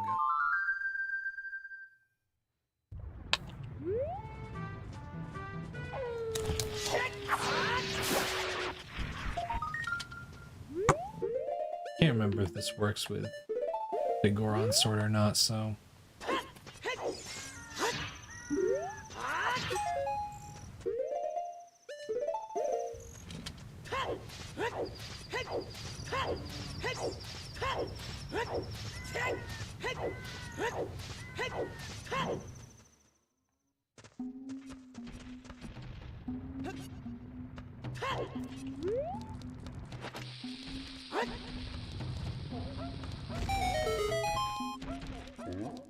Anyone in here enjoy bad stories? Sometimes. It's narrative.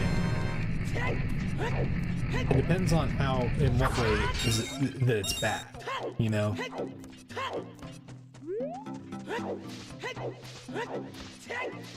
Did you enjoy Kingdom Hearts? I think Kingdom Hearts... I love Kingdom Hearts as a game. I think as a story, Kingdom Hearts, like, it's being held up by a toothpick. And that toothpick is vibes. And vibes alone. And that's what I think of Kingdom Hearts 1.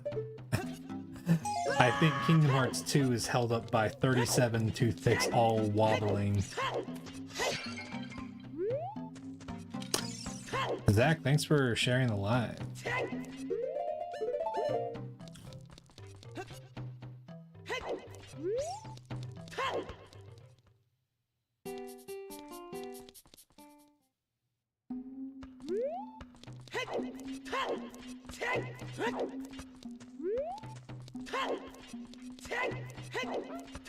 Like, I will say also, like, my definition of, like, it depends on what the definition of bad that you're going by, right? Because, like, Kingdom Hearts is an experience, not a story. Yeah, I mean, I agree with that, for sure. Because, like, I'll give you an example. Pieces of media that I think are bad that I just, like, end up not liking are stories that are what I like to call sudden propaganda, where it's a normal, like, it's a story that seemingly has a really great, like, thing going for it, and then suddenly by the end it's like, and look how good the police are. You gotta do school, run and drop my niece off, so I hope you're still on after. I should be live for a little bit longer. I don't, like I said, I'm not sure how much longer I'm gonna go, but if I do end, it's gonna be because this run has died.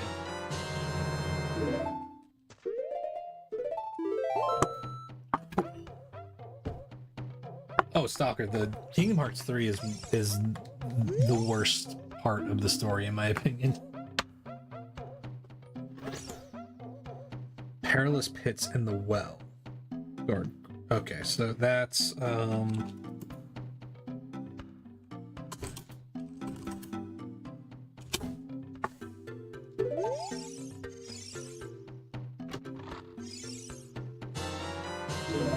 we don't have to go get the fucking bow with the fucking thing. We're talking about Kingdom Hearts, Phoenix. Yeah, the problem, Stalker, is that unless you played Chain of Memories and Dream Drop Distance and the mobile game, you don't have key context. Oh, and Birth by Sleep.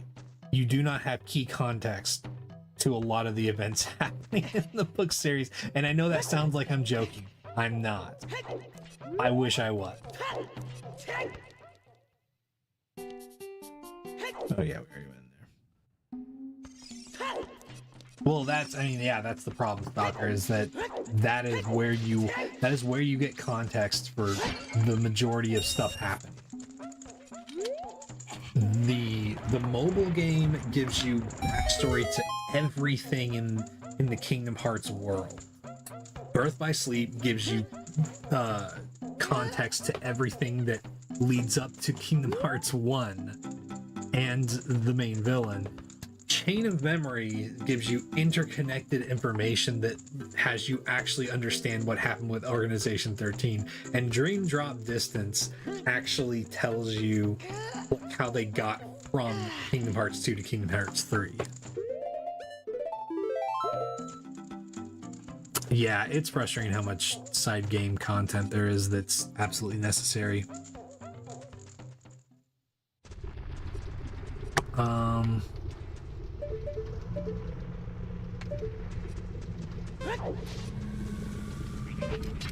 I will say, yeah, you can.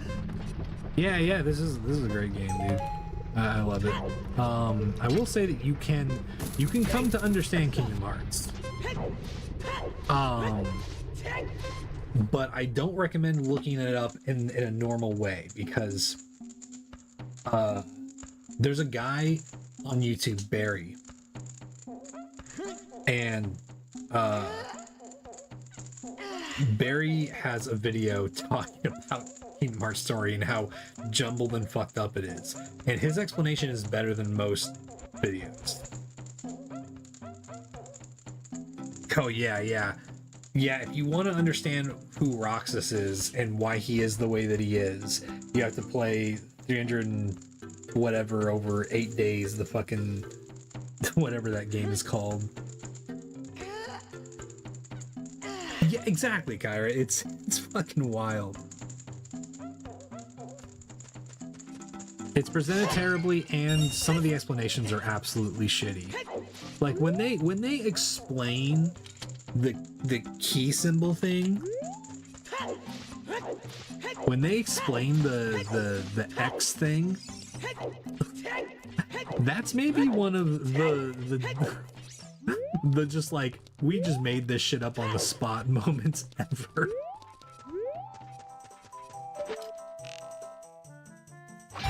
It's not a complicated thing to understand. It's just wow, that's really all you could come up with for that. But gameplay wise, I love Kingdom Hearts 1 and 2. I think Birth by Sleep is pretty good. Chain of Memories is interesting. Yeah, that's another thing. You have to understand Xehanort to understand who Ansem is.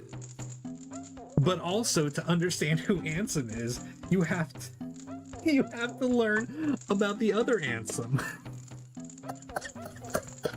And why they both call themselves Ansem. Yeah, Ansem isn't Ansem, okay?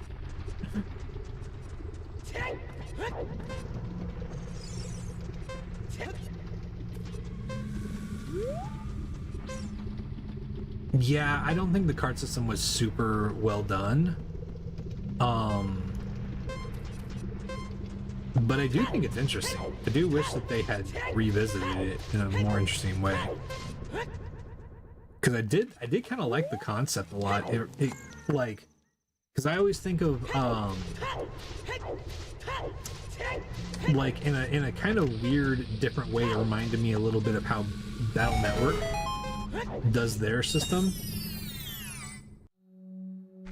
The Mega Man Battle Network games, which the Battle Network games are fucking great.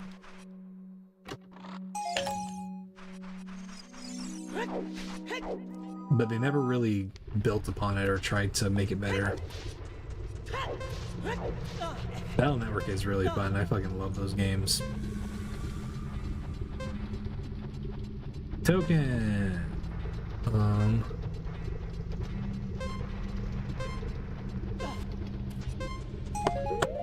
don't think we've seen where Adult Spawn is yet. Anime's pretty good too. I never watched the anime. I think I saw like part of an episode. Oh, right. Oh, song. But we don't have the money for it. Burn the card system. I mean, that's fair. I understand that. I understand not being a fan of it. I'm definitely, like, again, my stance is not that it's good, just that I think that there's potential there that I really wish they had explored. Actually, no, yeah, let's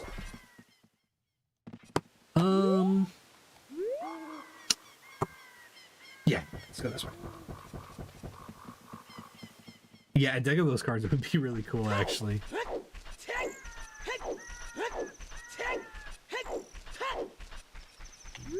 Playing through a lot of the Mega Man games right now. I've been playing through Mega Man 3 at the moment. Cool. Oh yeah. I love the Mega Man games. Mega Man X games are some of my favorites.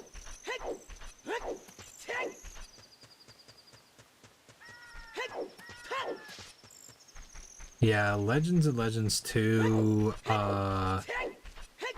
X3 is my favorite X game.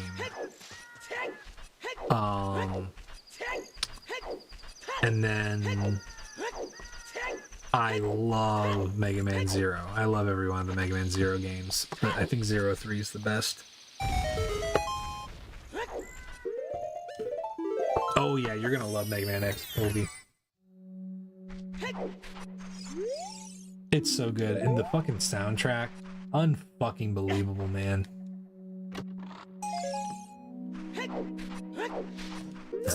I will say you're gonna love Mega Man X4. prepare for the era of Capcom not knowing how to cast English voice actors. Because some of the voice acting is pretty fucking bad, but it's hilarious.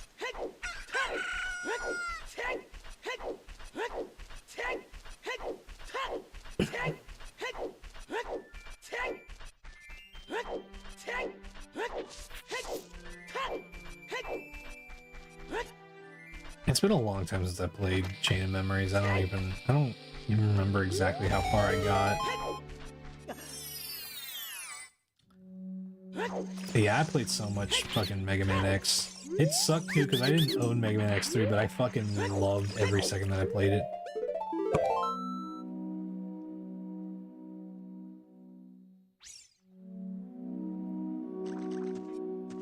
Yes, okay, I gotta be...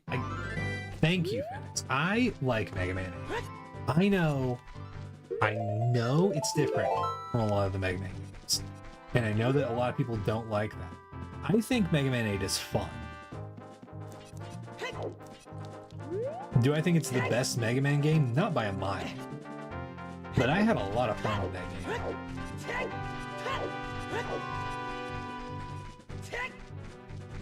Yeah, I'm definitely gonna be doing some archipelagos with Mega Man X3.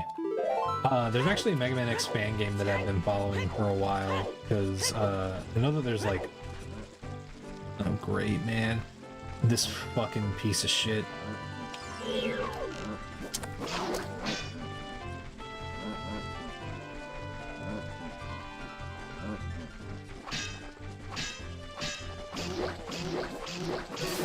Yeah, get fucked. Get fucked, you stupid motherfucker.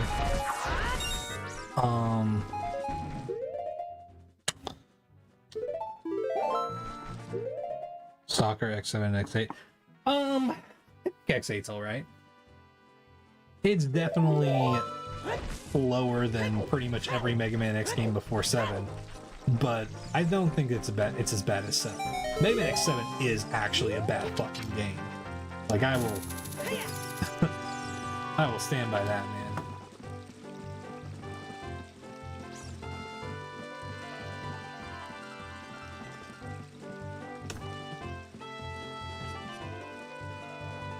What's different?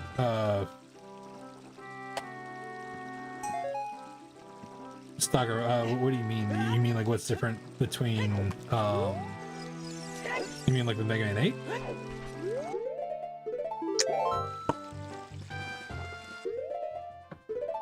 Yeah, Joe, I like it being this color. Pretty cool. What's different in 8? Oh, okay. The way that jumps feel, and I mean, honestly, the way that most things feel in 8 feels slightly different. Because they translated it pretty well in 7, to the new art style, but I don't know, they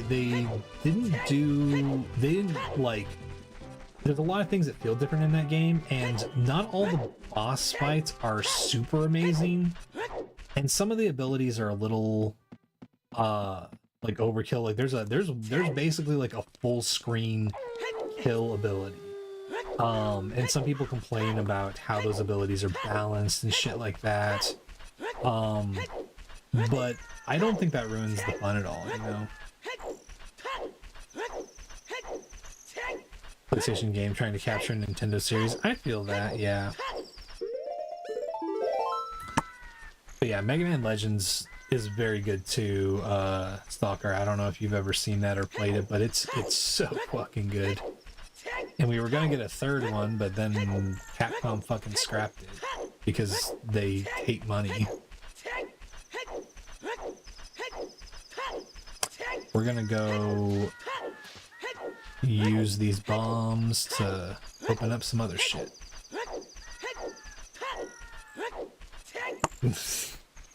I guess Elmer Fudd is Dr. Light.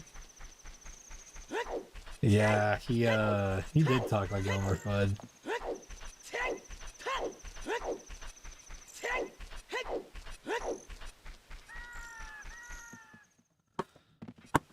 Oh man.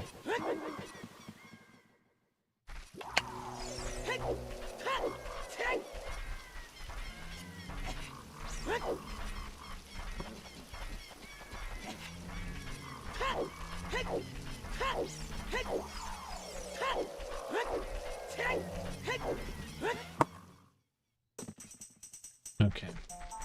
But yeah, I don't think that that Mega Man the Mega Man Zero series gets enough love though. That game series is so fucking good. I think that they were fucking they were running at Mach 10 with that fucking concept. It was awesome, man. And then ZX is fucking awesome as well.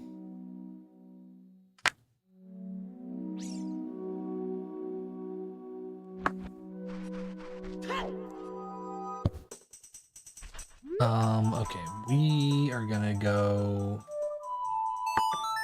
We're gonna do the business scrub.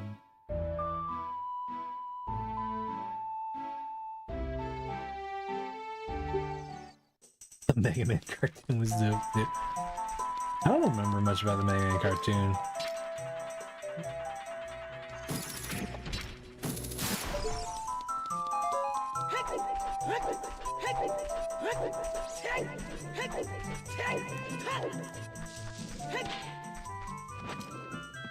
I was definitely in that era of cartoons, like they made that Zelda cartoon and shit.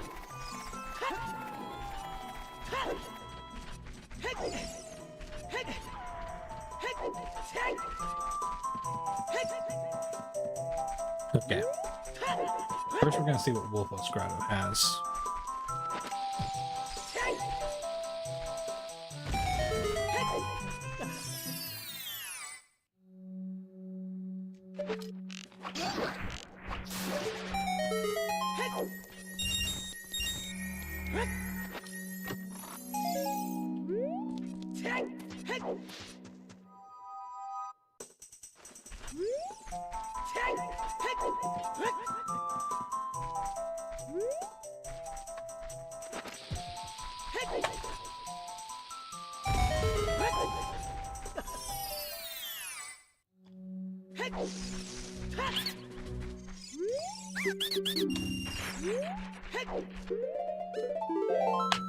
Okay, okay.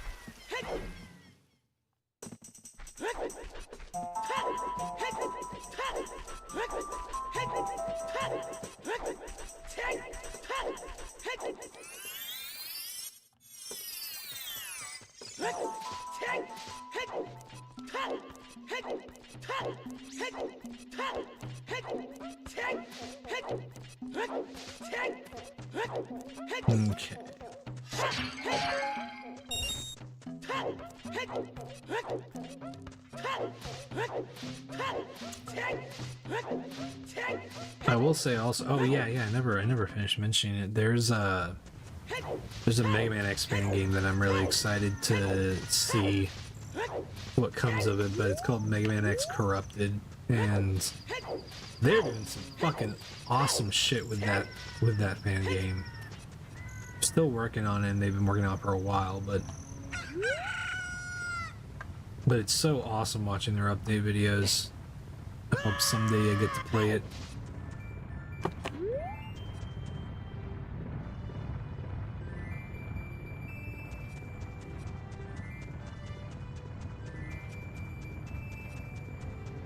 We already checked that here, didn't we? Okay, yeah, we did.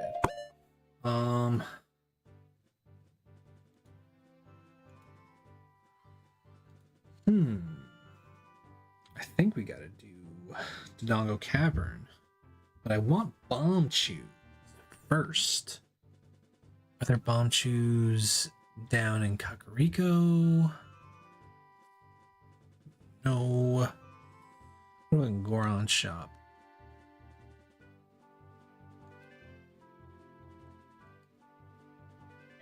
Fuck no. Unfortunately, they're in Hyrule Market.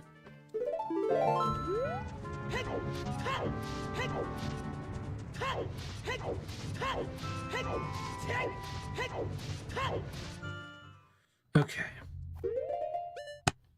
I have got to use the restroom. Take a break. So I'll be back in a minute. And then we'll continue. There we go. Okay.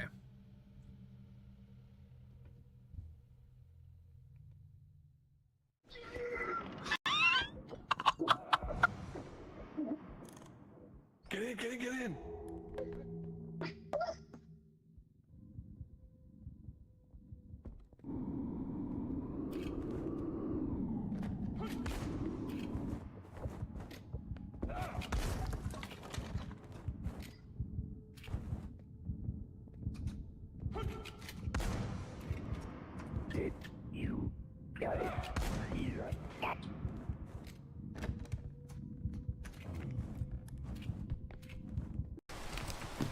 What do we got? Okay. Bandages and an energy I drink. got a cursed skull? No, great. Just what we were looking for. Can I commune with it? I don't think What so. does it do? That's a good question. Let's see. Sick. Oh. Holy fucking shit. Oh, Holy great. fucking shit. Great. Holy fucking Great. Yeah. I'm just gonna kinda put it here until we find this spot and come back. Yeah, I've also got the feather drone, so it'll make it easier to get. No! Damn. Well, stay hidden. Oh my god, that sucks so much. Oh no! Oh my god! Oh, was that fucking gnomes? No, skulls! Worse!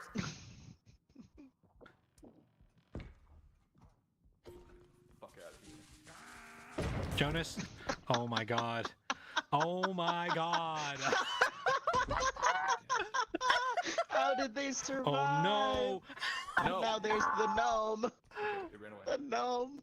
This way, this way. Oh, he had somewhere else to be. Yeah, yeah, he was he was short on time. It has Just to be this passing way. through. Oh, yes! No, yes! Yes! That's the other extraction. Oh, and your card. Oh, this might be clutch. Bingo. Bango. Boss dog. Need 19,000. Right. Oh no, Jonas. Jonas. I have 6 Jonas. Jonas. Jonas. No. Guys, Jonas. what do I do? I have 7 hit points. Jonas. Jonas. Jonas. No. I'm also not very strong. Jesus I Christ. have 2 health, 2 stamina, 1 launch, and 2 speed. And a bunch of duct tape. Okay. Gnome. Oh, Easy. Are no. you kidding me? Ah! Run. This is it. Just rolled over. What? This will be Run. this might win us the fucking game. Can I carry this by myself? Oh no, Jonas. I have no choice but to try. Fuck you. Absolutely not. Oh fuck. What?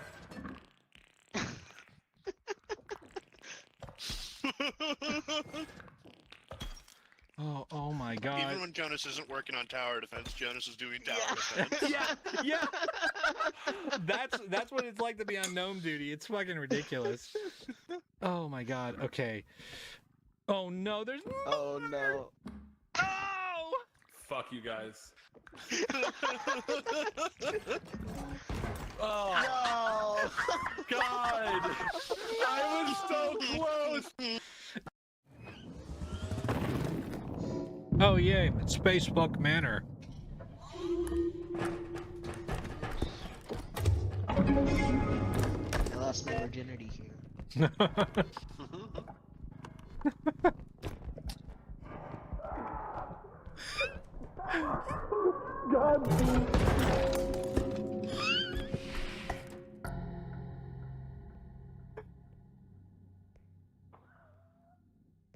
It's coming downstairs.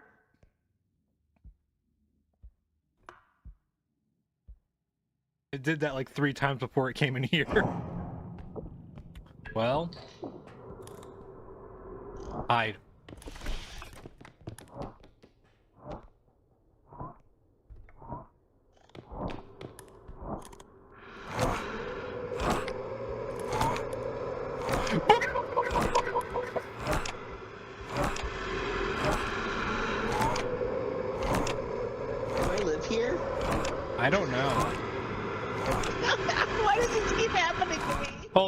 Hold on, TL. I got an idea. You should have done that. You should have done that. You should have done that. You should have done that. You should have done that. Hey! I'm sorry, TL. I didn't think that would kill you.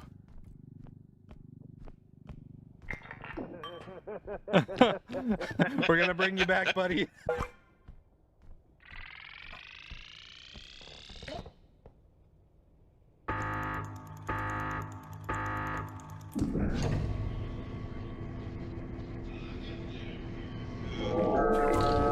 Oh God, no! No! Okay, okay, cool. Yeah, Nope, I dropped my sword. here, TL.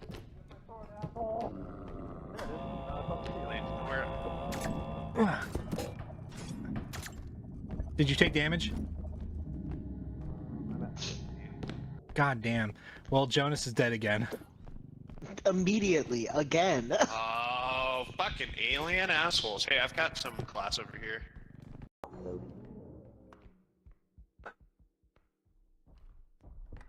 I think he's coming this way. Nothing, we're clear. No, don't. No, Jared. What just hit me? What just hit me? You're in the Shit. yeah. What's that happen? What hit me? Oh.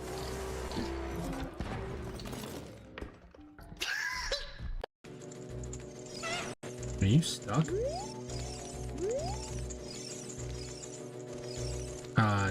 No.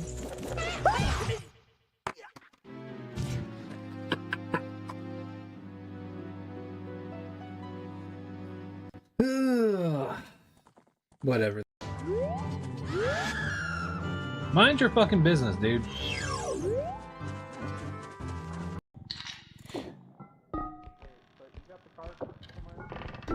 Yeah, I'm coming back up.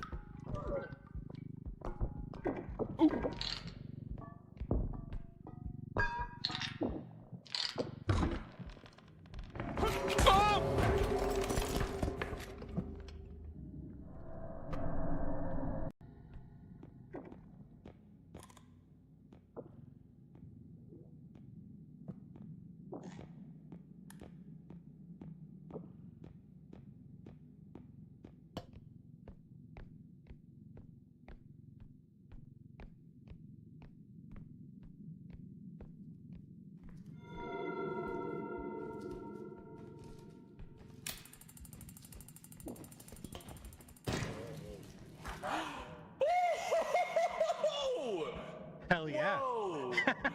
Wow, Lane! Awesome! I can't believe that worked.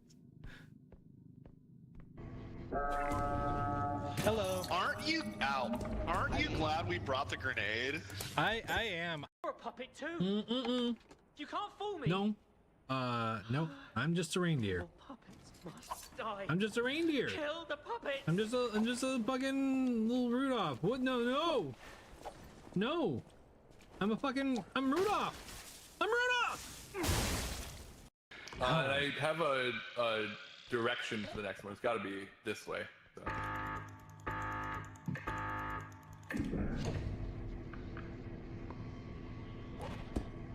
Oh. Jonas! Jonas!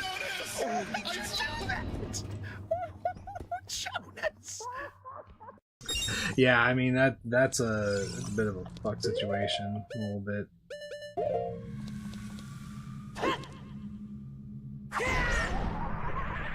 Yeah, I tried to bomb just one of them. Huh? Huh?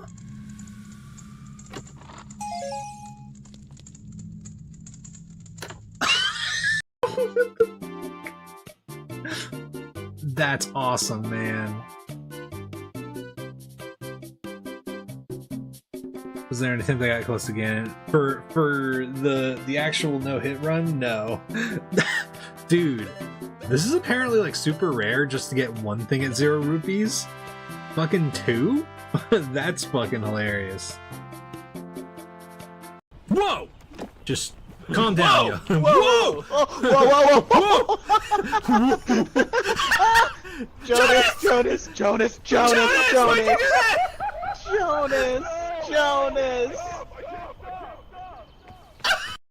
Grenades, and I'm pulling the trigger inside the truck.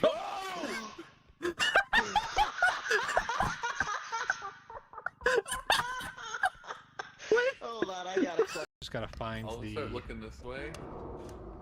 Something.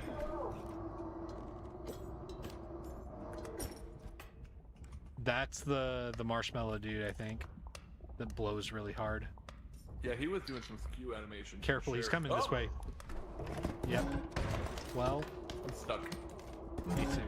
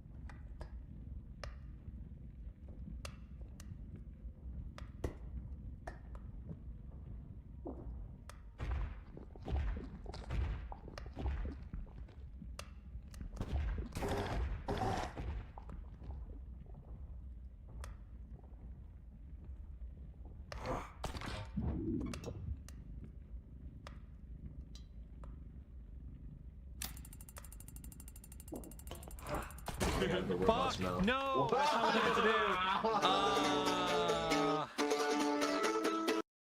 do! Okay.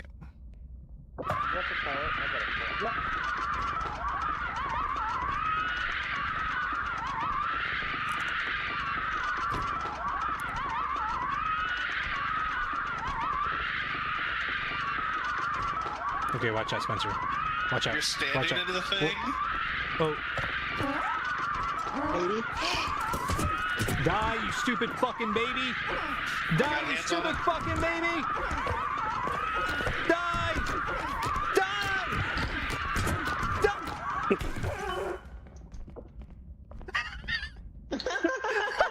So good. I didn't know if that would kill it, but... No! This is bad. That's bad. Oh, that's really bad. No, that's really fucking bad. Are you kidding me? Oh no. That's so fucked. Oh my god, you're spinning. Wow. I guess we just gotta... We just gotta take a gamble, I guess. Do it.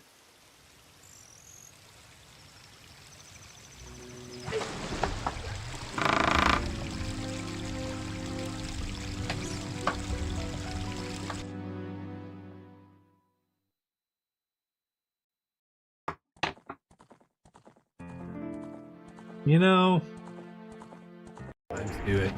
In high school, whenever like I knew people who played it, I was fucking. Oh no! Oh no!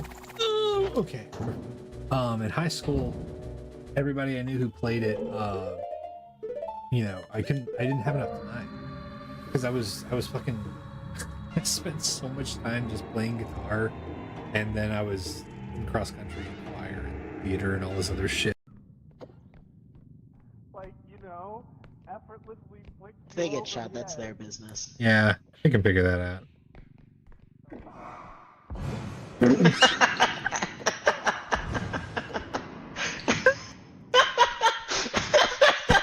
Someone clip that? Yeah, can we get a clip of that? Whoa. I'm about to kill this old man. wait, we're making a dick. Whoa! Yeah, Chris. Dick and Just balls. go back to down to the center middle. Wait, Chris, yeah, get up here, get up here, Yeah, and, get up, and look, go and up. look. Coming up the tip. F12, F12, F12, F12, F12. Coming up the tip. Oh no, I can't make it up there. I'm not I got strong a enough. screenshot. Oh no! You're not Okay. okay. Okay. I got a screenshot. Clip that. Someone clip that. Someone post that on TikTok. Oh no! Oh.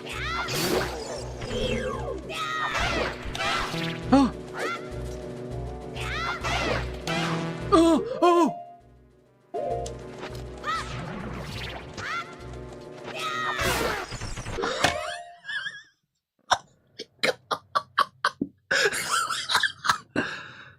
I'm gonna pass out, man. Oh. I think if we actually take this doorway, we could check out the top right corner. Got it. We're good. Okay, so the evil eye is one of the other things. Oh! Yeah! Yeah! You Not get this into the time, you car. motherfucker. You motherfucker. Alright, I'm back. What's up, Celestial? Yeah, luckily we haven't died this run.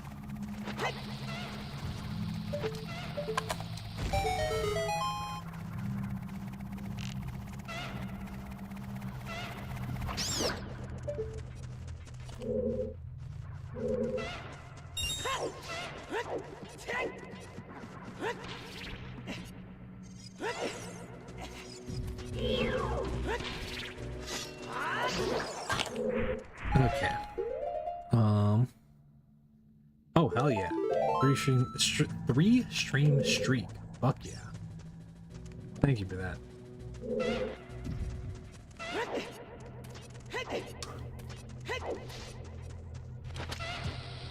Hey Banara, how's it going? So unfortunately we don't have bomb shoes. Which is not great, but...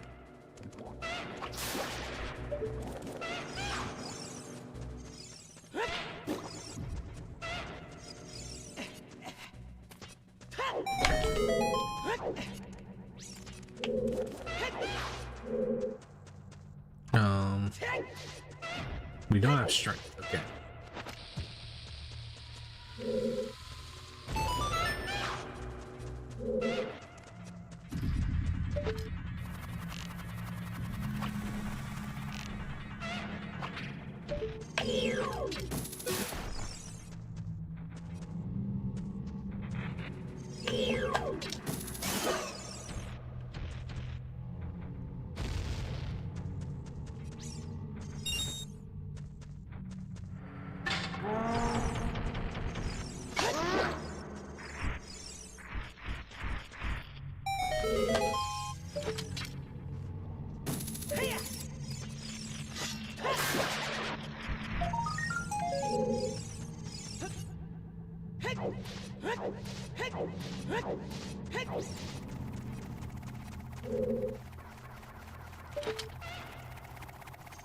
Oh god.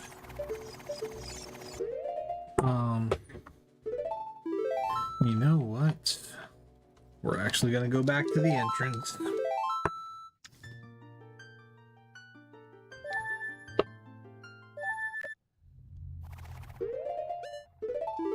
Hell yeah, dinner and started a new book. Fuck yeah. That's awesome.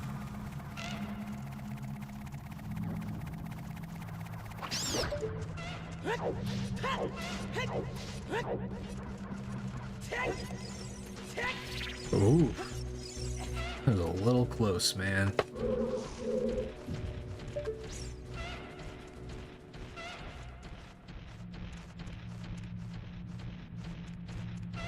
Where's that fucking bubble?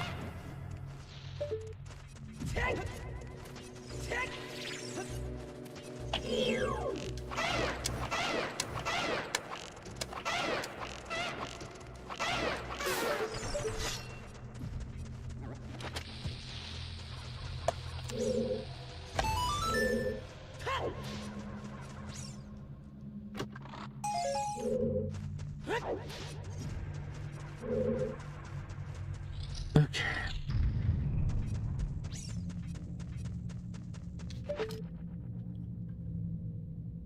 Oh. Can I shoot you through the vines? Yes, I can. That's pretty great.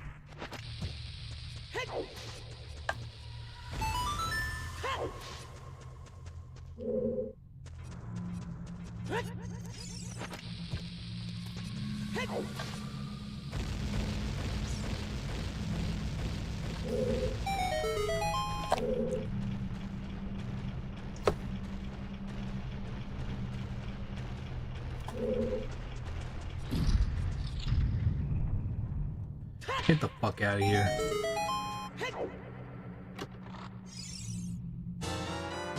Claim check.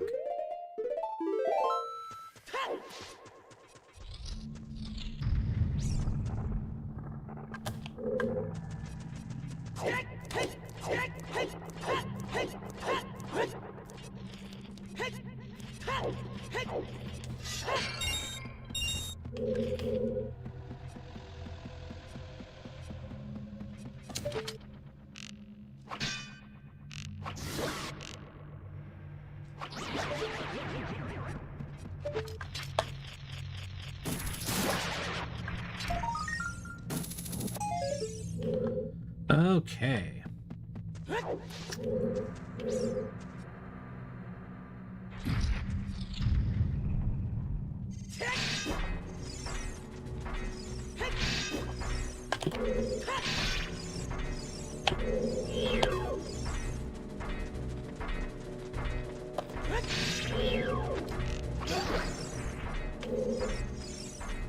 Okay, you're gonna go over here, man.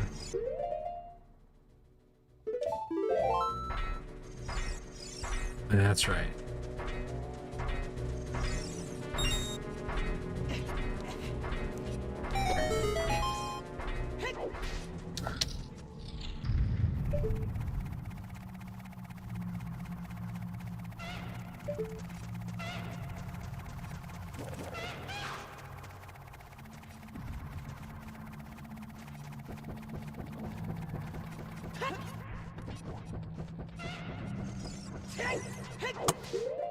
Yeah, that's one of the better one of those rooms we've had in a long time. Okay.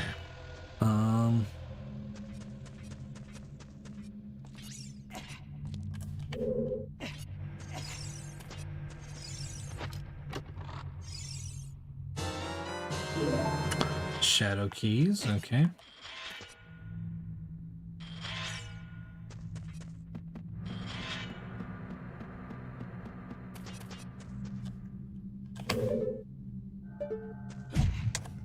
Book.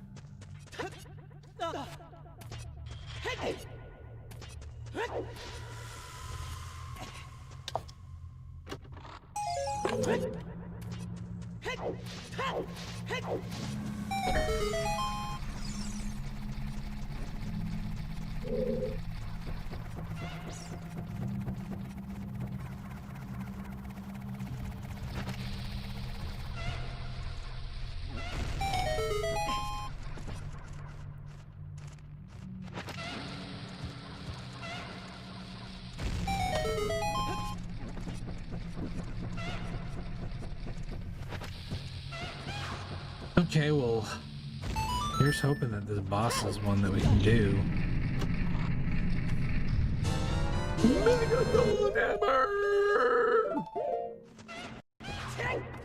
Fuck yeah, man.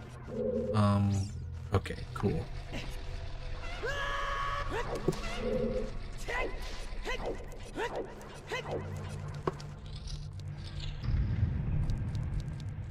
Dongo.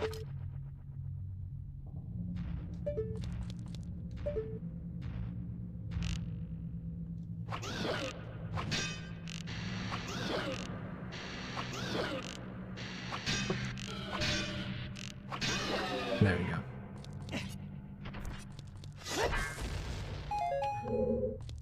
What's over here? That's not too bad.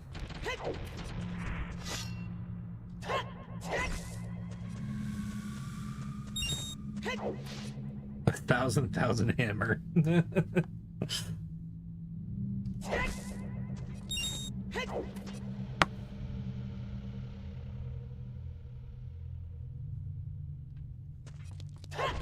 Well, is it mega 1,000? Because kilo is it's 1,000, but a ton is 1,000. So it's like the 10,000 pound. It's the 10,000 hammer. No, a ton is 1,000.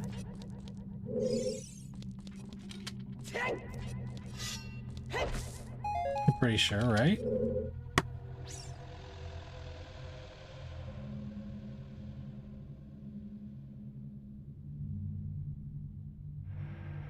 Oh, maybe that's what I'm thinking of.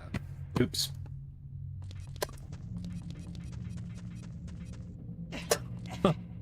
Tom is 200.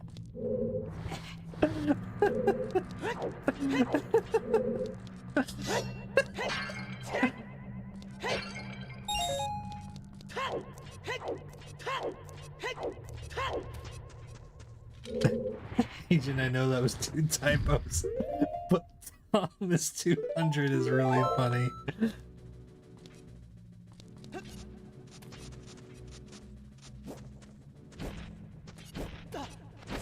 Tom is Tim's brother, right?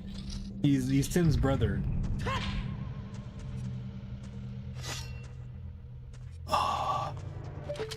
Tom is Tim's brother who didn't have any musical talent. Yeah, stroke. Ton is 1,000 for me, but 2,000 for you. Oh, okay. Either way, we got the big numbers hammer. Ooga. Yeah, fuck. You stupid lizard.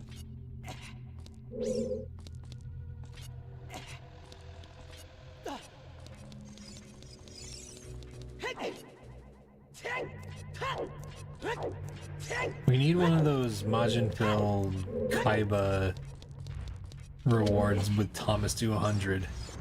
And by sacrificing 500 of my life points, Thomas 200. Kaiba! You can't be serious! Hey, Yugi!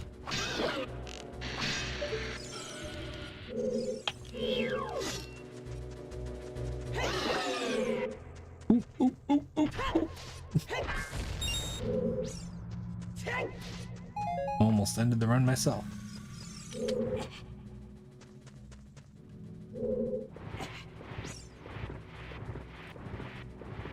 Yeah, grams versus pounds, yeah.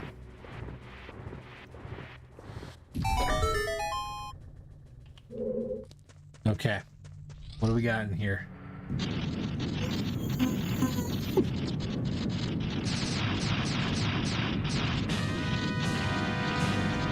Okay.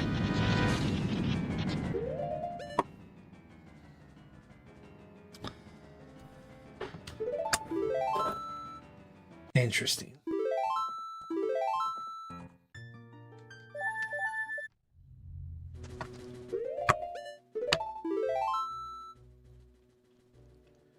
Okay,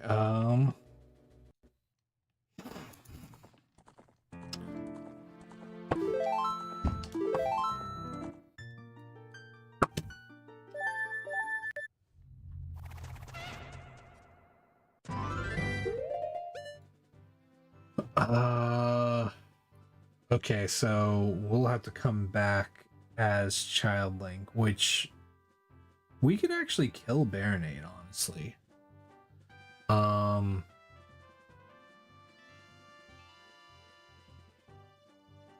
Yeah, that should be fine. Oh man, okay. Is there anything else we can do? Oh,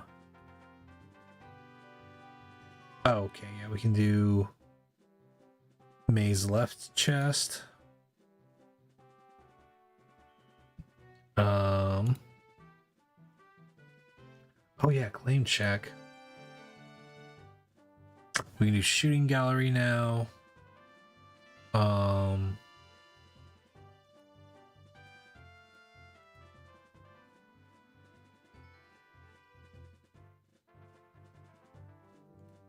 Still got one grotto in Hyrule Field. Yeah, that's okay. I'm not too worried about bosses right now, so that's not a huge deal.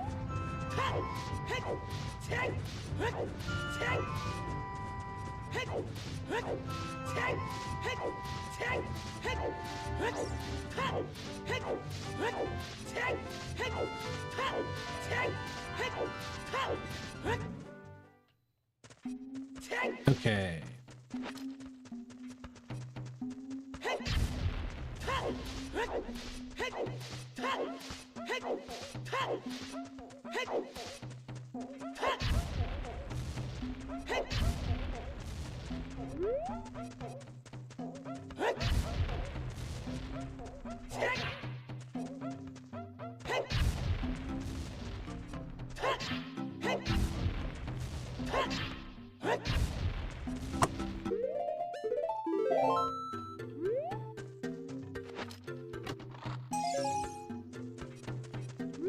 A short ton is 2,000 pounds, and a metric ton is 1,000 kilograms. Okay.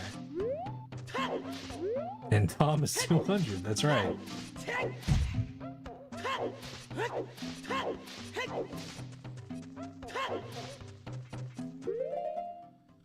Okay, so that's everything there.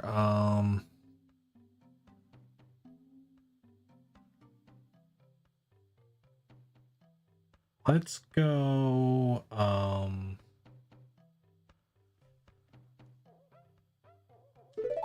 yeah, let's go do some Death Mountain crater stuff.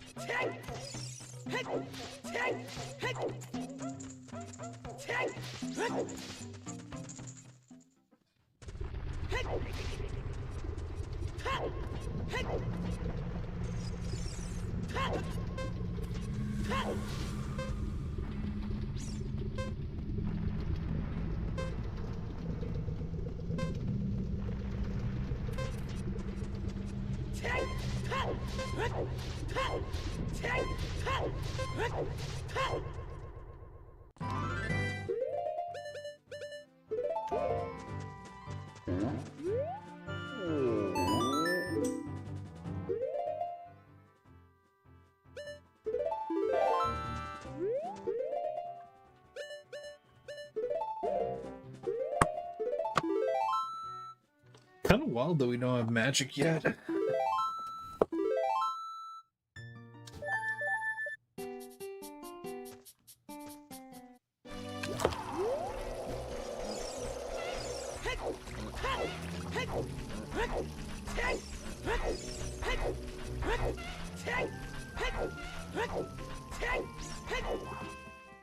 Let's go do shooting gallery.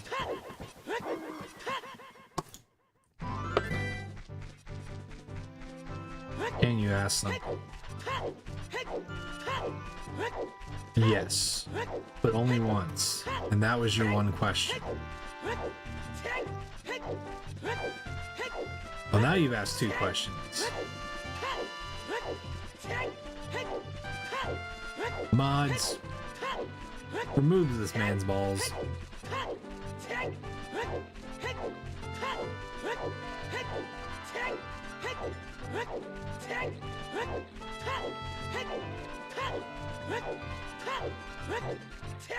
We're actually going to grab this while we're out here.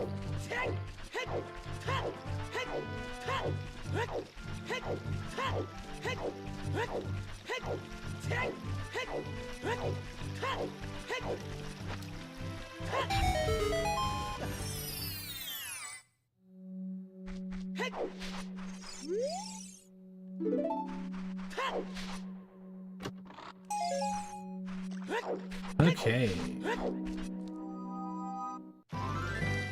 What is my least favorite piece of clothing? Like in my wardrobe or just like in existence?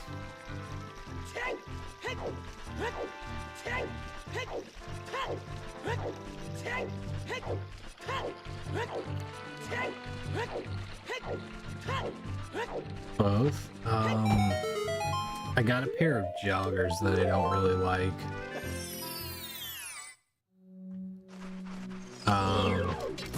That's probably my least favorite piece of clothing that I have. As far as in general, I don't really know. Most things I think are a matter of styling.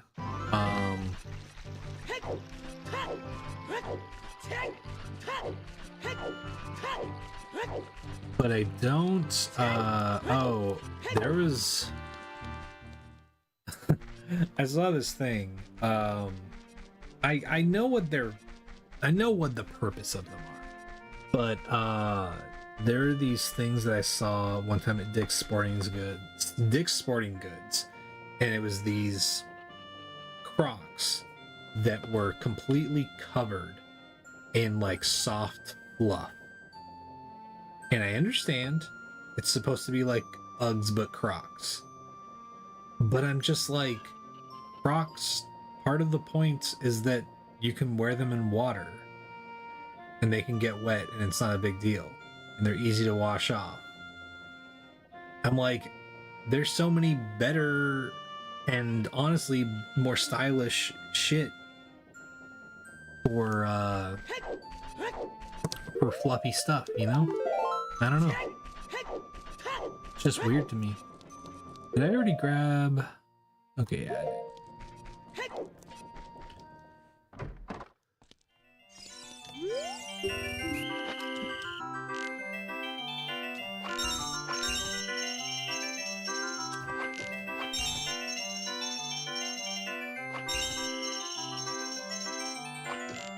No!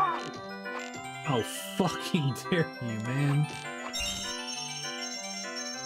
What did I do to deserve this?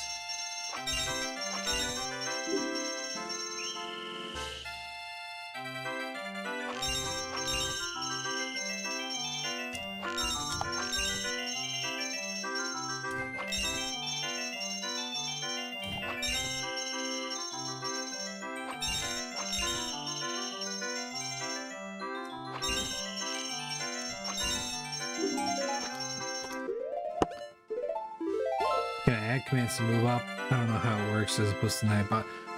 You have to like log into MoveBot. I'll see if I can give you access at some point.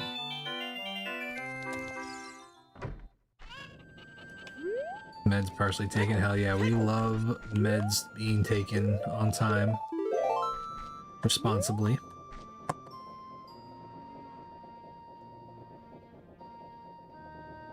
The Mankini. Oh.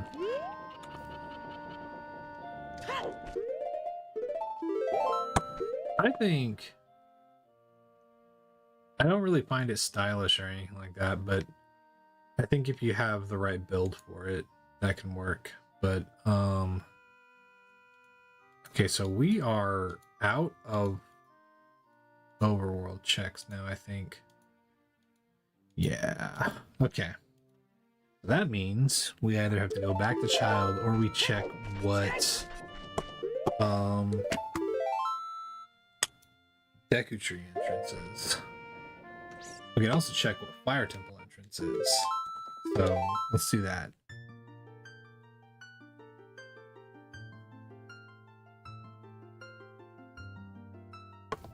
You're playing till you die tonight, Arc. Well, I definitely won't go later than like 4 a.m., but I don't know. I do need to be up at a reasonable time tomorrow, so I think there's a good chance. I seriously doubt that we're gonna finish this seed. What time is it for me now? It is 1:30 in the morning.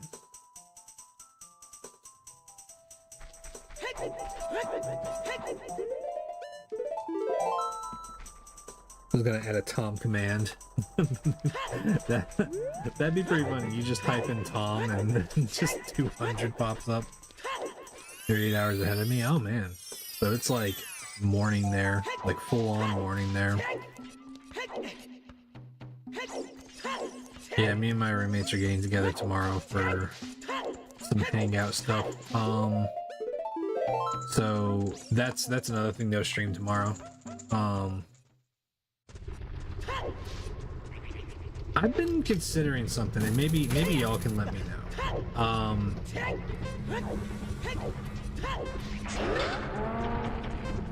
Cause hold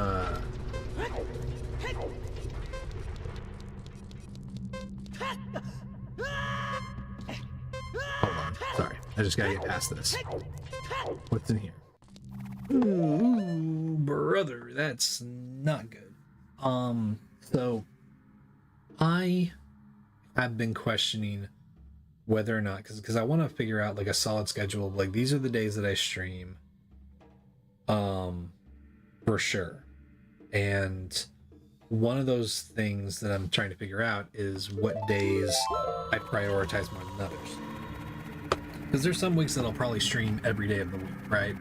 But I want to have 3 or 4 days that I'm like, these days you can expect me to stream unless I have something like really important going on.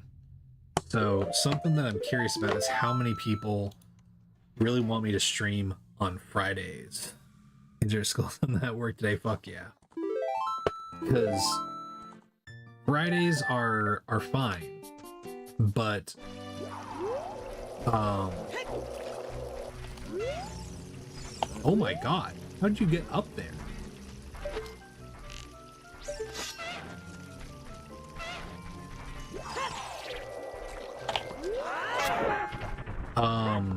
Fridays are fine, but I notice a lot of times people have other stuff that they're doing on Fridays, and so it's usually not a high viewership day in the first place, and there's sometimes where I end up having to do stuff.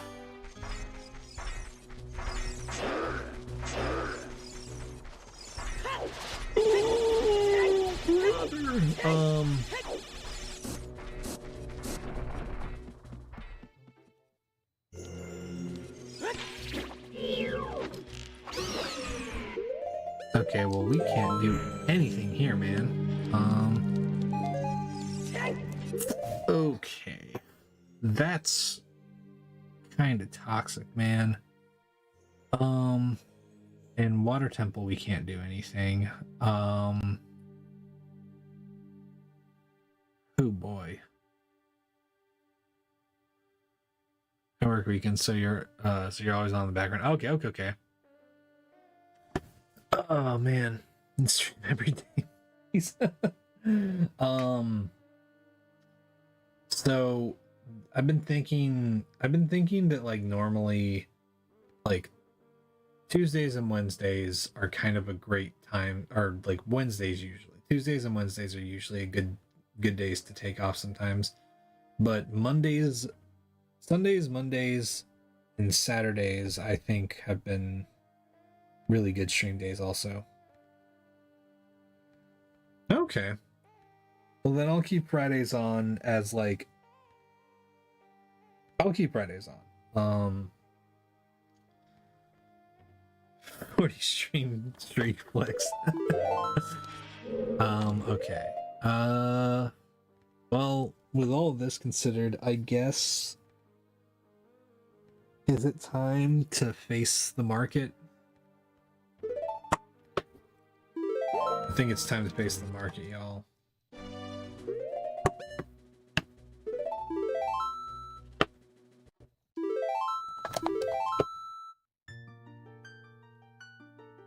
You're off Tuesday and Wednesday, so you don't give a fuck there. Okay. Yeah, and like I said, this wouldn't mean that I would never stream on those days or anything like that. Just that I would prioritize other days.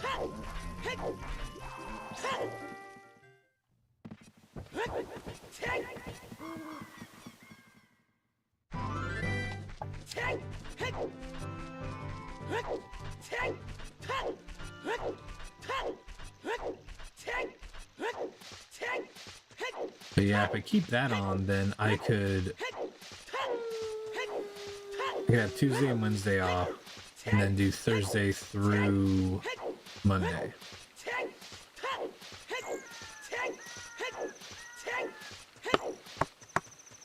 Hell yeah. Okay. Yeah, I'll think of it that way then. Okay, so now we gotta go through market. So give me just a moment. I'm gonna see if I can lock in.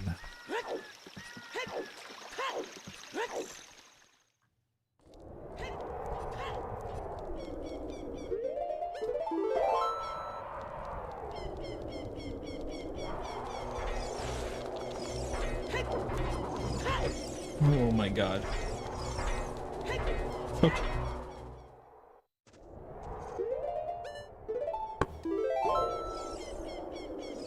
Jesus Christ, dude.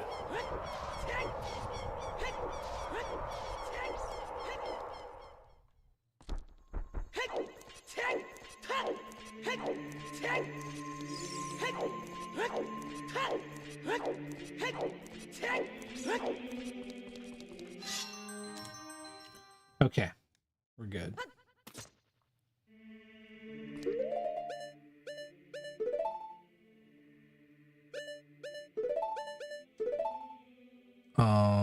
Okay.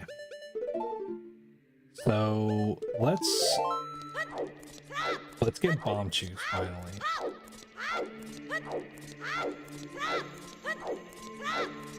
Or no, we're short fucking rupees, whatever. That's fine. Okay. Let's see everything that we can do right now. Bomb chew bowling. Do the Watchtower Gold Skulltula.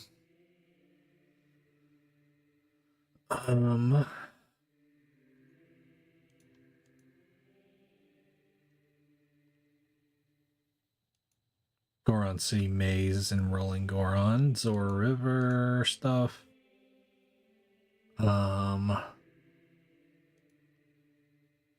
And then the last thing is Java. Okay.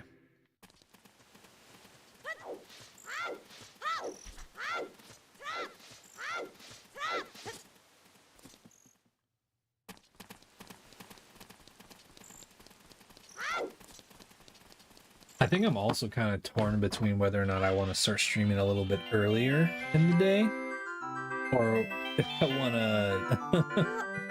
want to just like go total degen and be staying up, you know, the hours that I was before.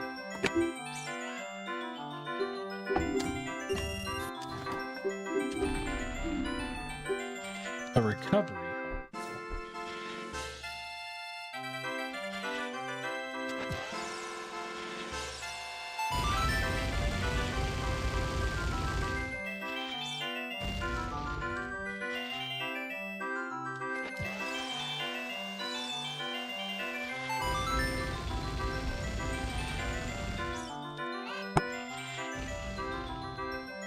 Yeah, it would be ridiculous hours like that, Celestial, because yeah, I would be up until, oh god, that's okay.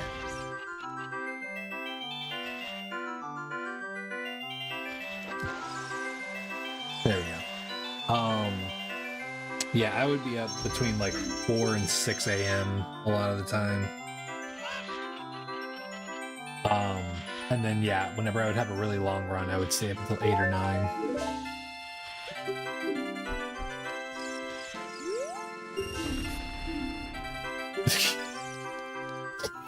How about another heart? How about you go fuck yourself, lady? Jesus Christ.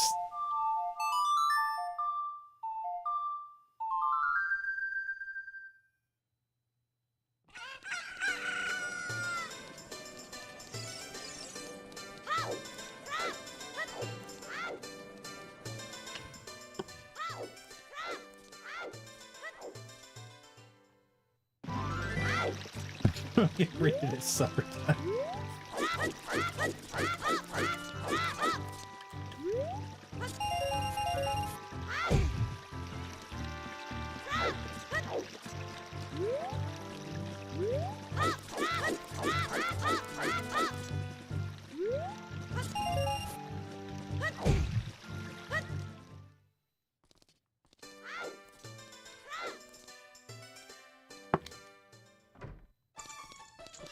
I also do want to start thinking about when to do my next subathon, because depending on how the rest of this month goes, I might have to change some plans that I have going on this year. And if that happens, then that means that I would have a freed up period of time. And I could probably just use that as a subathon period.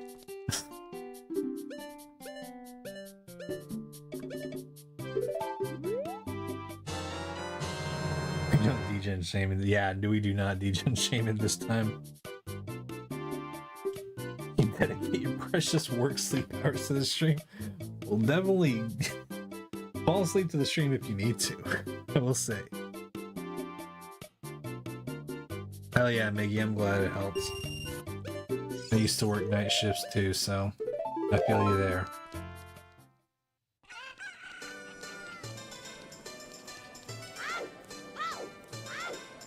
If I'm being honest, it's probably why I'm like this. I don't think I ever properly recovered from working night shifts for like 3 years.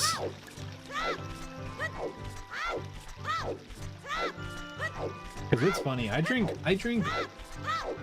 on days where I need to be like functional. Yeah, no problem, Nick.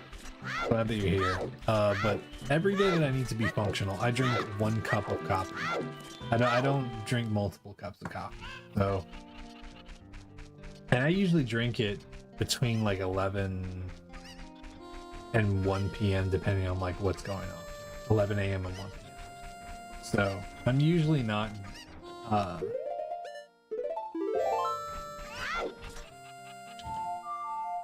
I'm usually running off of vibes here.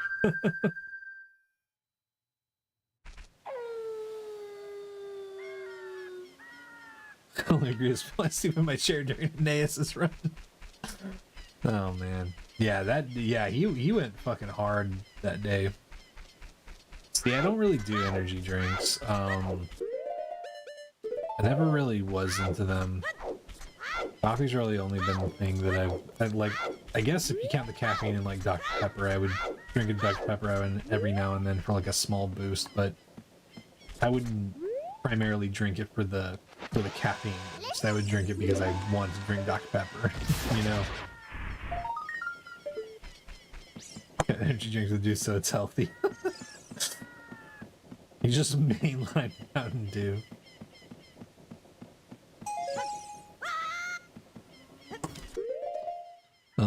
Okay.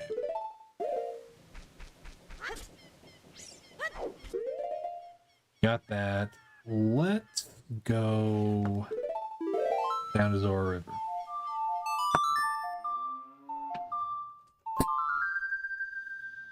Oh.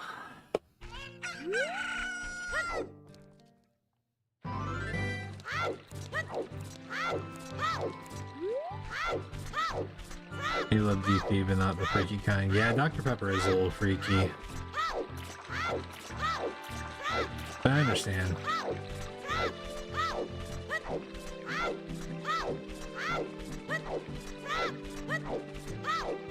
You can remind yourself to hydrate, that's why you need access to the moon pot.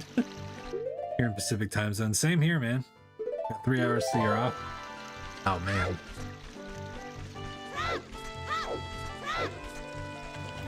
Yeah, I would, oh yeah, that's right. We already did that. My night shift job was at a mental health facility, and I worked, midnight until 8 a.m.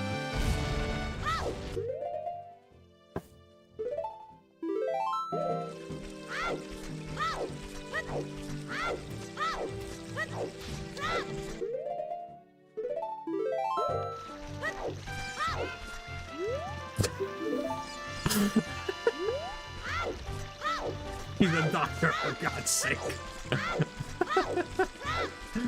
Oh man. Yeah, I think the other flavors of Dr. Pepper are like interesting, but like I don't know. As far as what I just like actually want, it's usually just regular Dr. Pepper.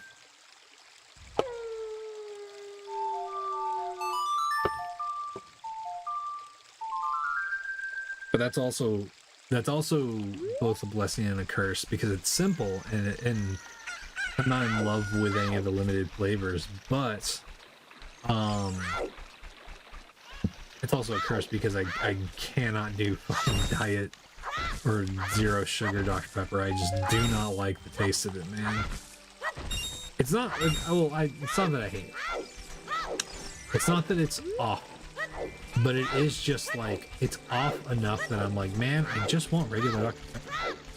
We're at a warehouse for Pepsi. Oh, wow. Speaking of Dr. Pepper, wow, that's funny. Dr. TP somehow works.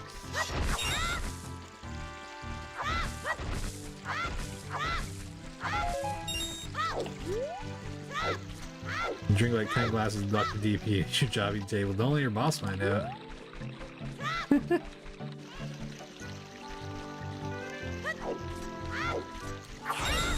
Yeah, that's good, Miggy. I didn't work night shift when I did, but I worked at a warehouse for a little bit.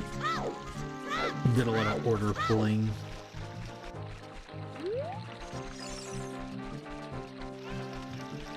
Dr. Beepus is the best.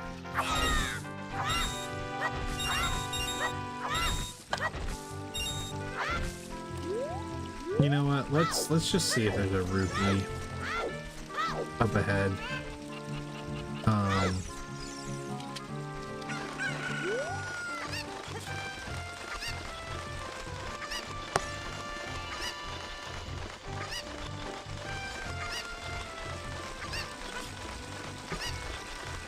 Isn't this 115? Is it?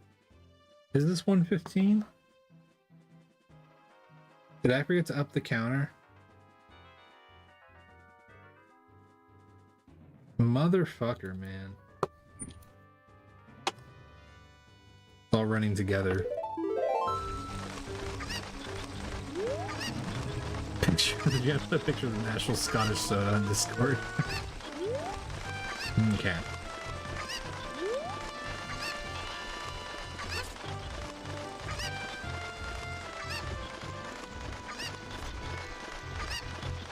Oh, okay. That's what that was about.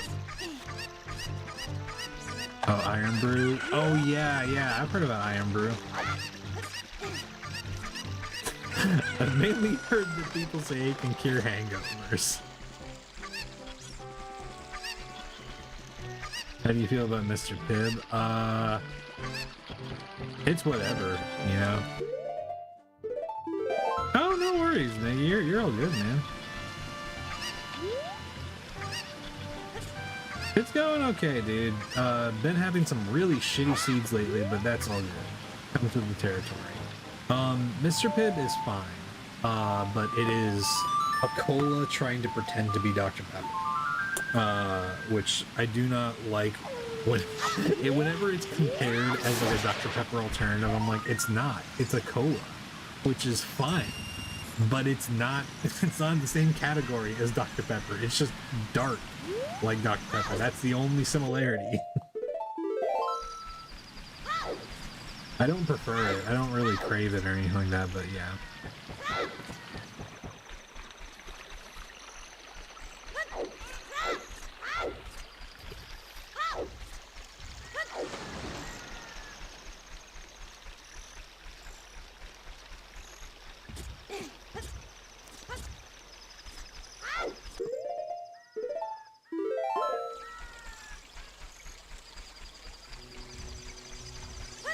See, that's, yeah, see, Celeste, that's exactly why I love Dr. Pepper, because it's like, it's just, it's an enigma of a flavor.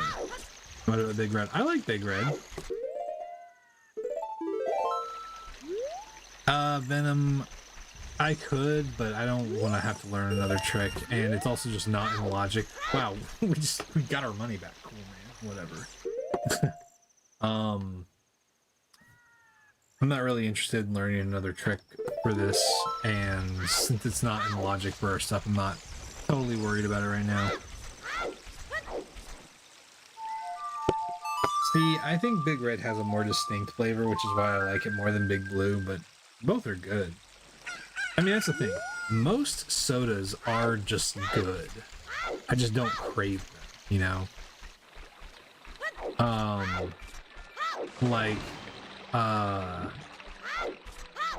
The only soda I don't really crave is root beer.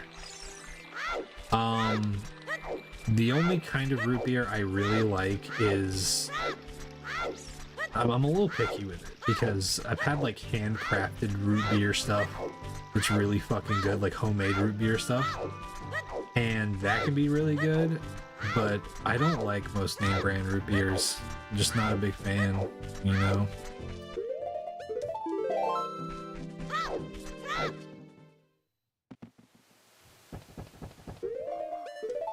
Every time you visit stage, you devour root beer and grape soda. Grape flavored stuff is so weird to me. Cause I mean, honestly, most fruit flavored stuff. Cause like, anytime you're drinking grape, you're like, yeah, this is grape, and then you taste the grape, and you're like, what are they doing? What are they doing with that grape flavor? Like, what the fuck? But yeah. Spreckers. I haven't tried that. It's just purple flavor, that's right. That's the thing too.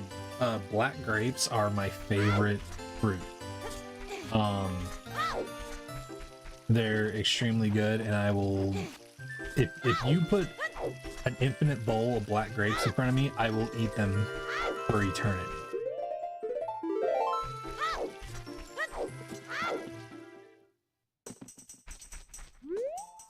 Oh, interesting. Grape soda that tastes like grape juice. I'll have to try that at some point.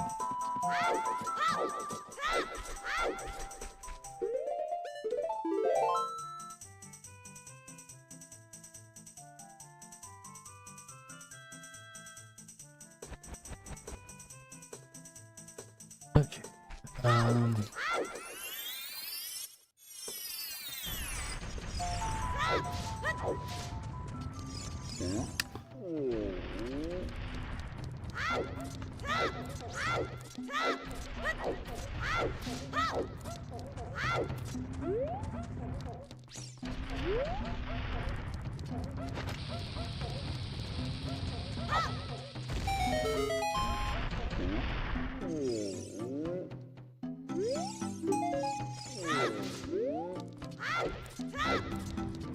Usually sell alongside other Mexican sodas. Okay, hell yeah.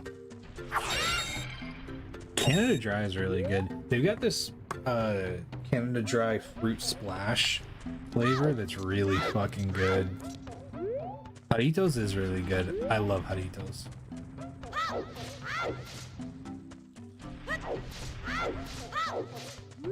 Has anybody here had Jamaica?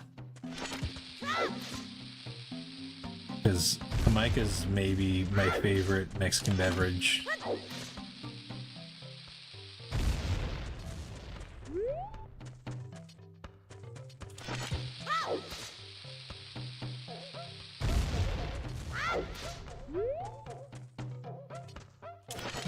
Yeah, Jumex is just like straight juice. Yeah, Jamaica is fucking awesome, man. It's just hibiscus juice, basically. It's so fucking good, man. Especially when it's done right, because like you can find storms. You can find a lot of places that do Jamaica like all right. Like you just put a lot of sugar in it, it tastes great. But true Jamaica enthusiasts go for the slightly less sweet, like the subtle sweetness with the really floral taste. It's so fucking good, man. Yeah, Celestial, it's so fucking good, man.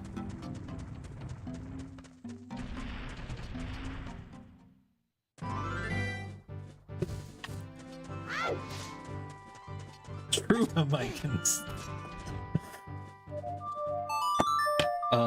But yeah, it's really good. It's the other side of the coin to like horchata, you know? Like horchata is like cinnamon milk-esque. and Jamaica's hibiscus juice.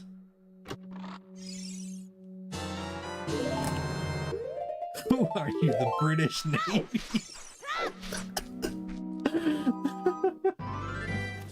Oh man. Okay.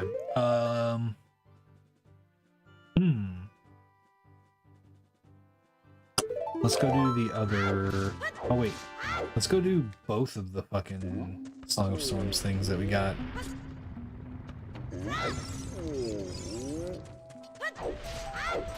Oh yeah, we should totally do that. Send Celestial a bunch. Don't Celestial for Loco. Don't do that. Don't do that. Oh wait. Oops. Celestial, do you know what Four Loco is? You have them there now? Oh wow, okay. See, here's the thing though, Celestial. Yeah, Doc knows what I'm about to say. Four Loco has become tame. What we have now, the Four Loco that you know of now is the refined Four Loco. There was a point where that shit was like unbelievably bad for you. That shit, like, it was not fit for human consumption. And they somehow still had that on the fucking market. It was fucking wild. It was crystal meth in a can, basically. It's fucked up, dude. That shit would have your heart beating so fucking fast, and it would have you so drunk. Mad Dog 2020 was all... That stuff's also fucking wild, man.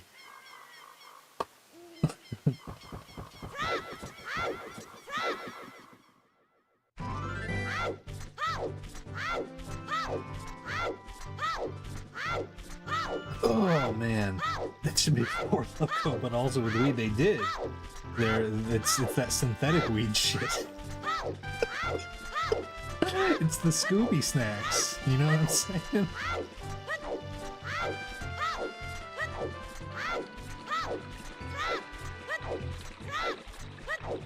Oh my god, this other bottle.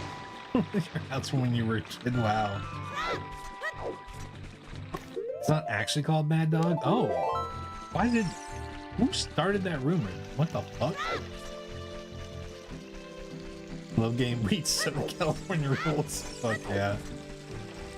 The creator's initials are MD. Okay. I don't know why. Everybody I know calls it Mad Dog 2020. I don't know why. Interesting. That's funny. Morgan David. And I'm gonna call it Mad Dog. I'm just kidding.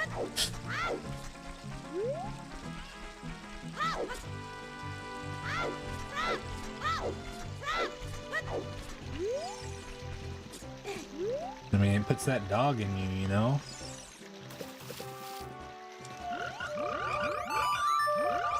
Sparks the energy drink liquor. I remember seeing that.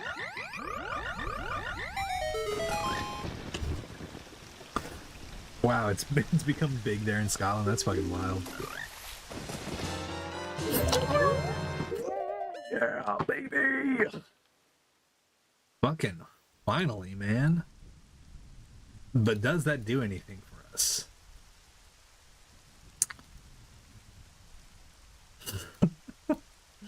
No, it does not. I guess we gotta go kill Baronet.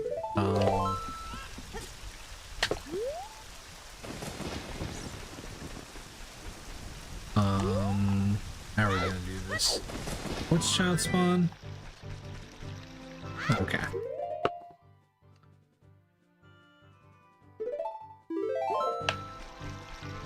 Oh. Okay, it was just called Mad Dog because it fucks you up. That's funny. Yeah, the frogs are great. You used to get someone older than you sparks when you're like 15. It's just an energy drink? Oh my god.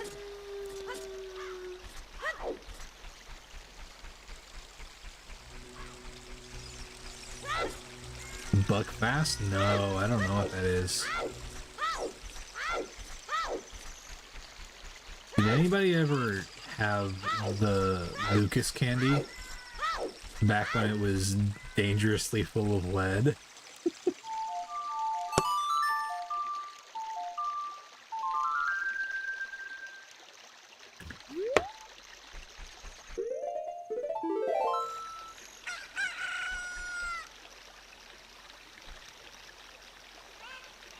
MD 2020, but with a ton of caffeine. Oh my god. That sucks. That sounds awful, man. We need to find a place that sells Deku nuts. There's one in the potion shop. Let's go do that.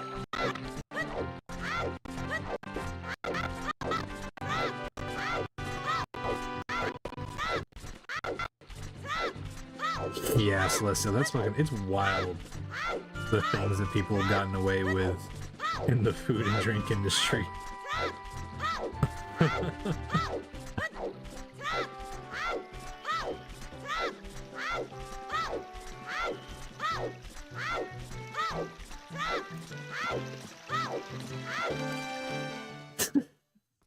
One of these days you'll get someone, Doc. One of these days you'll do it. I believe in you.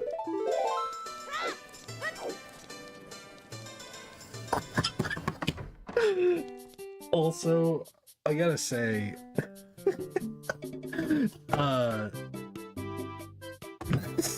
so Jonas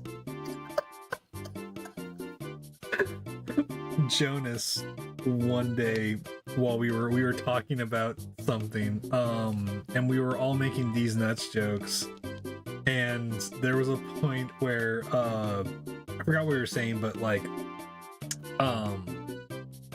somehow somebody that I used to know came up, the song, and Jonas was like, who sings that? And I was like, Gautier, and Jonas said, Gautier nuts in my mouth hard.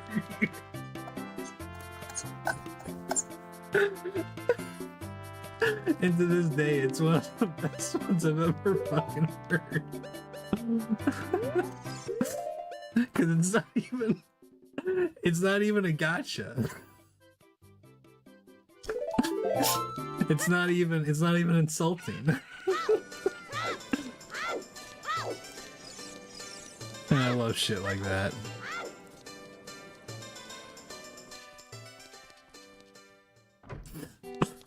Your fist in my face.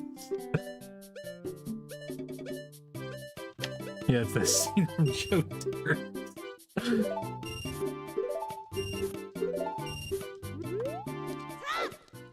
Oh man. What did you come back to? A lot of bullshit. I'll tell you that much. Okay. So now we're gonna reset the day. We're gonna go all the way back to the Dongo cabin entrance, and we're gonna fucking kill Baronade.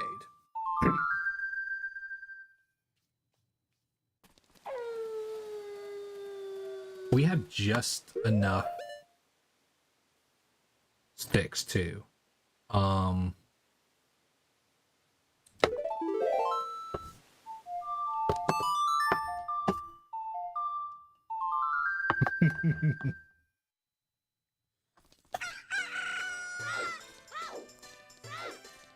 Everybody's nutting right now, you know.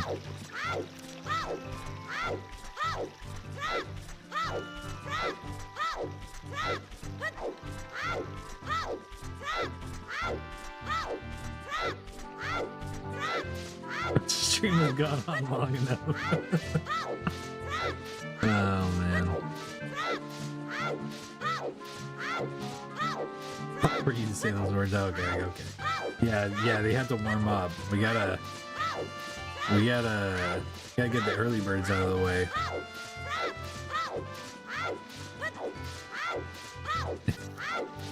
You got 3 AM, you got working hours, you gotta be a bit nutty. Yeah. I imagine, man.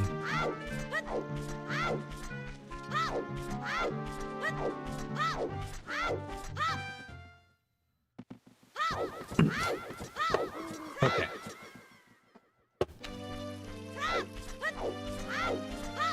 Who wants to shake hands with danger? Should we go in there with only 3 sticks? And hope nothing goes wrong? Time for you to drive home? Okay. Okay. Okay.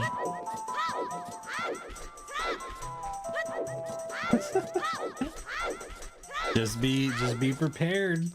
If the stream's not online, Doc, you know what happened. That's right, Riku. You've been fooled. You've been fooled, and now you're here on my live. So you have to watch it.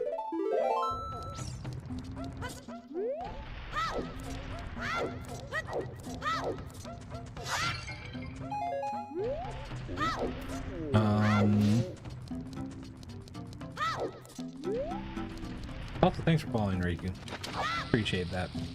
Still reminds you of your life over the last 3 weeks. Rocky. Adrian!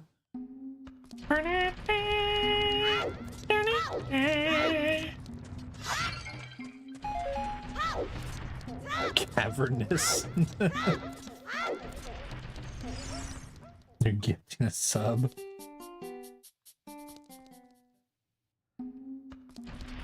Oh yeah, the lore is Doc curses the stream whenever they drive home.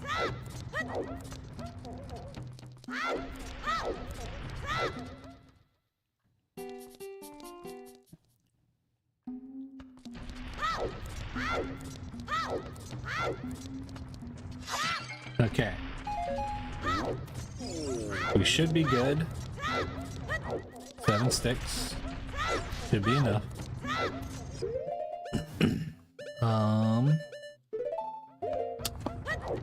Okay.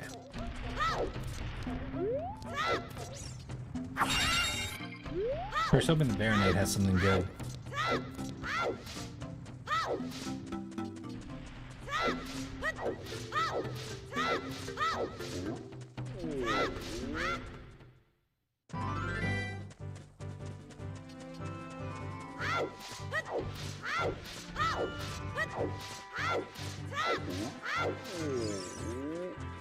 Yeah, if you watch that clip, Joe, you will see the absolute worst I have ever fucked up in this run. It's pretty funny.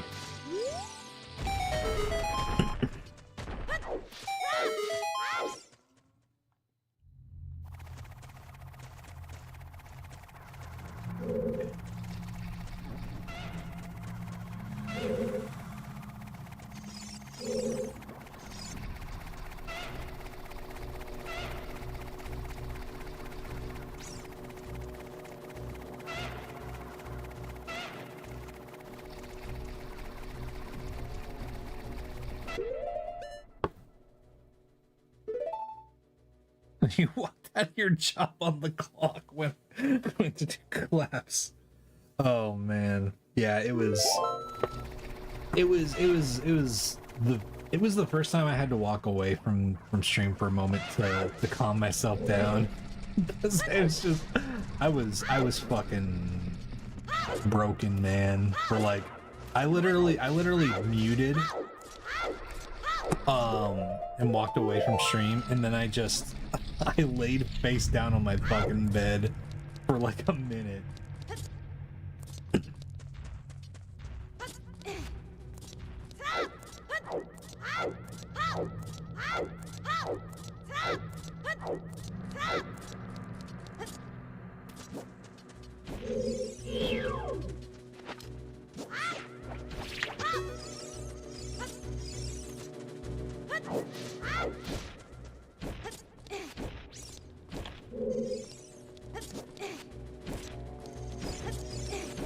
G-rated language. I couldn't even speak for a period of time. I literally was just like silently face down on my bed, just like, yeah, I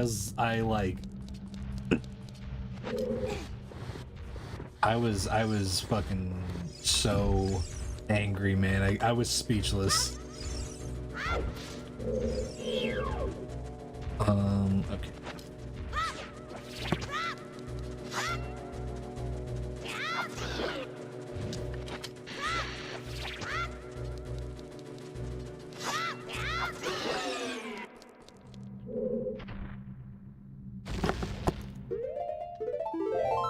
It was back in December.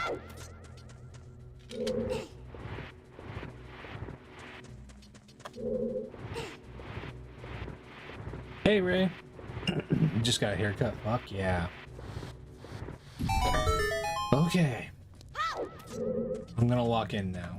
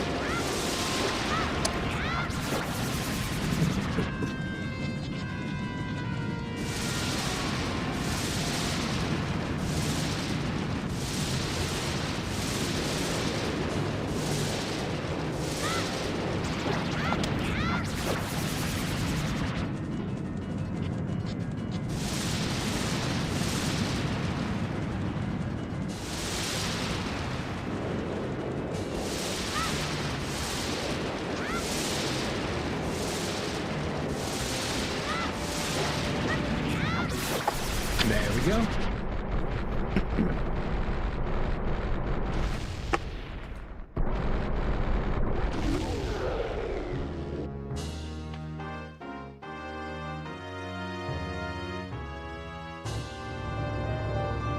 Sick, man. Okay.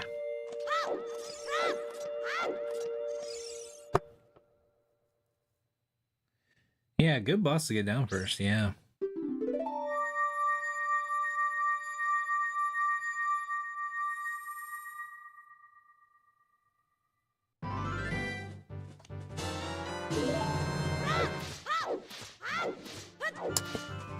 Okay. That did jack shit for us.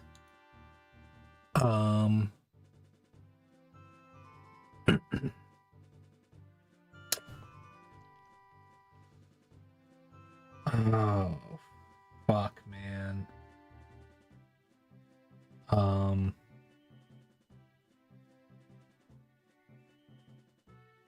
Okay.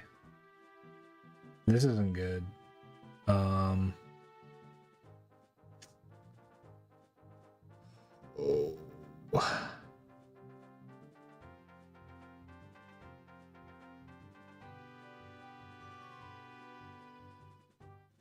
So we have... Okay.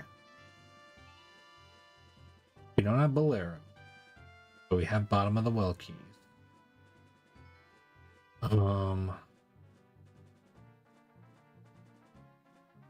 There's something that I'm forgetting right now.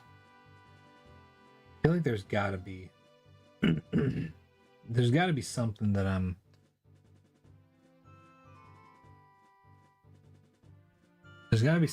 forgetting right now. Oh, dude.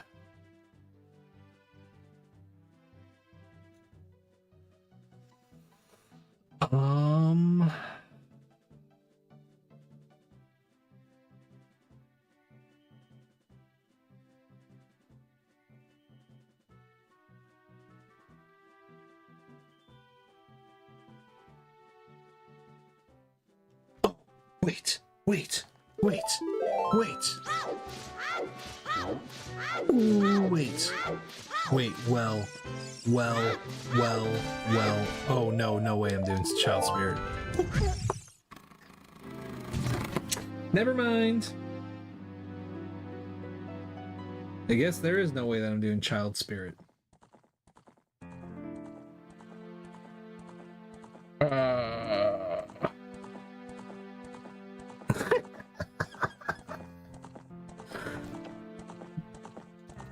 Well, chalk that up to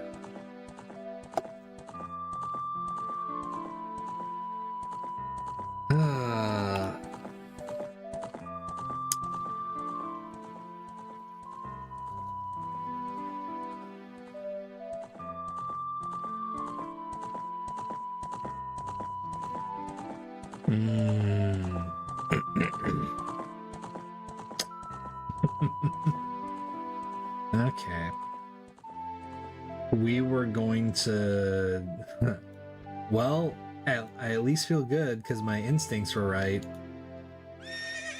Bottom of the well was Deku Tree, and there were a couple things there.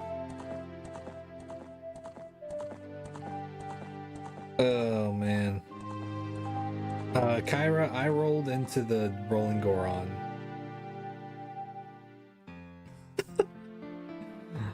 Oh, man. That's pretty ass, man. It's a pretty shitty way to go, man. I gotta be honest. Oh, God.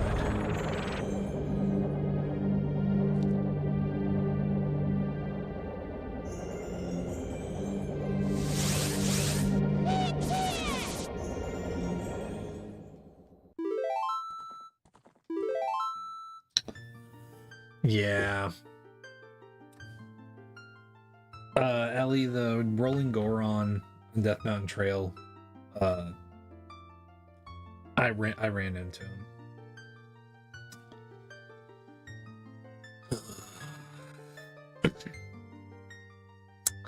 Well, unfortunately, Doc is gonna realize what happened after the stream though. Yeah, okay. TikTok, I gotta go. No stream tomorrow. I'll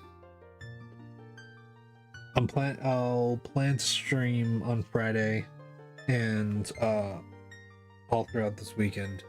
But yeah. I just got distracted, man, because there was a hot second where I was like, oh no, is it gonna make us do Child Spirit? Like, that was the only thing that I could think of in that moment. And then the moment where I was like, oh well, bottom of the well, I was like, oh, I gotta get there as fast as I can. And yeah. Death by going under the spider. Yeah. Oh man. Yeah, sorry, Joe.